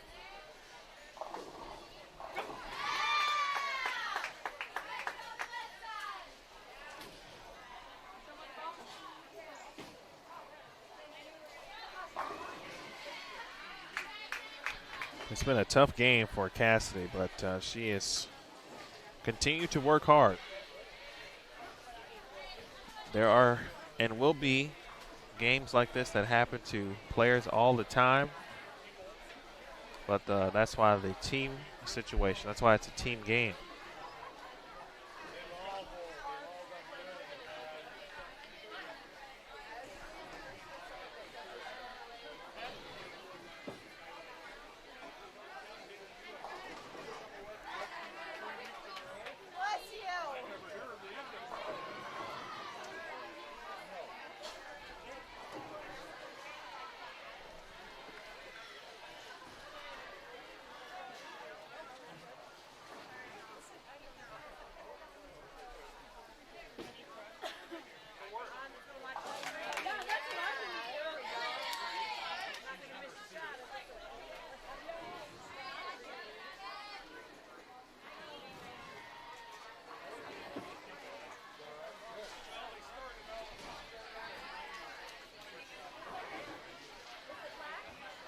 $8.25 for Morningside.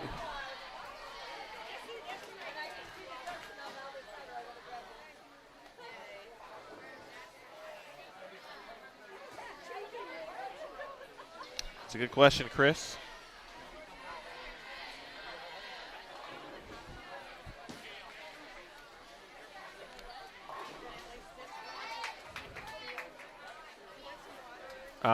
In general terms, teams are ranked based on collegebowling.com. Collegebowling.com's power ranking system, which I would encourage you to check out. That just gives you more info in regards to some of the patterns that they now use. For example, you can also find the various events, teams, rankings, etc. But the rankings themselves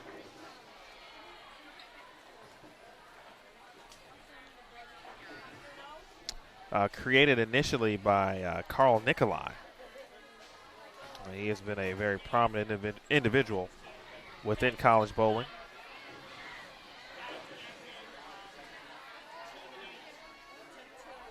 Joe Ciccone also aided in that as well.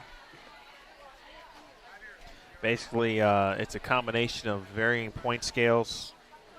Of course, hence the name Power Points for Tier 1 events, depending on field size. Also, Tier 2 events, depending on field size as well. Those are kind of averaged into a cool formula-type algorithm and outputs a power ranking, of course, for the respective players. Now, obviously, with the beginning of the season, that has not been taken into account. For many teams, this is their first event. So when the first kind of power rankings come out, which is probably, I'd probably say maybe next week. Can't remember. Trying to think if mid-states would be included in that, but that's what you would get. So field size is taken into account. Tier 1 or Tier 2, of course, as well. From a favorite situation, there's several that could be favored to win. We mentioned some of the top teams who are here this week. For example, on the women's side, Robert Morris, of course, the reigning ITC champions. St. Francis, who we just saw. Mount Mercy looks very good. Midland, always tough. SCAD has just continued to improve as a program. Lindenwood won the ITC title a couple seasons ago. St. Ambrose has been very good as well. So those would be, of course, Weber. Grandview on the men's side. McKendree won this event. They've won an ITC title in the last 3 years. A couple, actually, for that matter. Savannah College of Art and Design. Weber, of course. Notre Dame College having a very good event so far. St. Ambrose peaking. There's Lindenwood, Grandview. Wisconsin Whitewater be a team that certainly you'd want to put in that category as well. Robert Morris, William Penn. Calumet.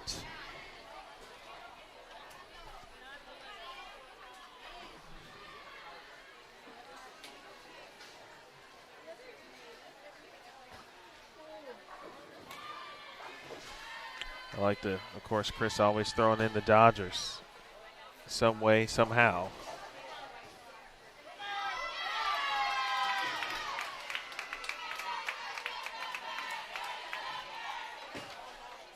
Speaking of Robert Morris women, they are to our left. We're on 20 and 21. And just by looking at their roster, of course, I think they did have a few seniors on the team.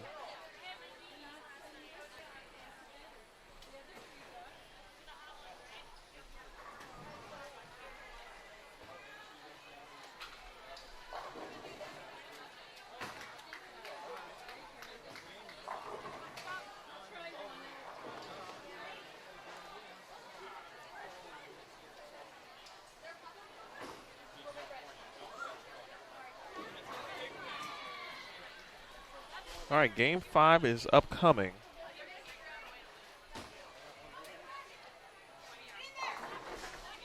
I'm going to take a moment to try to grab a little food. But first, let me try to help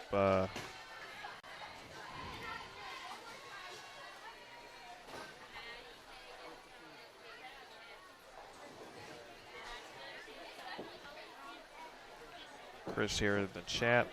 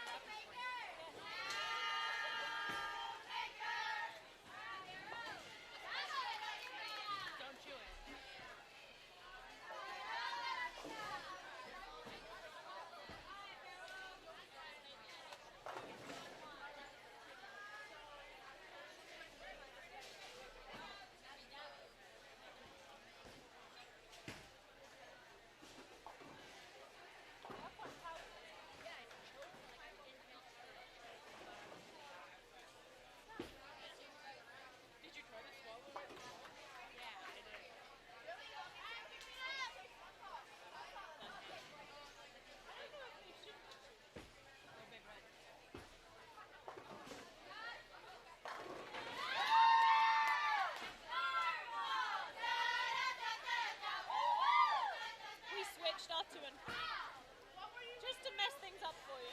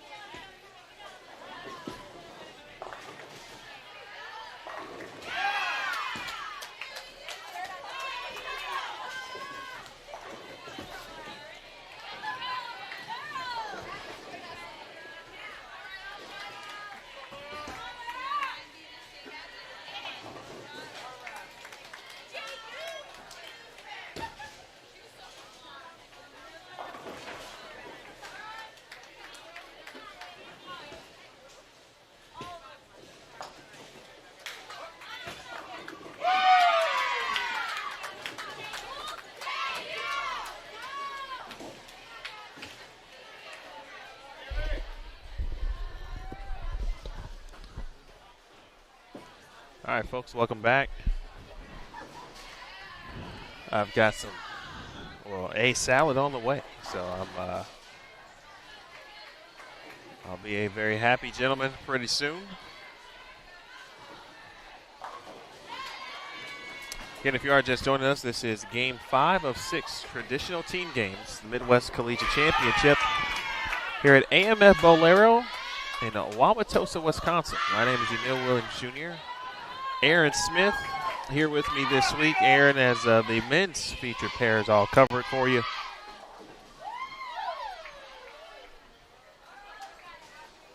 And in our featured pairs, William Penn and Savannah College of Art and Design, also known as SCAD Savannah. From Georgia, William Penn from Iowa, of course, Iowa Central. And Judson from Elgin, Illinois. And Chris Pulliam, yes, indeed. That is the SCAD that Verity works with. She is the assistant coach to Katie Thornton.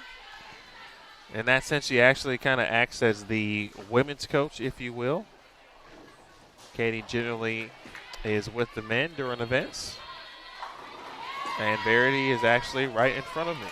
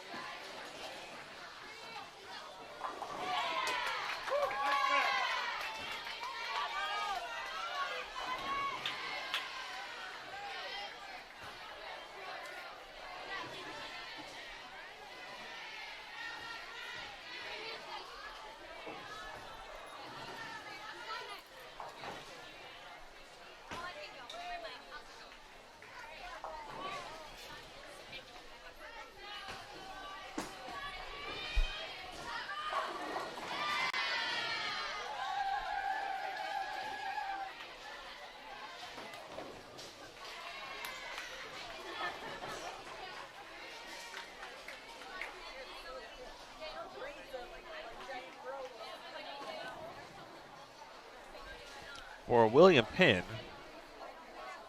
they trotted out Bailey Palmer leading things off, along with Casey Brandow, then Alexis Lake, Gabby Evans, and Nicole Kraft.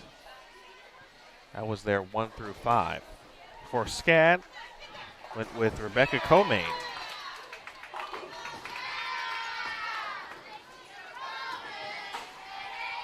Who was a second-team All-American last year from Australia. Then Joni Wirtz, Veronica Cepeda, Adriana Laguado, and Pamela Perez. That's the 1 through 5 for SCAD. Now on 23 and 24, Iowa Central with Maddie Ross, Megan Connor, Tony Hansen, and Evelyn Rowan.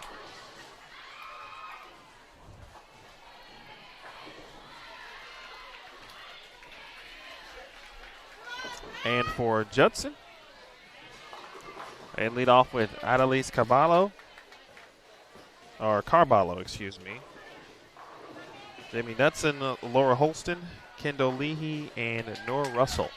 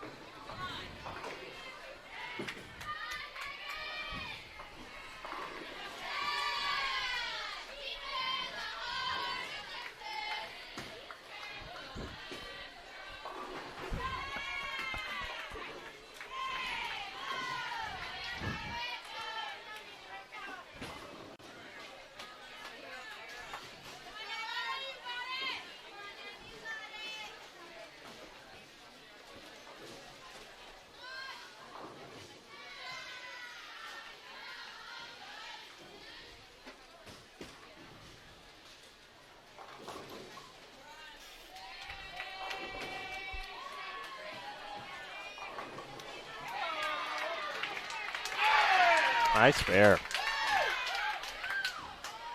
We talk about washouts all the time. They have become very routine, I feel, in our sport.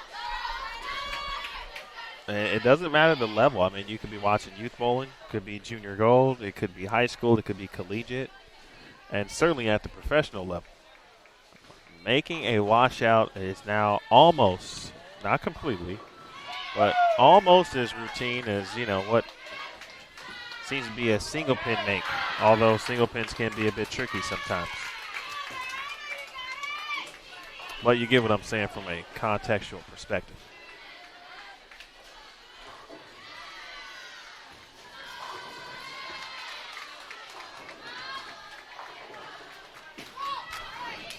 Well, you see Scad getting in and opening the lanes up.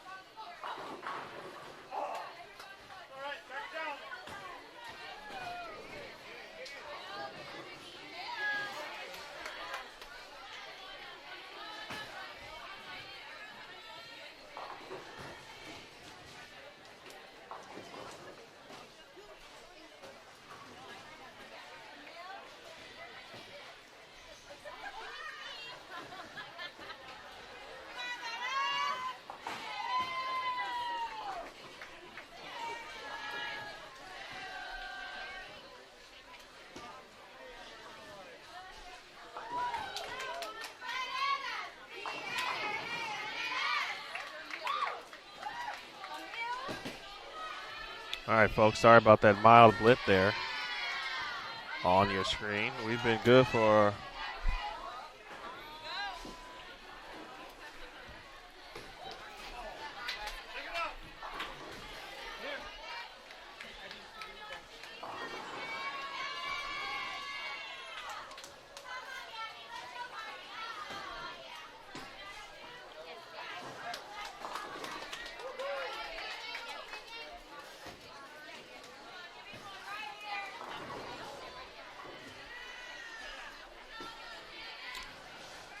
had some very mild connectivity issues, but for 95% of the day, we've been good. I want to thank Joe Vrobel, GM here at AMF Bolero, trying to help us out as best in any way possible that he could. So we had very early concerns just from a blip perspective this morning, and things seem to kind of iron themselves out prior to getting started.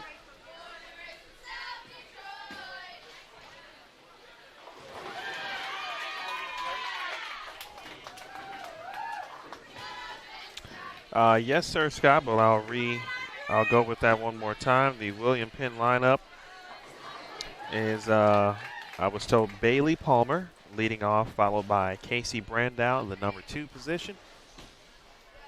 Third was Alexis Lake, followed by Gabby Evans in the 4th position, and anchoring the squad is Nicole Kraft.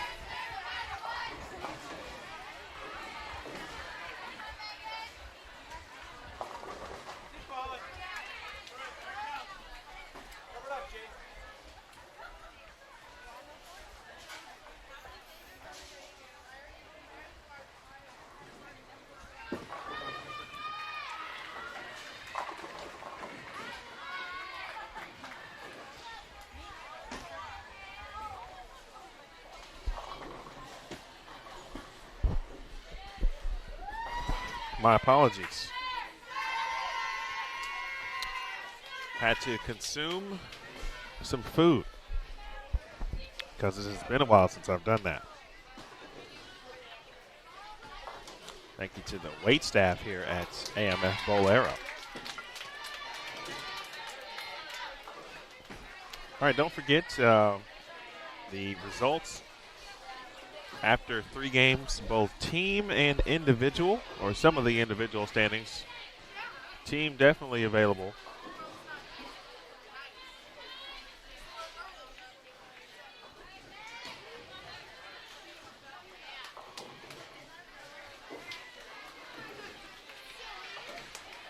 On the the Midwest Collegiate Facebook page. Be sure to like it. Be sure to like that page as well.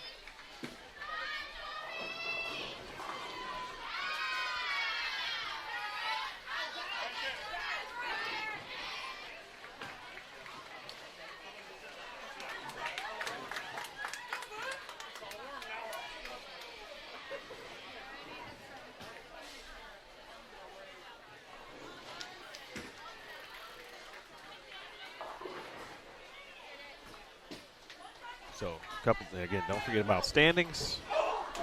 Also, don't forget, while you're here watching on Bowl TV, I talked briefly about it earlier, but want to make sure you guys are checking out the lab and inside the lab. My main man, Coach Stephen Padilla.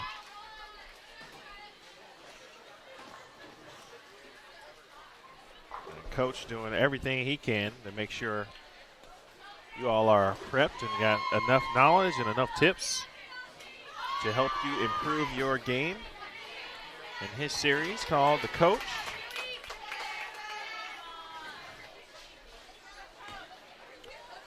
Coach Padilla's most recent episode did debut yesterday, actually, on Friday. So be sure to check that out. Again, Coach is inside the lab. Stephen Padilla, the USBC Director of Coaching, providing his knowledge tips to help you improve your game.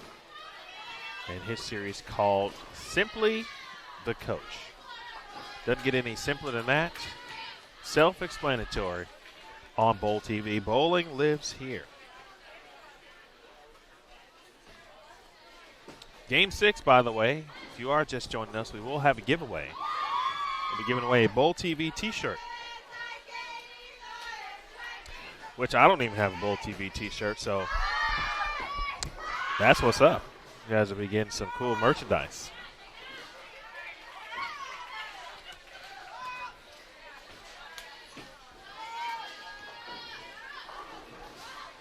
Again, that'll be taking place Game 6. We'll have our normal giveaway raffle. For those of you who are new to Bowl TV,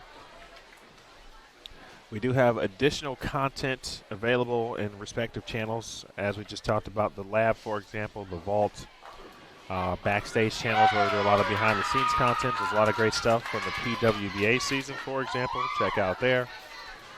And, of course, archived and live events. We also try to be as interactive as possible with the chat and opportunity to win some prizes. So that will be game number 6. Next game coming up.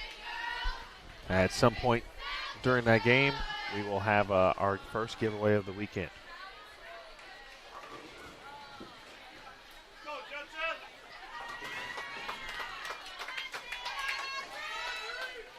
Judson from Elgin, Illinois. And of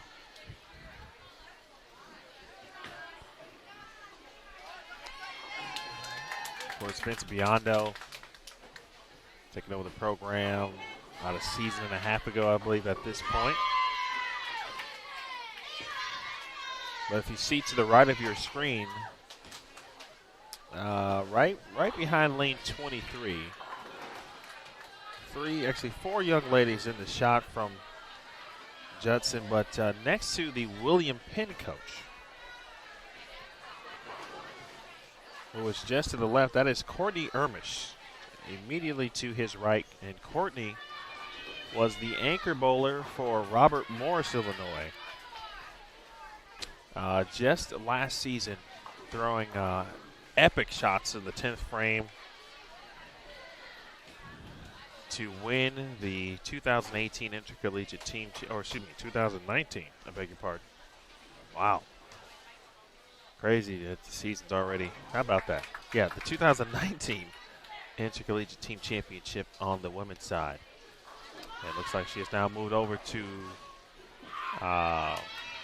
Judson. And my guess is she is a graduate assistant. I hadn't had a chance to speak with her about that. But I mentioned earlier, you'll see a lot of player GAs like you would do in, I'm sure, other sports, but you'll see several across college bowling. In fact, Tanya Robinper, who is a regular on the PWBA Tour, had some good success this season in majors, specifically the Queens and the U.S. Women's Open. She finished second. She's a GA at Mount Mercy, for example. So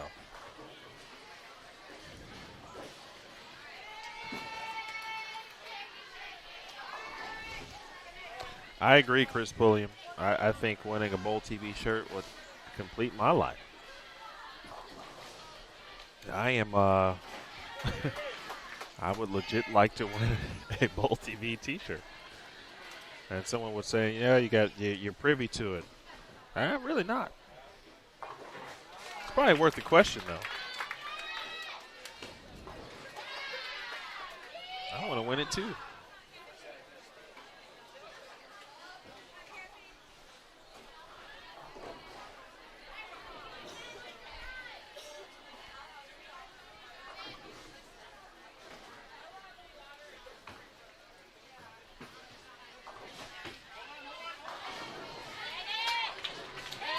Judson's still a new program.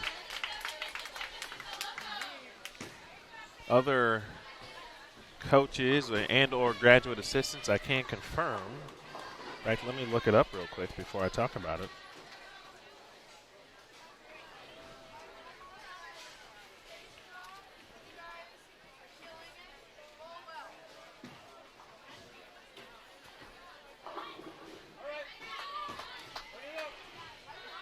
So Haley Hall, now an assistant women's coach over at Iowa Central.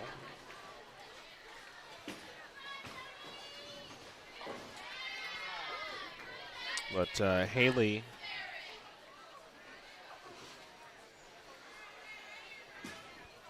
part of several great Midland University teams. Haley originally from Lincoln, Nebraska. Became an Iowa coach.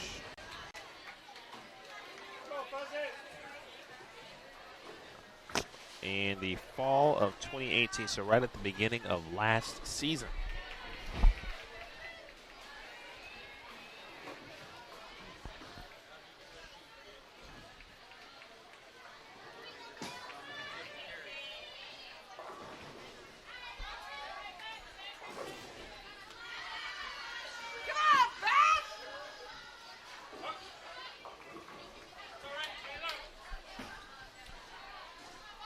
All right, 3 in a row here for Rebecca Comey from, again, Australia. She was a second-team National Collegiate Bowling Coaches Association All-American in the 2018-19 season.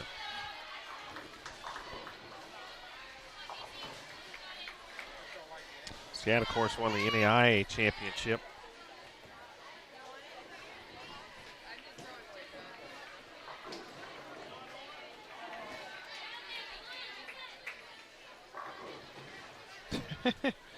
My man, Scott, that's fantastic. What's up, Michelle? Hope all is well.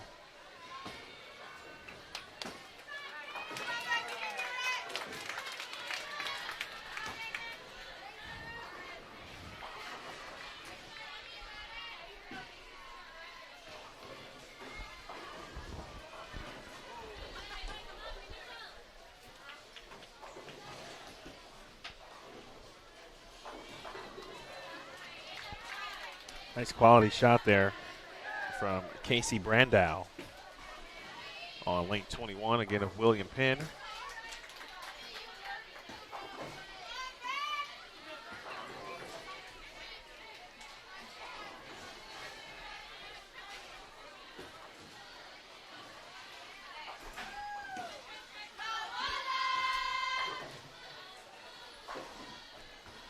Comey, certainly one of the best players, not only on the squad, but in the country.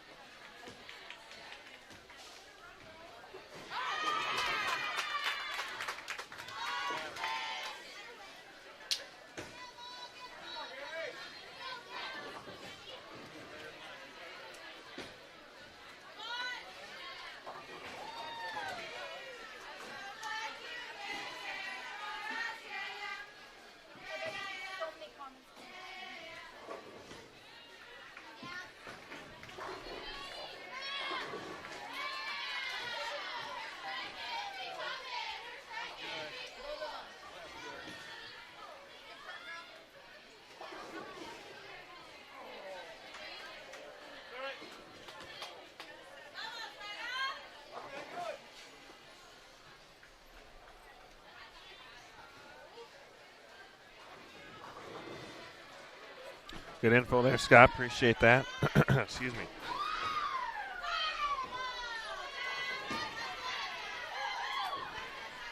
You always need to, in collegiate athletics, obviously, you've got to sometimes not necessarily start over, but the circle of life does take place. You know, players begin as freshmen, obviously leave, generally speaking, as seniors or sometimes earlier, depending on just how cool and smart they are. I've heard a lot of cases where players do graduate early, for example. But generally speaking, 4 years go by pretty quickly. And you see some great teams come along, sometimes with that veteran leadership, and then, they're obviously mature, they've groomed, they've grown as players and people. Another quality shot on Adriana Laguano. We'll get back to that point in a second, but you can see how SCAD elects to play the lanes. Obviously, this is the back half of a block, and so what you might see on the other side of this building where the men are, SCAD have several players who can get in and really, fourth, fifth arrow if necessary, which you don't see a lot of. So there are several young ladies who can play in that area, and SCAD has several on one team.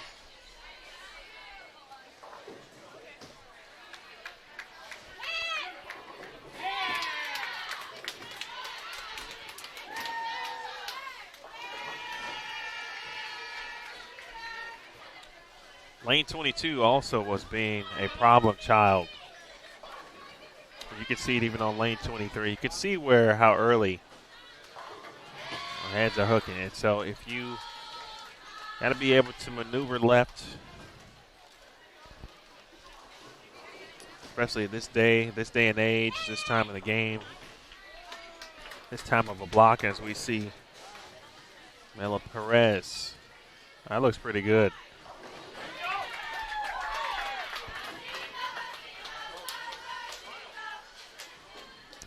She was able to get that through the fronts with ease. This is my first time seeing SCAD this year. I haven't seen Ms. Perez until today, but you can already see how SCAD could be a team that could win an ITC title at the end of this season.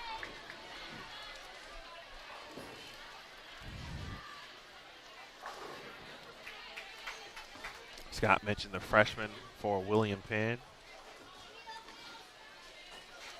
Teams, sometimes you only get a small window to win. I know that sounds weird, sounds crazy. But, there's those years where you feel like you've got maybe one of the best teams you've had. I'm speaking as a coach, from a coaching perspective.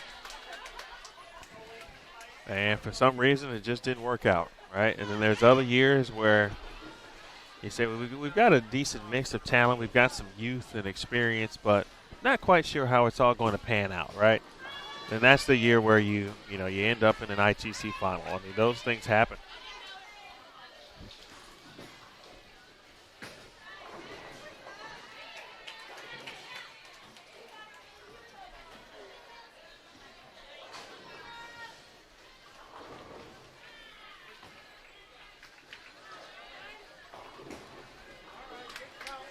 Speaking of college bowling, of course, we did announce that we did have a substantial amount of events on this year's collegiate schedule for 2019 and 2020. So you don't want to miss a minute of your favorite teams and student athletes, as many of those teams make their way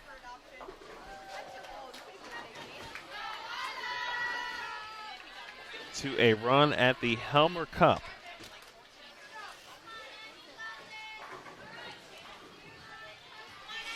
So if you'd like to see the schedule, be sure to click on the link.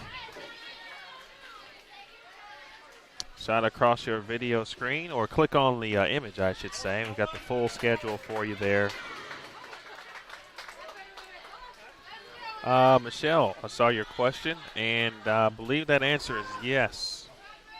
I will be at the Hawk Classic. I think that'll be the event I'm going to prior to Thanksgiving.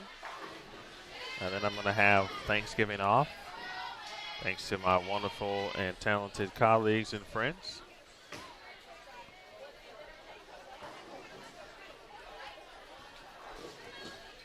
I should say I'll have most of Thanksgiving off. I am going to a PWA regional, I think, on Sunday, December 1st, or Saturday, one of the other.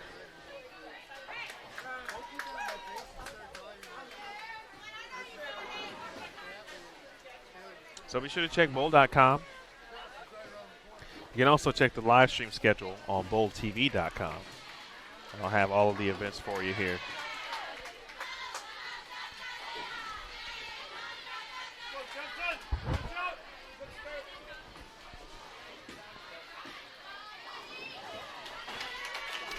Yeah, I'll be at the Hawk Classic. I think it's in Delaware. I thought it was in there. Either way, I have never actually stepped foot in the state of Maryland or Delaware. I've only been to the, BWI. I've only stopped by the Baltimore airport.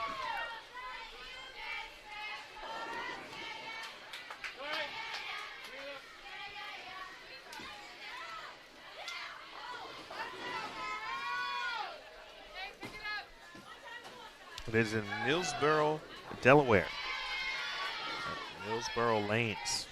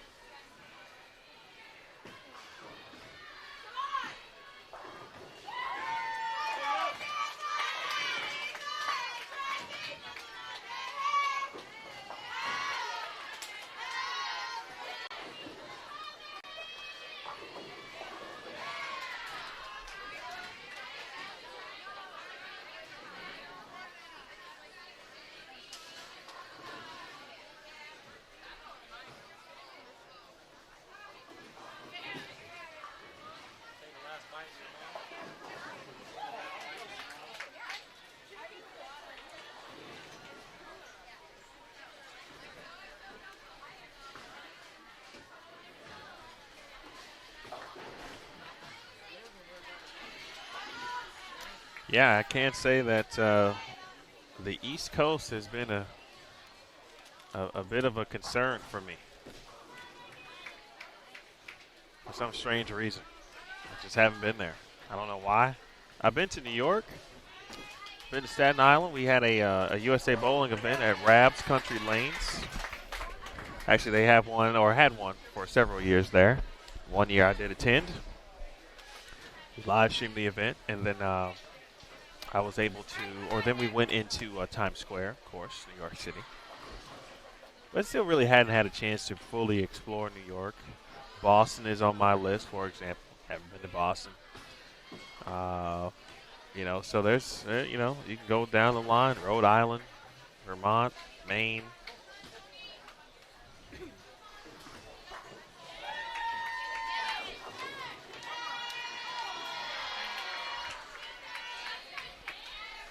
Coming to an end on 23 and 24.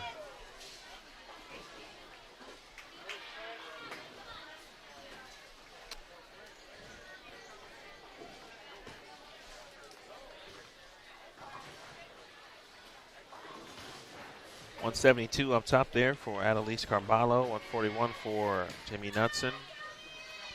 $165 for Iowa Central's Maddie Ross. Megan Connor.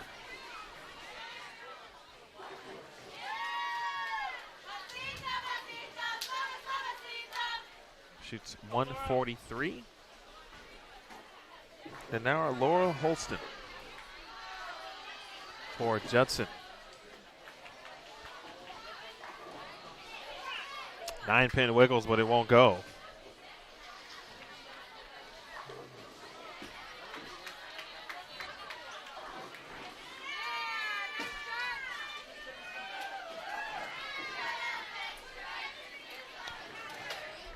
Well, Michelle, I'm really going to disappoint you here, too.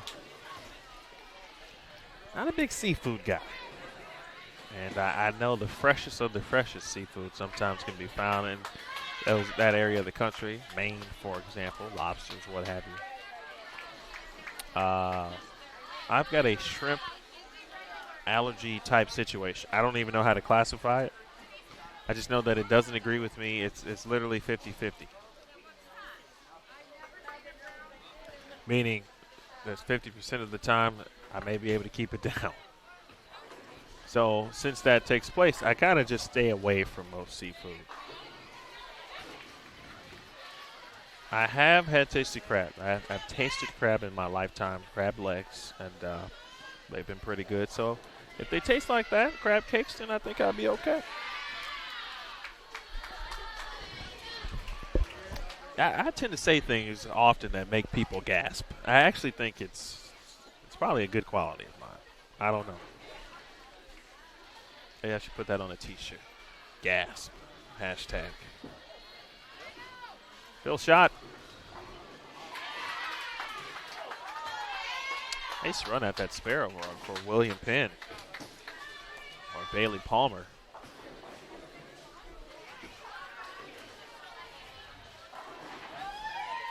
While we're at it, of course, I don't really do chocolate either, so we can just continue on with the gas fest. You don't like chocolate. What? I know. Not that I don't like it, gives me headaches. I don't know. There's some things about me that, yeah, kind of off. Kind of off. I'm going to get back to a quick point from my man Scott Alderson, who was talking about William Penn. And I'm going to pull up the William Penn roster for a second.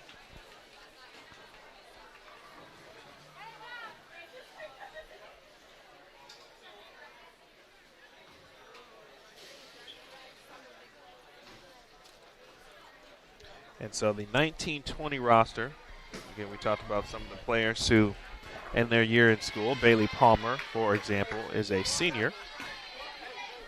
Casey Brandow is a junior. Actually went to Iowa Central Community College, so the school bowling on 24 at the moment. Then Alexis Lake, as Scott mentioned, a freshman from Kaysville, Utah. How about that? Gabby Evans, a freshman from West Liberty, Iowa, and Nicole Crabbed is a senior from Wakefield, Nebraska, Coach Brandon Brooks. And his second season at William Penn.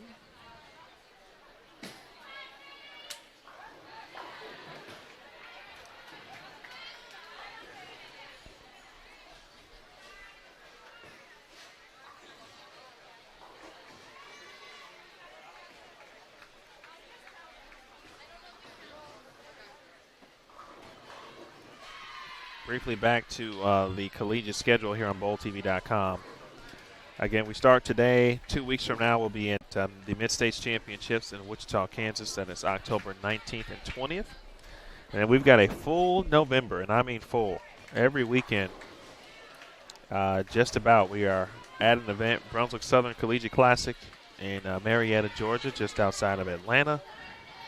Then we head to the Leatherneck Classic, one of the top tier twos, if not the top tier two event in the country, November 9th and 10th.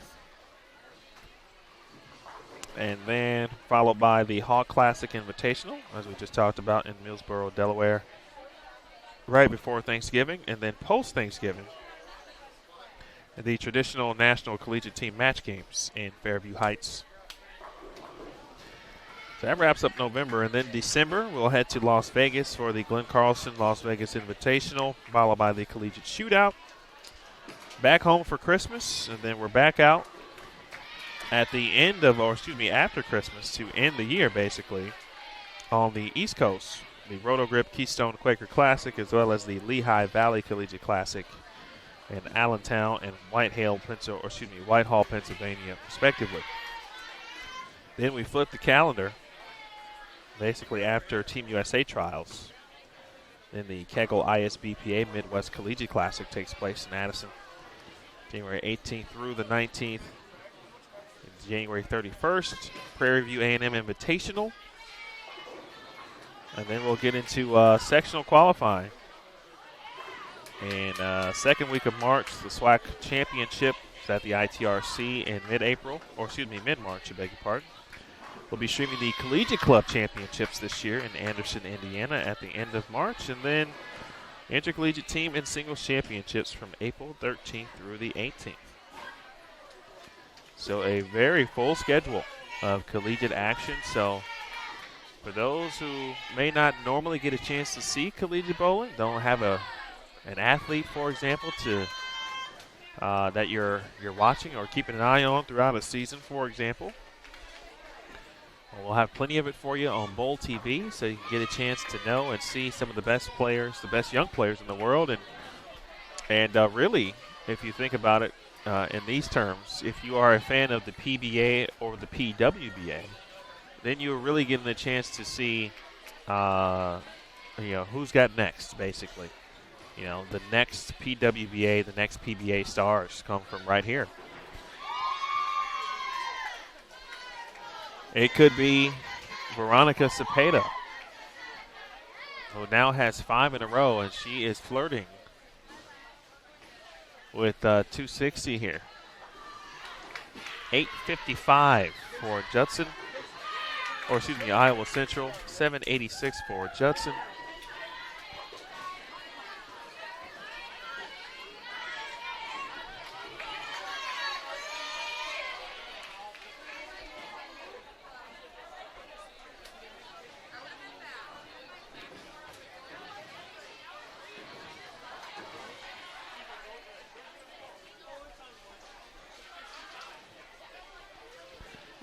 If this was a head-to-head match, this certainly would be really good on 21 and 22 here.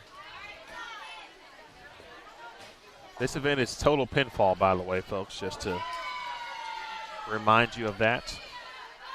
So 16 games today, 16 Baker games tomorrow, and then that will conclude the event. So I'll let you know ahead of time just the way the format works. It is possible we may not see the leader or leaders. And if not, we'll work with Gloria, who has been at this thing for 45 years. And Dawn, and their daughter, of course, will work on that. And maybe we can figure out a way to add that. Oh, how about that? How about that?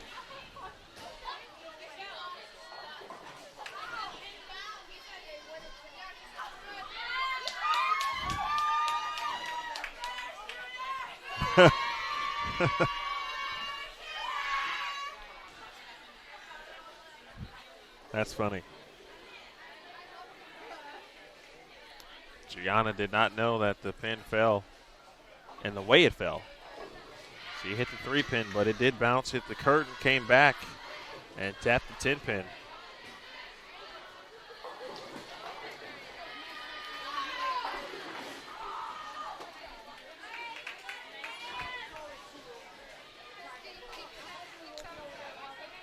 I tell you, I always try to watch what I say when you conjure up thoughts. But dare I say that, and I didn't see SCAD on the fresh, so I'm only speaking with half the knowledge. Basically, I'm only speaking from what I'm watching here in Game 5. But if you get them in a situation where they're later in the block and they need to make up pins, I think some of the styles on this team certainly lend to that ability, and I think it's pretty evident. They're able to kind of throw it away from the head pin and have an understanding of where the hook is, probably in the fronts, based on how things broke down. And in all, theoretically, players started playing right on this pattern. 37 feet, 27.9 milliliters.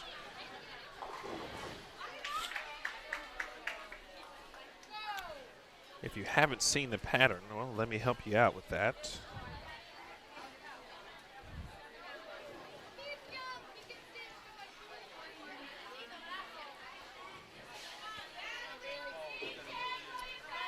just dropped the pattern for you in the chat.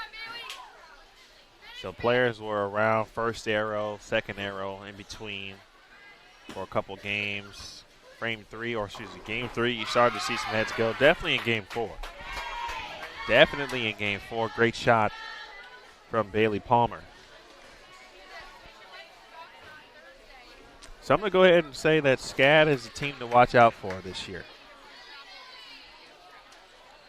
I think it does help that someone who likes to play the lanes left to right, like a Verity Crawley, to be able to kind of teach those principles as well.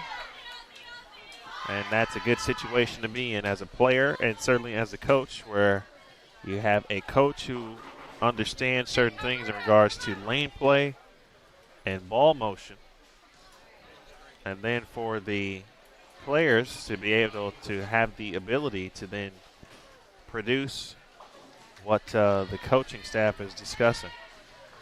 And that's a great opportunity right there.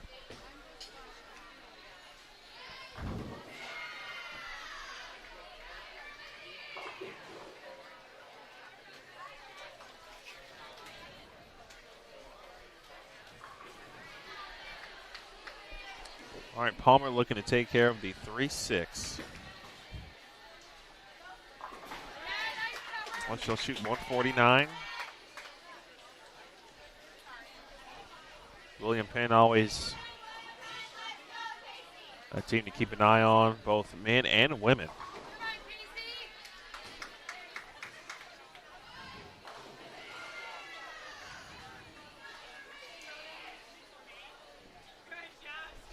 Their men's team last year, we were in Las Vegas. And I believe they were waiting for the lanes to come on, but they were both teams, it was William Penn and Midland. And they were kind of acting as if the lanes were on, and they were mimicking. They'd send a bowler up, and they'd mimic their approach and go through it to the foul line the whole 9 without a bowling ball. And then all of the fans would cheer. It was a great highlight. I had to find that. It was on YouTube.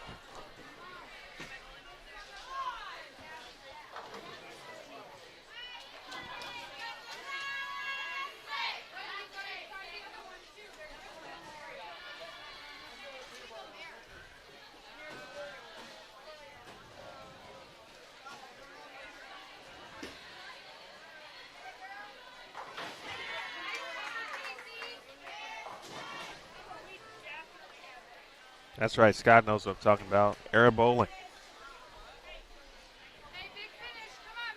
It was the most randomest thing, but it was like at the same time it was right on time. I forgot if there was a breakdown or maybe we were waiting for the finals position round to start. Something. There was some delay. And it was a excellent 2 minutes.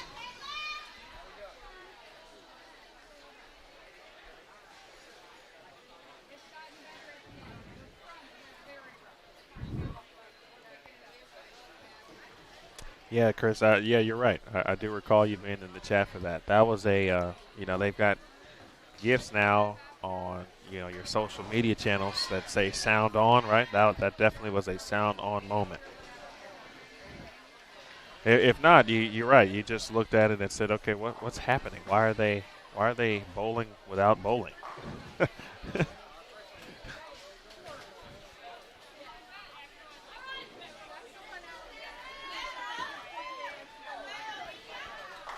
Excellent shot. Nice fill, 171. We'll go on the score of Casey Brandow.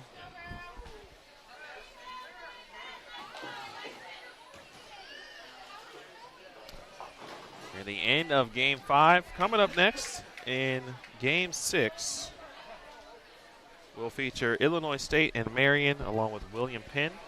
So William Penn will move on over to 23 and 24.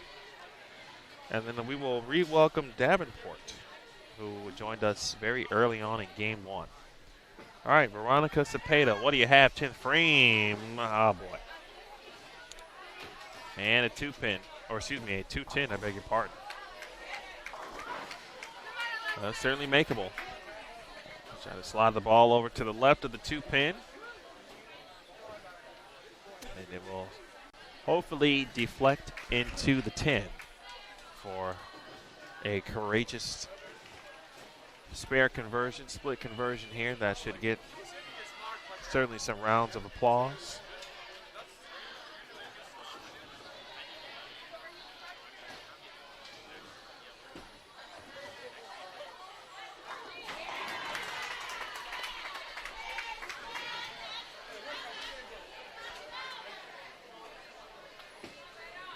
Shot Alexis Lake. That's got a chance, and there it is.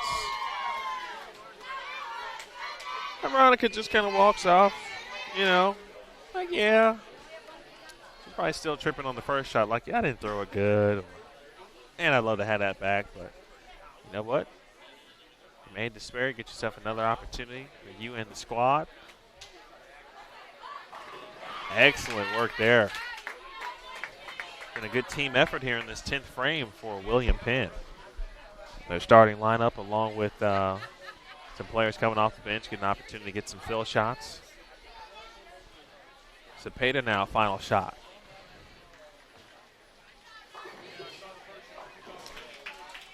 That's what she was looking for, the first opportunity.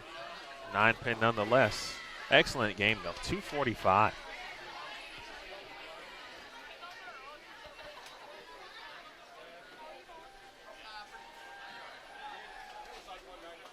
Every now and then I get right, Scott. Every now and then I get one right. One prediction.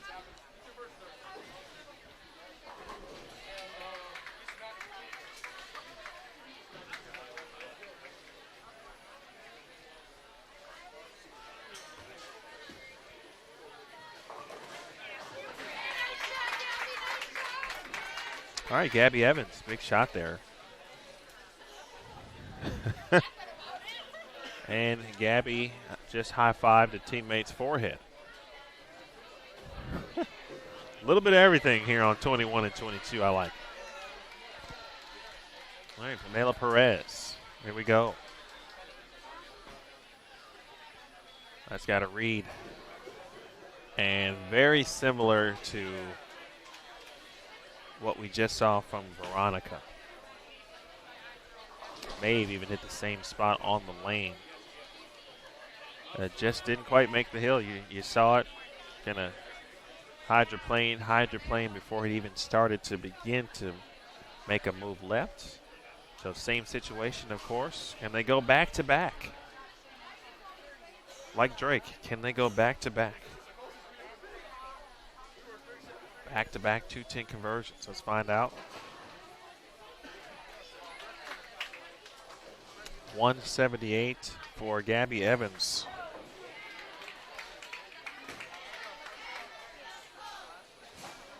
All right, here we go.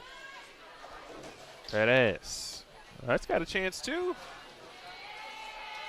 All right, open in the 10th there for Perez. She shoots 178. I tell you, that's bowling right there. That is not a bad game overall. Open in the 2nd. Just one double. Makes a split in the 9th. That was the 3-10. That was cool. The 3 came back from the curtain to clip the 10. And then, probably misses just a touch. Leaves a 2-10, and all of a sudden she's got 178. So sometimes a bit cruel. Nicole Kraft has made the move inside. Kraft was working on a 3-bagger. Gonna save her game here. Oh, I'm sorry. I was calling the wrong person. My apologies. That was Adriana Laguado, who shot 178. This is Pamela Perez. So I'm sorry to the SCAD family. My apologies. I'm sorry to the family of Adriana Laguado and Pamela Perez. My apologies. Looked at my nice roster notebook here and didn't look at number 4. Nice spare for Kraft.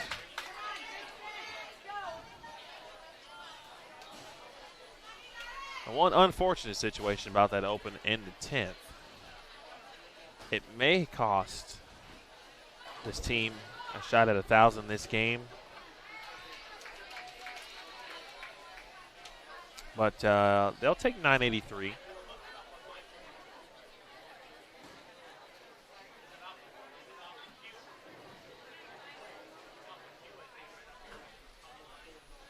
Oh, that's fun. That's great. That was at the trade show, I think, right, Scott? EBI had the pin set out, but you had to throw footballs. That sound right? And to my knowledge, that this is the same game that I heard. I was told that no one had never seen anyone get a strike before. Watch out for Nicole Kraft. We'll keep our eye on her though in this squad. They'll be on 23 and 24. Nicole Kraft she's got a few refs as well. She shoots 184. A very nice 983 game for Savannah College of Art and Design. And so Game 5 is officially in the books. And the sixth and final game is on its way next. Appreciate you all tuning in. My name is Emil Williams Jr. here on Bowl TV. Again, the 49th edition of the Midwest Collegiate Classic. Big thanks to Gloria Bear, Tournament Director, along with Dawn, Madison, everyone involved here. A lot of years in this tournament between those three individuals. Big thanks to AMF Bolero and their management here, led by Joe Vrobel, the GM.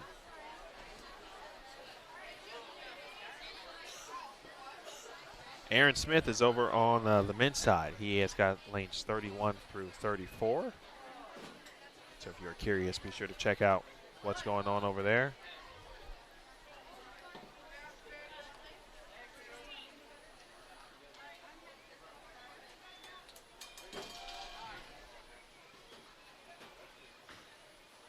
As we await our new teams.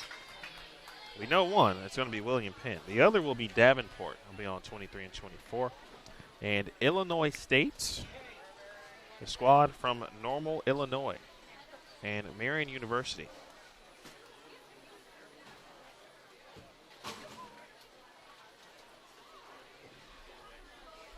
Oh, I didn't see that game, Scott. Yeah, that sounds intense.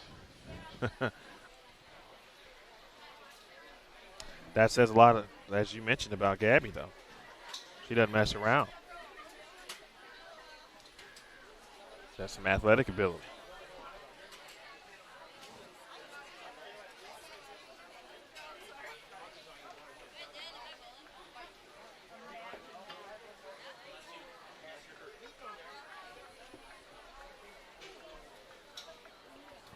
It sounds fun, Alicia. Thanks for tuning in, by the way.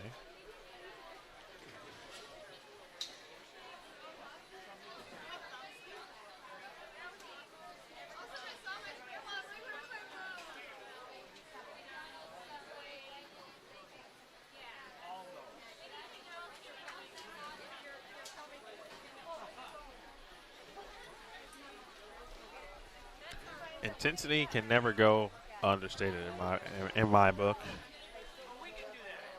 You want to win, or if you're a fan of Hawk Harrelson, the former beloved White Sox broadcaster, who famously coined the acronym TWTW, the will to win. That did just happen. I did just say that on Bowl TV.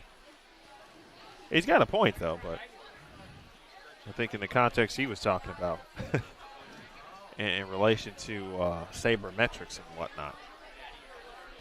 But yeah, you gotta want to win. As you hear some athletes say, they hate losing more than they love winning.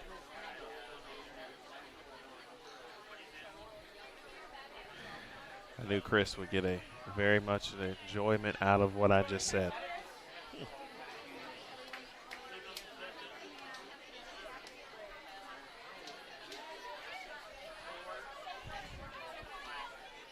All right, folks, I'm going to take a very brief break and check some lineups. We'll need to actually get a couple new lineups. So, having said that, I'll be back momentarily. Bowling should commence in 1 second. Coaches generally take the time to go turn in the scores. And that's generally kind of what makes the delay happen. So, nonetheless, bowling should commence momentarily. We'll get back to talking about bomb bowling and anything else you want to talk about bowling or whatever else that might be related. For our final game, I'll be happy to do that for you in just a second. Back with you here on Bowl TV.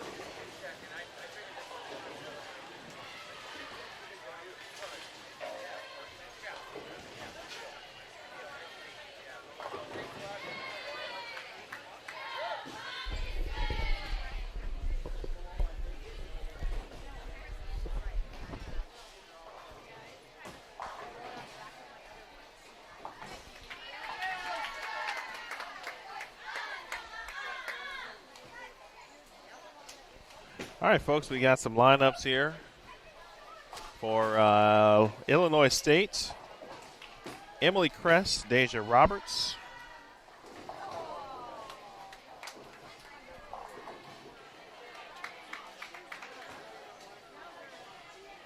Courtney Gimmel, Melissa Mutters, and Maria Creaky. That's your Illinois State squad. And Marian University.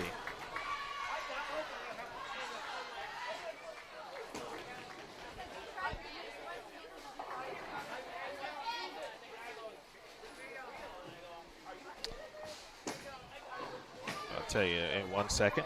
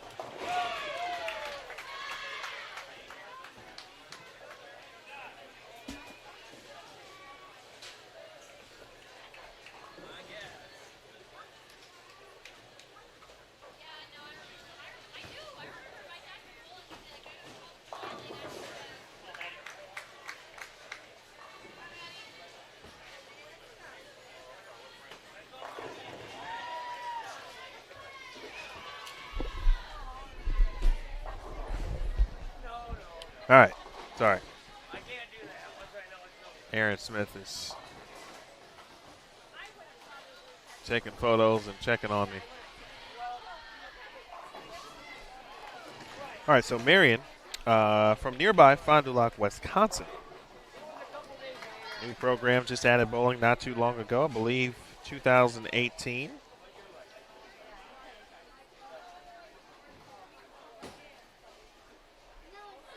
This is their, according to the release on their university's website, this is their first year of athletic competition, so very well could be their first event.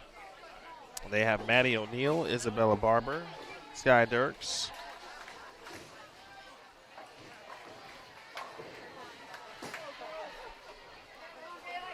Lesson Polis, and Samantha Miller.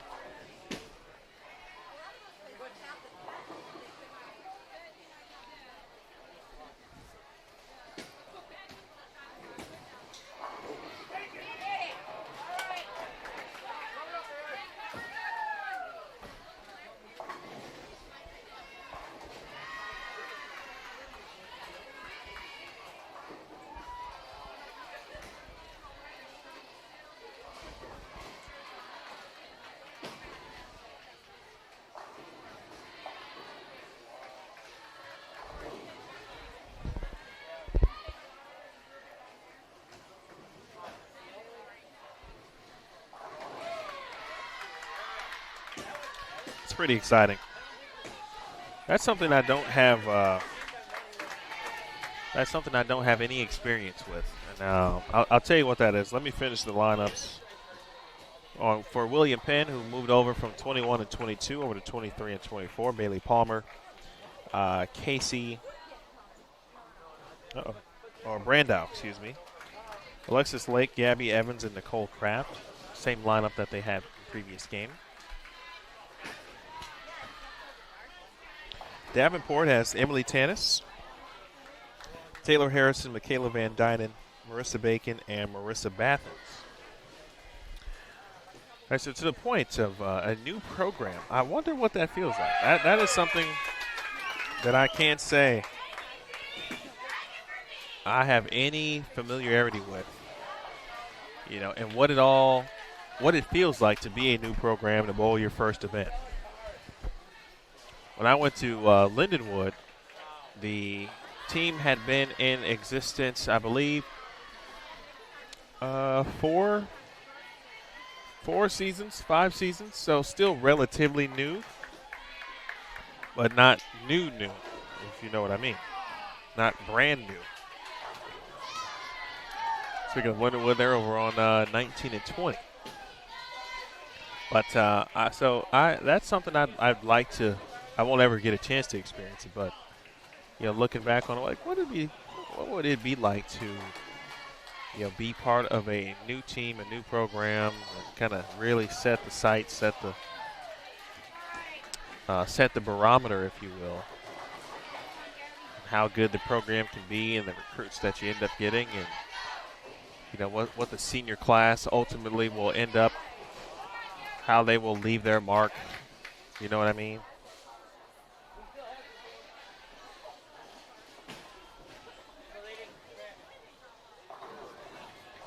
What type of success can we have as a first-year program?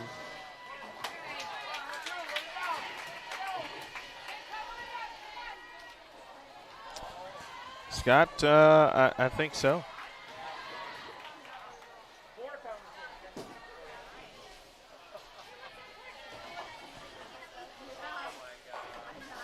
I don't think there's any doubt 22 has been rough.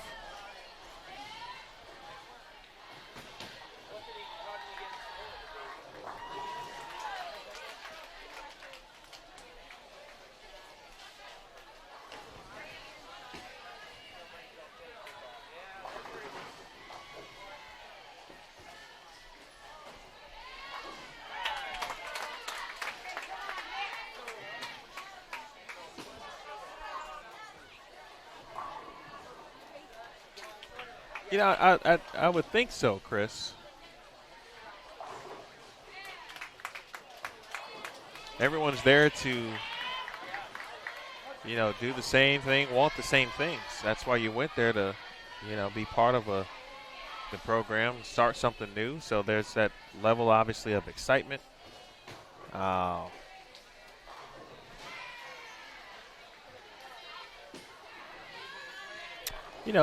Perhaps there's some level of pressure that maybe players or coaches put on themselves to perform or to have a good season, your first year out. I could certainly see that happening.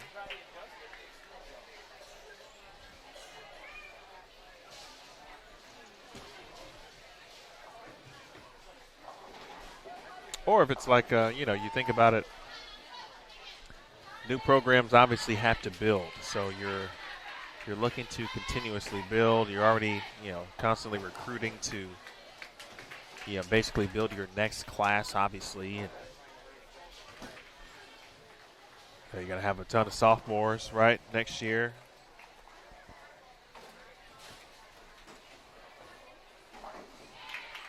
I'm going to pull up the, even with a new program, you assume that the majority of the team are freshmen, but sometimes that's just not the case. There may be some who transferred in. The Arian website doesn't list school years, so we would assume that they are majority freshmen, certainly. But, so let's say you got a few sophomores or a lot of sophomores next year, then you'll need to keep the program going. They're going to graduate at some point, so the recruiting part doesn't stop. You know, what's your roster limits? How big can your team be? How many spots do you have? That's got a chance. Oh, roll, roll.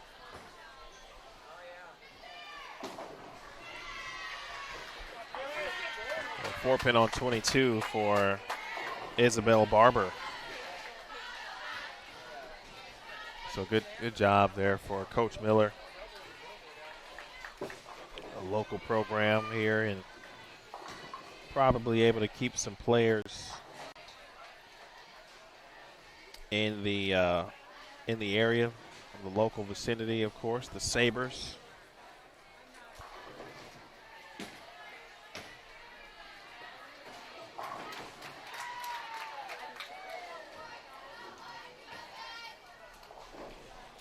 I believe this is a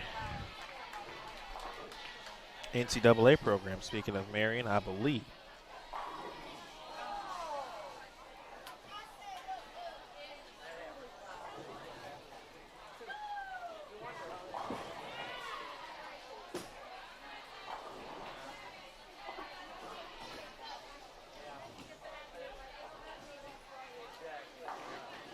Dan Miller, the head coach here at Marion, used to coach the Fond du Lac High School team, the boys squad, from 2008 to 2010.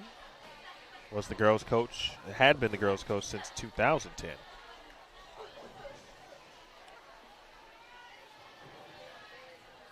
How about that? Used to be an assistant baseball coach for the school from 1986 to 1989. Well, it all comes full circle, doesn't it?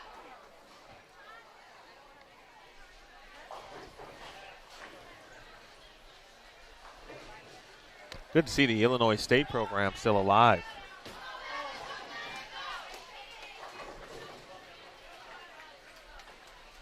Alive and well. One of the kind of the true club programs. You hear those words, club or varsity,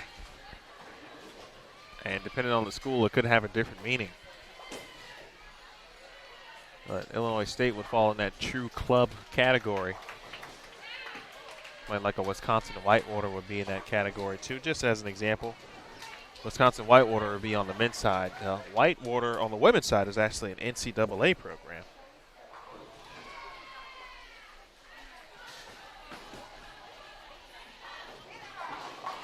Nice shot there for Samantha. Spare four-bagger. Same last name as coach, so I'm wondering. We don't like to assume here on Bowl TV, but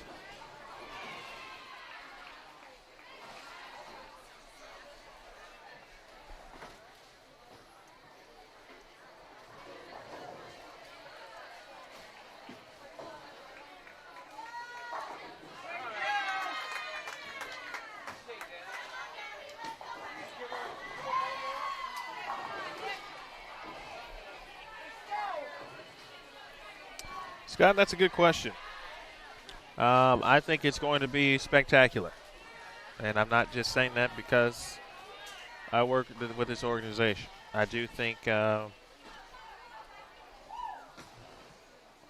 while people may think because it's Las Vegas that it's not the best place, for how could a youth bowler have fun, so to speak. But there are plenty of things to do. I think just bowling in the Las Vegas atmosphere as a youth player from a historical perspective, and obviously they may not get all of that, but the amount of, major tournaments that have been hosted in that city, you can't understate those kind of things. And so in many ways it's on our part as the adults in the situation, if you will, to make sure that, the youth athletes do understand the history. Right now, William Penn struggling here with the friction on this pair of lanes right now, at least on 23.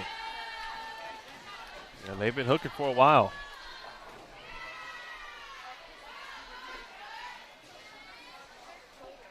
not only plenty to do in regards to when you're not bowling, the entertainment value. It's definitely a place, obviously, where the parents probably will be showing up in droves next year. It's like, hey, Mom and Dad, you guys going to go to Detroit? I think you guys will be okay. You got a group of great friends you can hang out with for the week. I think you guys will be all right.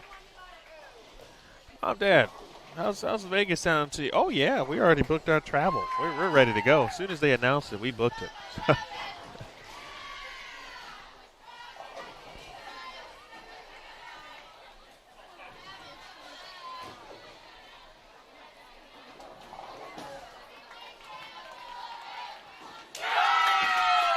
Nicely done. It's a big spare. Junior Gold was held in Las Vegas in 2011. The champions there were Gary Faulkner and Natalie Jimenez.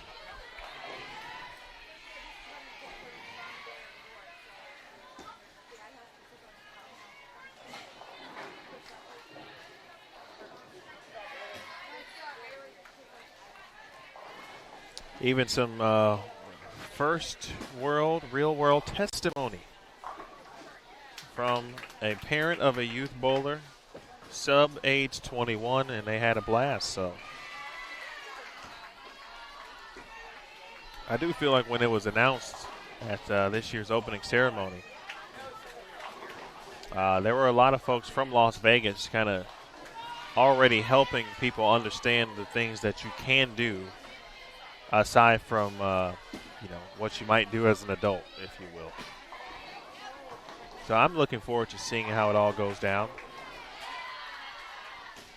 And certainly from the Professional Women's Bowling Association perspective, as we will hold an event there in Las Vegas, which will precede the start of Junior Gold and the opening ceremonies. In fact, the TV show, the live TV finals of the PWBA event, will basically open up the opening ceremony, if you will. TV show will happen earlier in the day, and then there'll be a small break to reset things, and then the opening ceremony will kick off.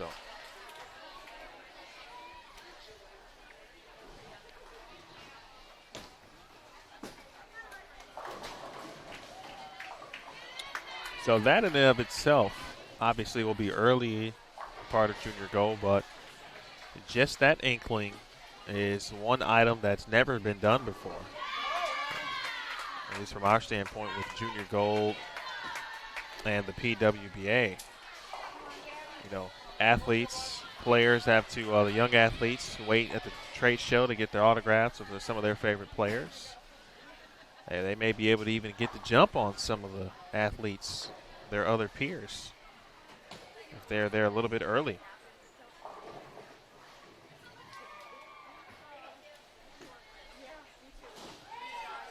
We'll be at Samstown from the PWBA perspective during the week, and then the TV finals will be held at the Orleans Arena,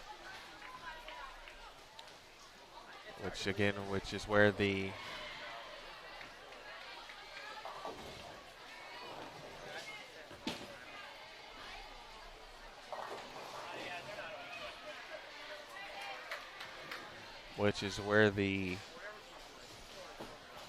opening ceremonies will take place.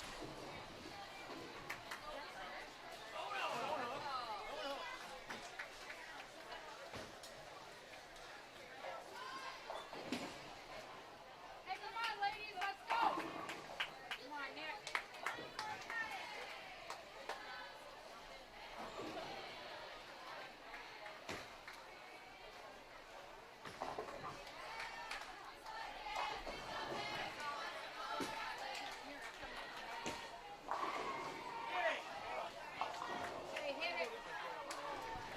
Of course, I mentioned Gary Faulkner winning a boys title.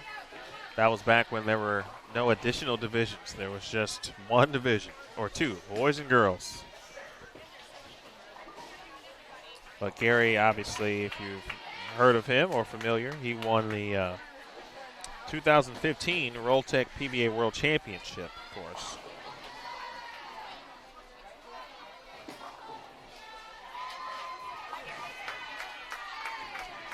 And at that time, with that win, became just the second African American to win on the PBA Tour. Of course, the first was George Branham III. A national title, that is. Natalie Jimenez was, she went to Central Missouri, if I'm not mistaken. Heck of a youth bowler.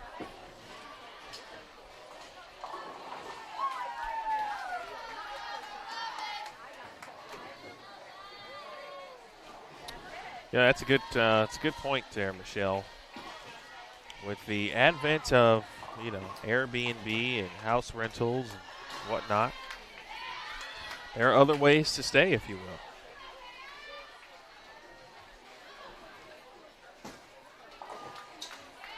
So lots of opportunity from the arrangement perspective. But if you are curious and you say, well, I don't know what to do, and you're planning on competing in tournaments like Open Championships, Women's Championships, obviously Junior Gold we've been talking about in 2020, well, you make sure you visit mybowlingvacation.com for all of your needs. Again, My Bowling Vacation. So they'll get you all taken care of and see what you have available, what options might be available for you.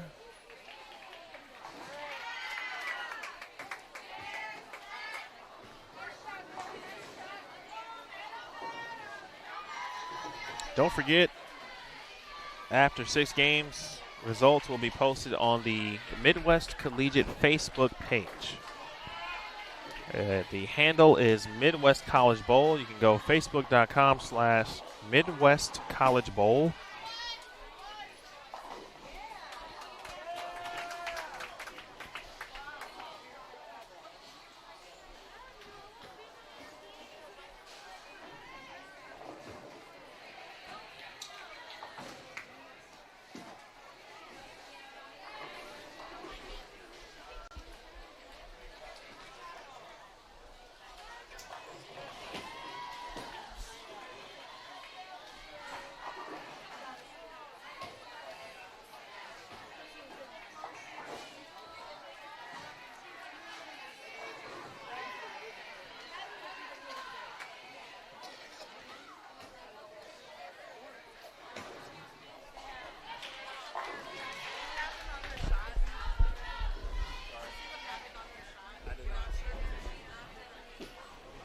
Let me see if I can help you.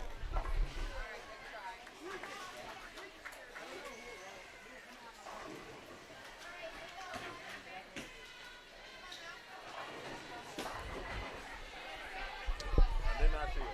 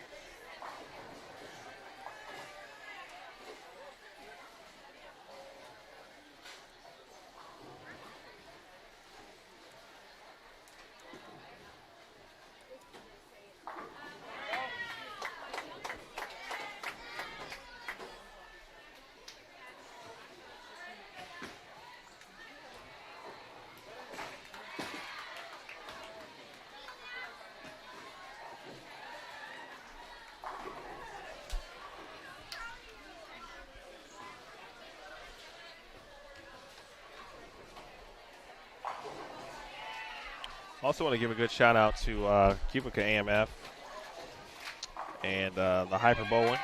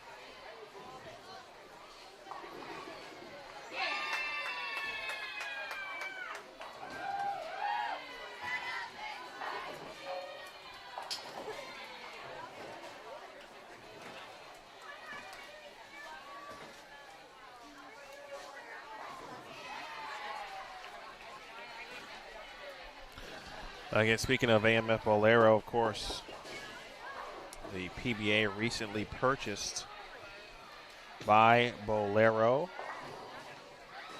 And so for all of your needs, up-to-date details on the upcoming PBA tour season. PBA. I'm so used to saying PWBA. The PBA tour season for schedules and dates and everything in between. Ticket information, scoring, everything you need. Head over to PBA.com. Follow the action live, of course, the PBA network. We'll keep an eye on what's happening with the PBA, of course, as they move closer to the beginning of the 2020 season.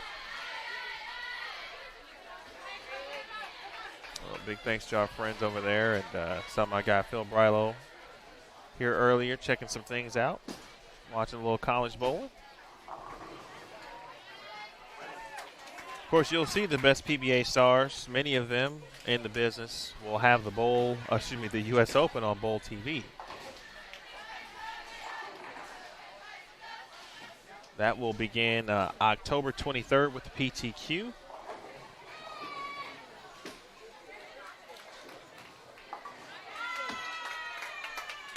And, of course, in collaboration with the PBA and Flow Bowling, Bowl TV will be simulcasting the event so fans can watch on both platforms. So keep that in mind as well. Ton coming up for you.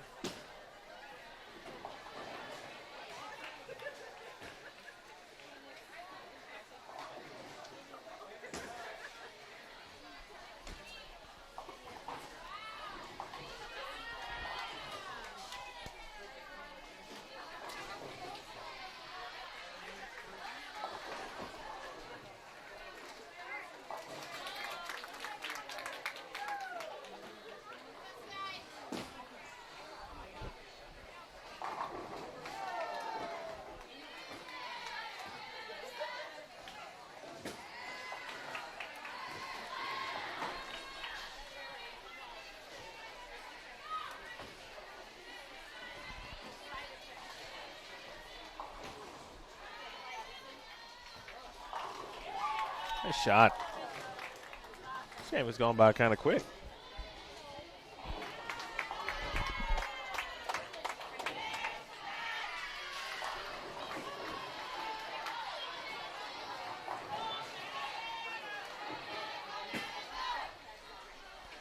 No, Chris, we will be simulcasting, meaning Bowl TV will be streaming the event and it will be simulcasted. So our feed will be available to Flow Bowling subscribers. And so both Bowl TV subscribers obviously will be able to watch on Bowl TV. That same feed will be made available on the Flow Bowling platform.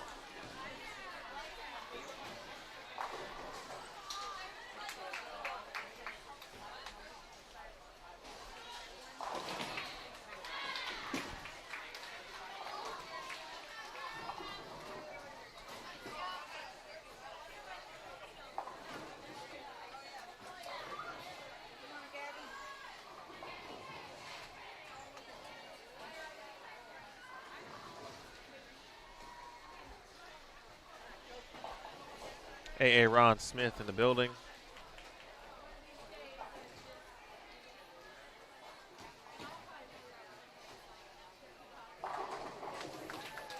And in approximately 30 seconds, folks, you will see the first mention of a giveaway. We talked about it. It is Game 6. You guys have been watching all day.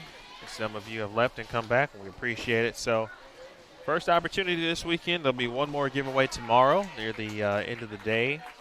Again, a Bowl TV T-shirt is on the line. All winners chosen at random.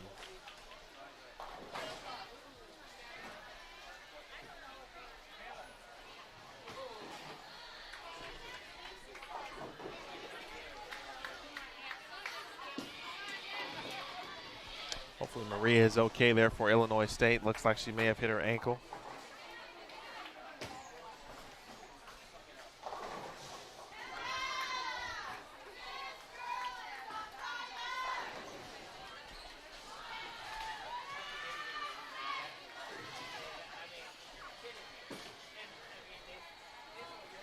All right, on your screen, submit entry. Submit entry.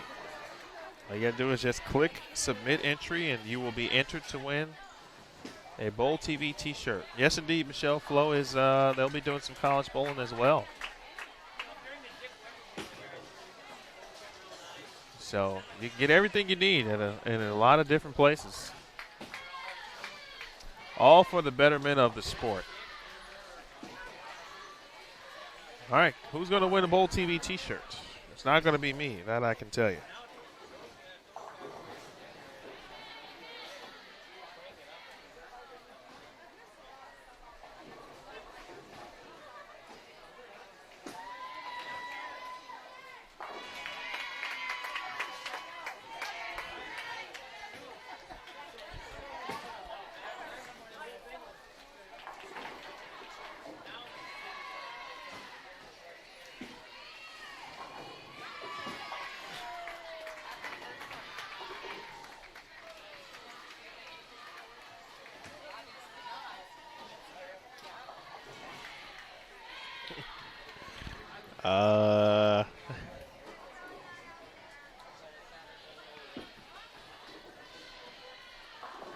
Well,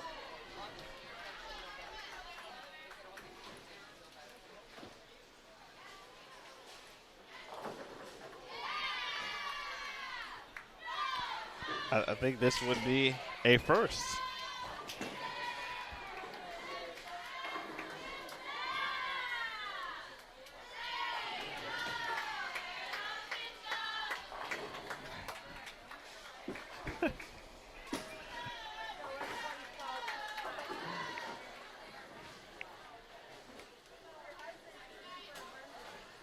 Well, all right.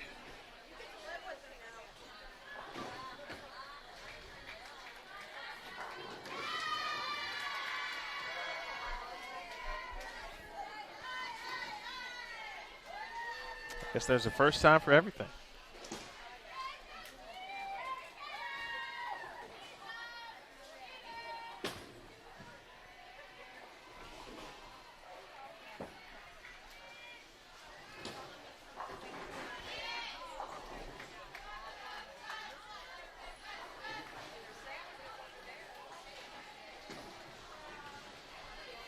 Well, I guess the the nod to the giveaway guru. Perhaps there's been too many giveaways over the course of our time.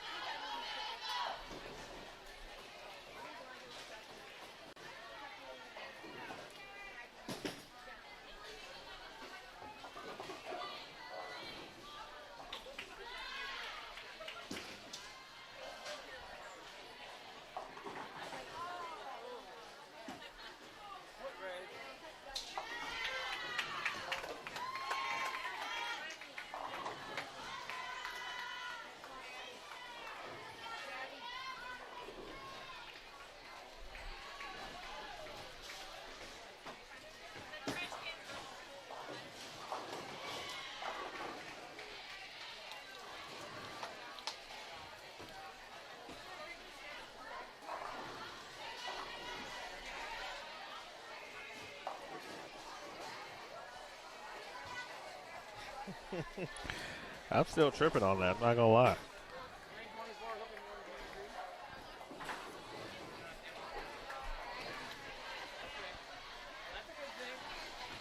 I know that is unfair to Aaron. Being unfair to AA Ron. This one's partly my fault. I told him, oh, don't forget about the giveaway. When do you want to run it? He said, well, you or me? I said, you can take the first one. So that's my fault.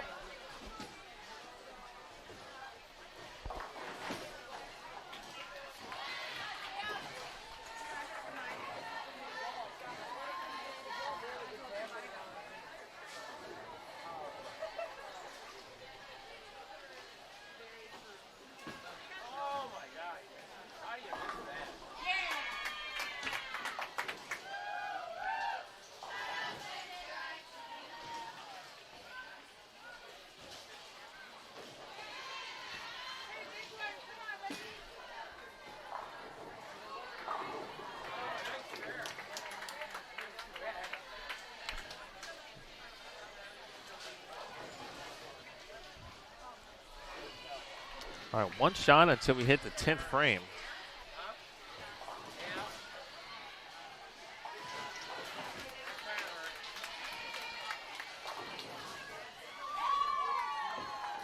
All right.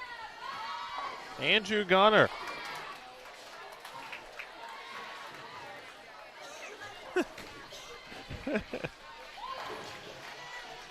I would have attempted to continue to build that suspense, but I just wasn't sure what was going to happen, to be quite honest with you. Looks like we let it play out. Oh, man. What a day.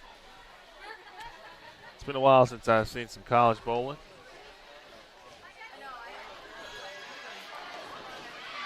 Obviously, since April. So we've had the Andrew. Well, Andrew won himself a Bowl TV T-shirt. He he probably doesn't know about the suspense. He probably does. He was watching. Earlier today, someone came up and took a photo of me, and it really caught me off guard. But they actually weren't taking a photo of me. They wanted to know what brand of headset that we use to stream. So they got really close and took a photo of my ear, which I didn't know what was happening. It looked like they were taking a photo of me. I was shocked. I was thrown off. I was appalled. That wasn't appalled. That's just joke. And then I shared a laugh about it with the parent. And I said, well, it's okay. You can just tap me on the shoulder. She did respect that I had the headset on, so I appreciate her for that. She was like, I didn't know that you could take them off. Well, yeah, we need a break every now and then.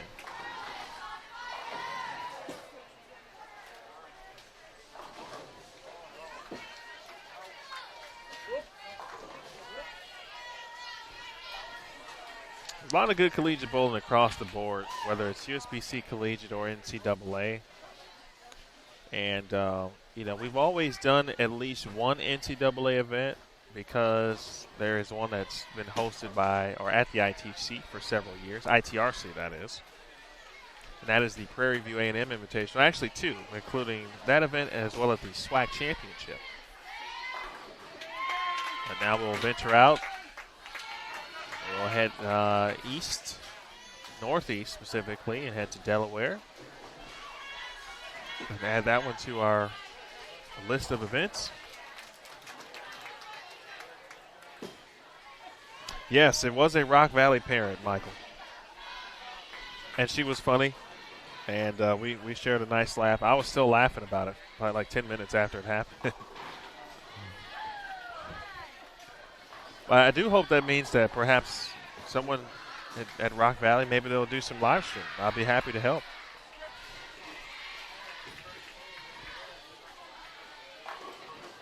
Oh, nice. Pick that 8-10. How about that?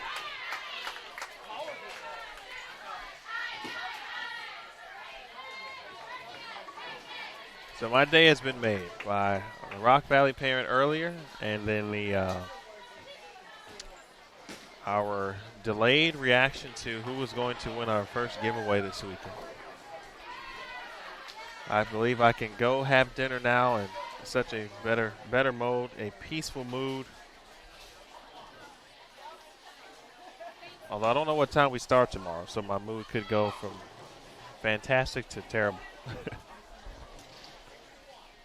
10th frame here on 23 and 24, as well as 21 and 22. The new program, Marion University, along with Illinois State. Davenport joined us for the second time today, and William Penn joining us for the second time as well.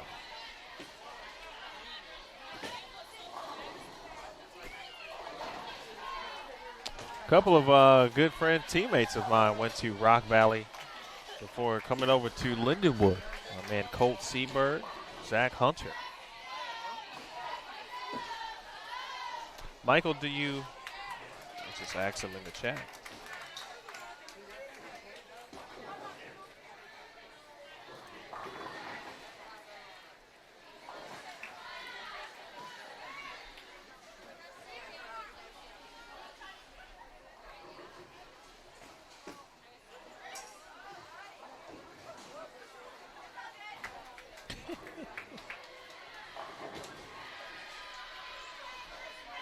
This one was a different.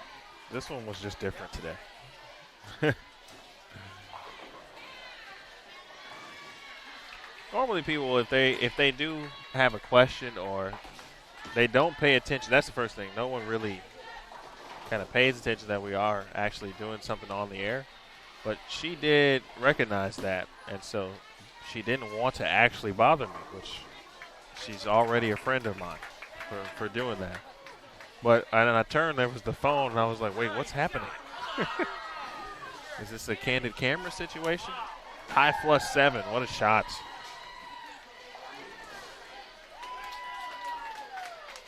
Or Alexis Lake. Angie, thank you. All right. I want to keep Angie in mind.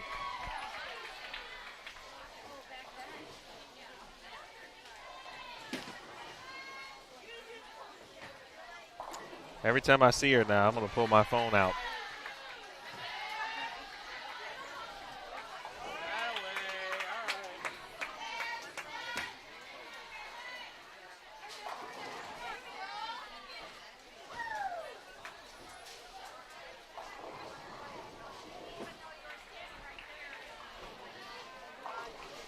Tomorrow, 16 games of Baker. And again, the way the format works, teams will be placed on the lanes of which and kind of how they finish. But they won't start, so to speak, where we are tomorrow. So 1 and 2, 3 and 4 will not be in our vicinity. They may make their way down. We'll see based on once the standings are all final and situated. And we'll try to break down what teams we will see tomorrow. And if any potential adjustments can be made, we'll see what we can do. But it'll be tough tomorrow, so just a heads up on that.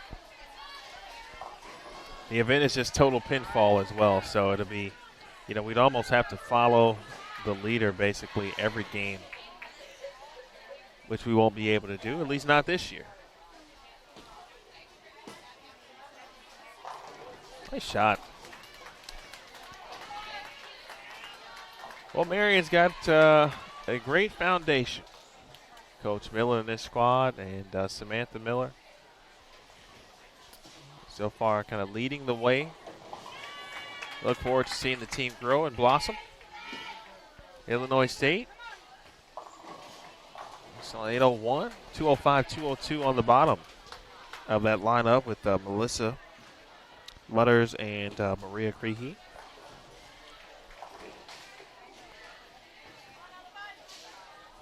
Davenport struggled this game.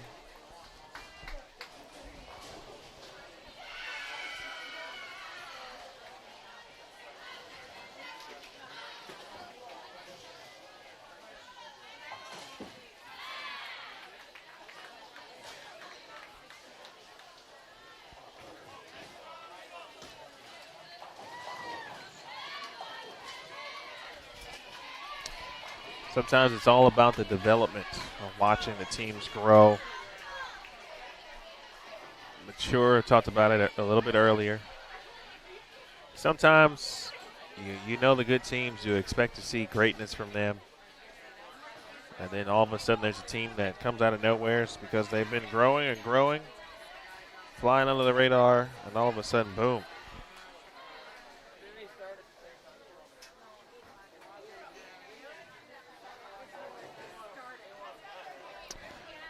Jeff, I can help you with that. In fact, Jeff, if you hang on, I will turn the camera for you since we have that ability. As Nicole Kraft strikes in the 10th frame for William Penn. Nicole got it together. It was a bit of a struggle. The fronts were going for earlier. And she has battled back, and she can get to 180. Jeff, once William Penn is complete, I will move the camera over to 19 and 20. Maybe try to get a little bit of 17 and 18 if we can as well.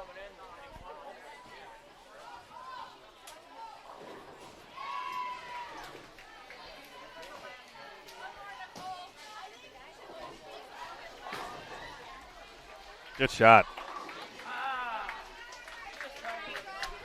Really like Nicole's game. I'm with Scott on the William Penn. William Penn's got another opportunity. Look forward to seeing them.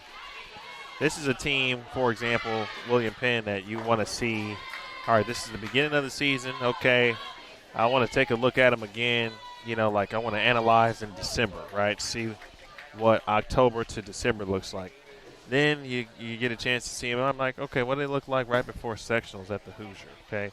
And see how much growth that they indeed has taken place. All right, bonus coverage time. Since Jeff was right on time with his request, we will move the camera over to the 2018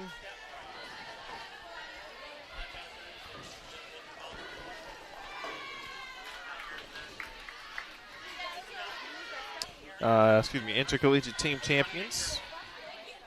It is Lindenwood University. That is Mina San Nicolas. And who are they on the pair with? I can't tell. Looks like Hastings College.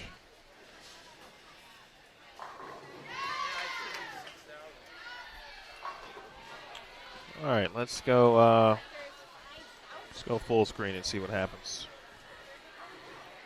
Michael, we will be on the same pairs of lanes.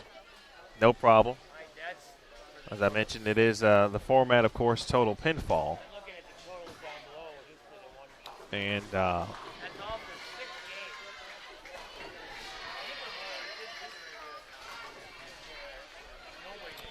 so because of that, we'll see what teams may come aboard on our featured pairs. Again, there's no brackets, so nothing to prepare for in that sense. I don't believe there's a position round either.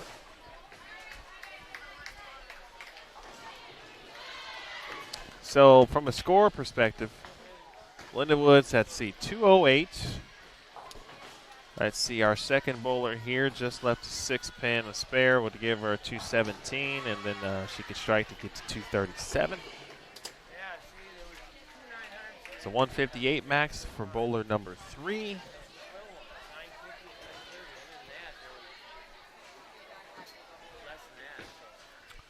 We've got a 212 opportunity and a 204 opportunity. Miss Siegelpin, unfortunately, in the 10th frame.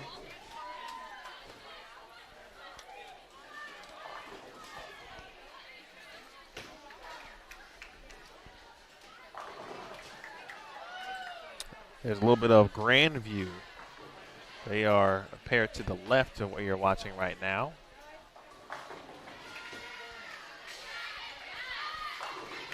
Nice shot. Hastings College. Not sure who bowler number 2 is, but had a pretty solid game here. Threw 4 in a row to get into the 204s basically with that spare. Missed a couple of spares earlier in the game. As we all know, that's the one thing. Spare shooting, certainly.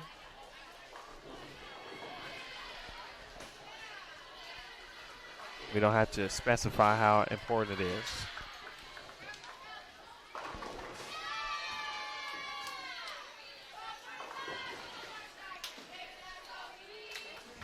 What's everyone going to do for the remainder of their evening? To be quite honest with you, I'm not used to being done at this time. I'm used to being done at, somewhere between 9 and 11 p.m.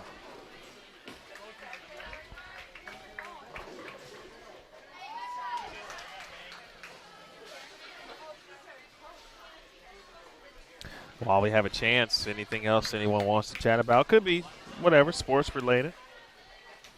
They've had college football highlights in games on throughout the day here. So I did see that LSU put another W up. Boy, Joe Burrow looks like he's the truth, doesn't he?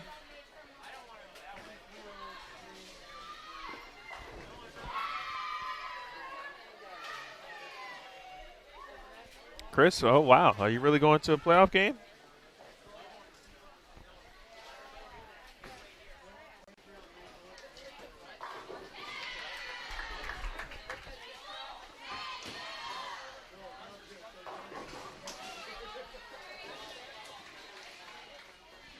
LU 208, 205, 157.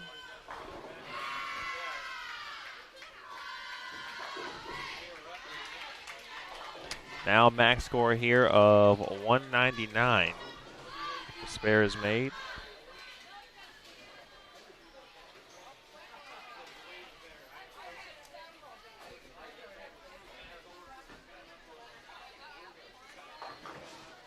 Oh, come on. So LU with a couple of opens here in the 10th.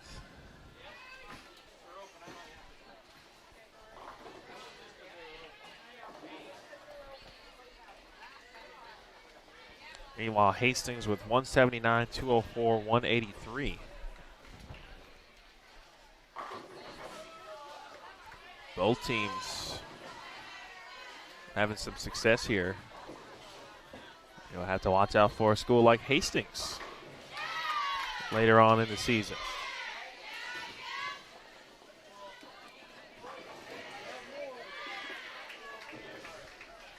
How about that, Michelle? Talking about books, and you're an author. Let me know where we can purchase these books.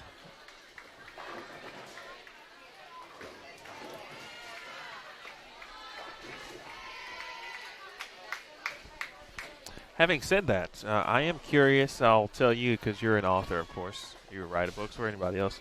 There is a person I know, a friend of mine from Chicagoland, or Chicago, I should say, just wrote a book as well called The Domino Effect. Giselle Marie is her writer's name. Not sure of the correct term for that, but get a chance and you want to read someone else's work, sure to check it out.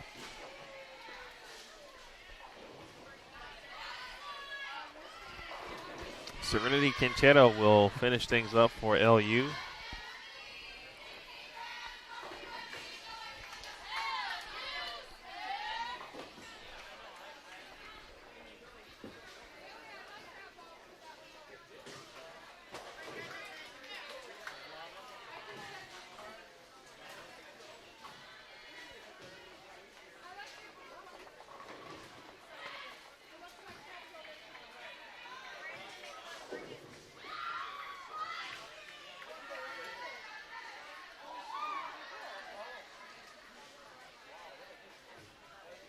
Last year, Lindenwood won this event, and they won it pretty handily by 287 pins.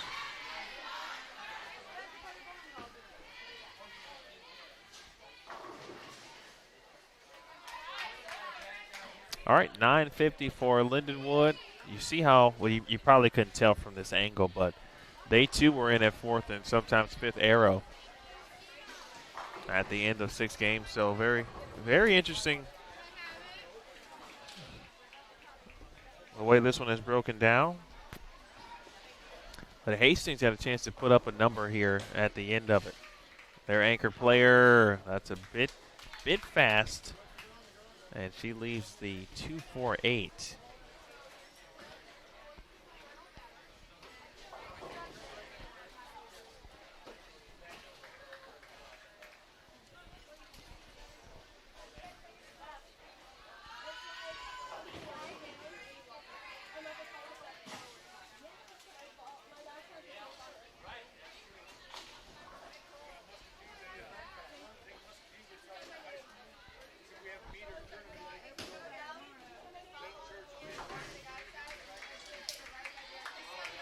One more book if we're talking about it.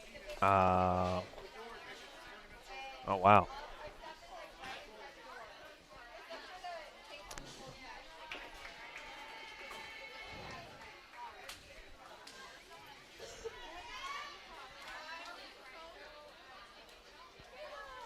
$9.90 for Hastings after that Miss Bear. One more book.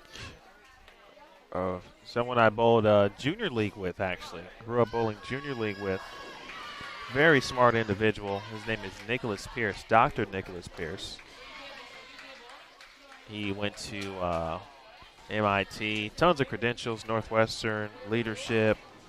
He is a pastor as well. Anyway, he wrote a cool book called The Purpose Path. Really good book. From what I understand, I've yet to read it. It's on my list of books to get.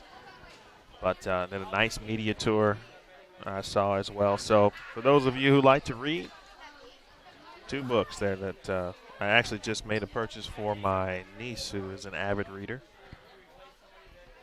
So, well, I gave you some different things to discuss today. And you bring your list of things to talk about tomorrow, and I'll be happy to discuss. So we will get into Baker competition tomorrow. It'll be 16 Baker games. If you're unfamiliar with that, which many of you certainly know what's happening, but 5 players, 2 frames apiece. It'll be relatively fast. It'll be quick, and it'll also be very fun. Baker is, from a team bowling perspective, kind of the ultimate in that sense. Chris, to find out who is leading, you will want to go to the Midwest Collegiate Facebook page. Again, the Midwest Collegiate Facebook page, that is where the results will be found. They have results at the halfway point after 3 games, both team and individual. So again, Midwest Collegiate Facebook page, that is where you will want to check for your results.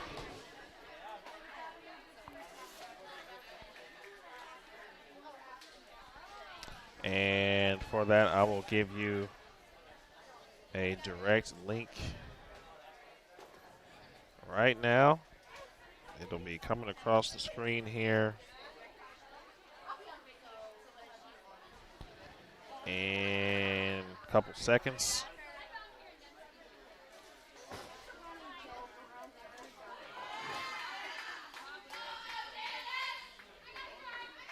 So that's where you'll want to click.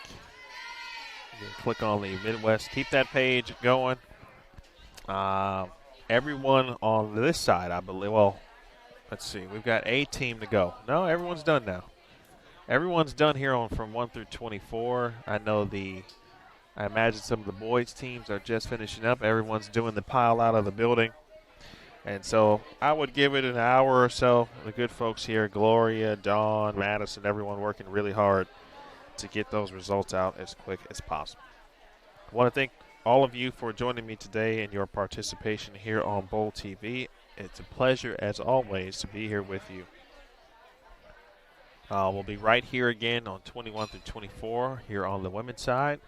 Again, we'll take a look after the standings are all complete and see who might come across our featured pairs and figure that stuff out and get ready for a good Sunday of college bowling. It's been a while since I've been in this building, and just being back in the collegiate scene, which I'm around all the time, but it's weird being back in this building just because, used to bowl this event, bowled it 4 times, was coaching the squad for another 2 or helping coach.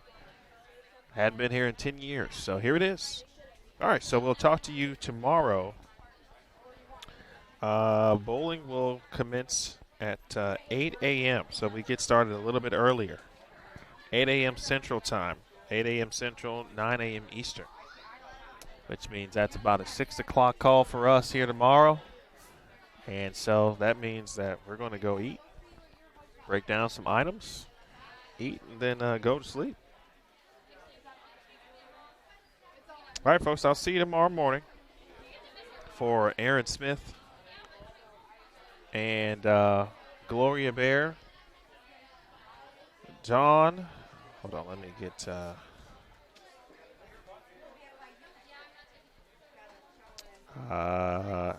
Don Mariscal, Madison Mariscal. Again, by the way, those 3 individuals, Gloria, who's run the tournament 45 of the 49 years. Dawn has been a part of it for 40 years, and her daughter Madison has 15 years in it. How about that, huh? I want to thank them, everyone here at AMF Bolero, including Joe Vrobel, the general manager. I'm Emil Williams Jr. saying so long for now. This has been a presentation of the 49th Annual Midwest Collegiate Championships. You watched it live, and you watched it only on Bowl TV. Good night, folks.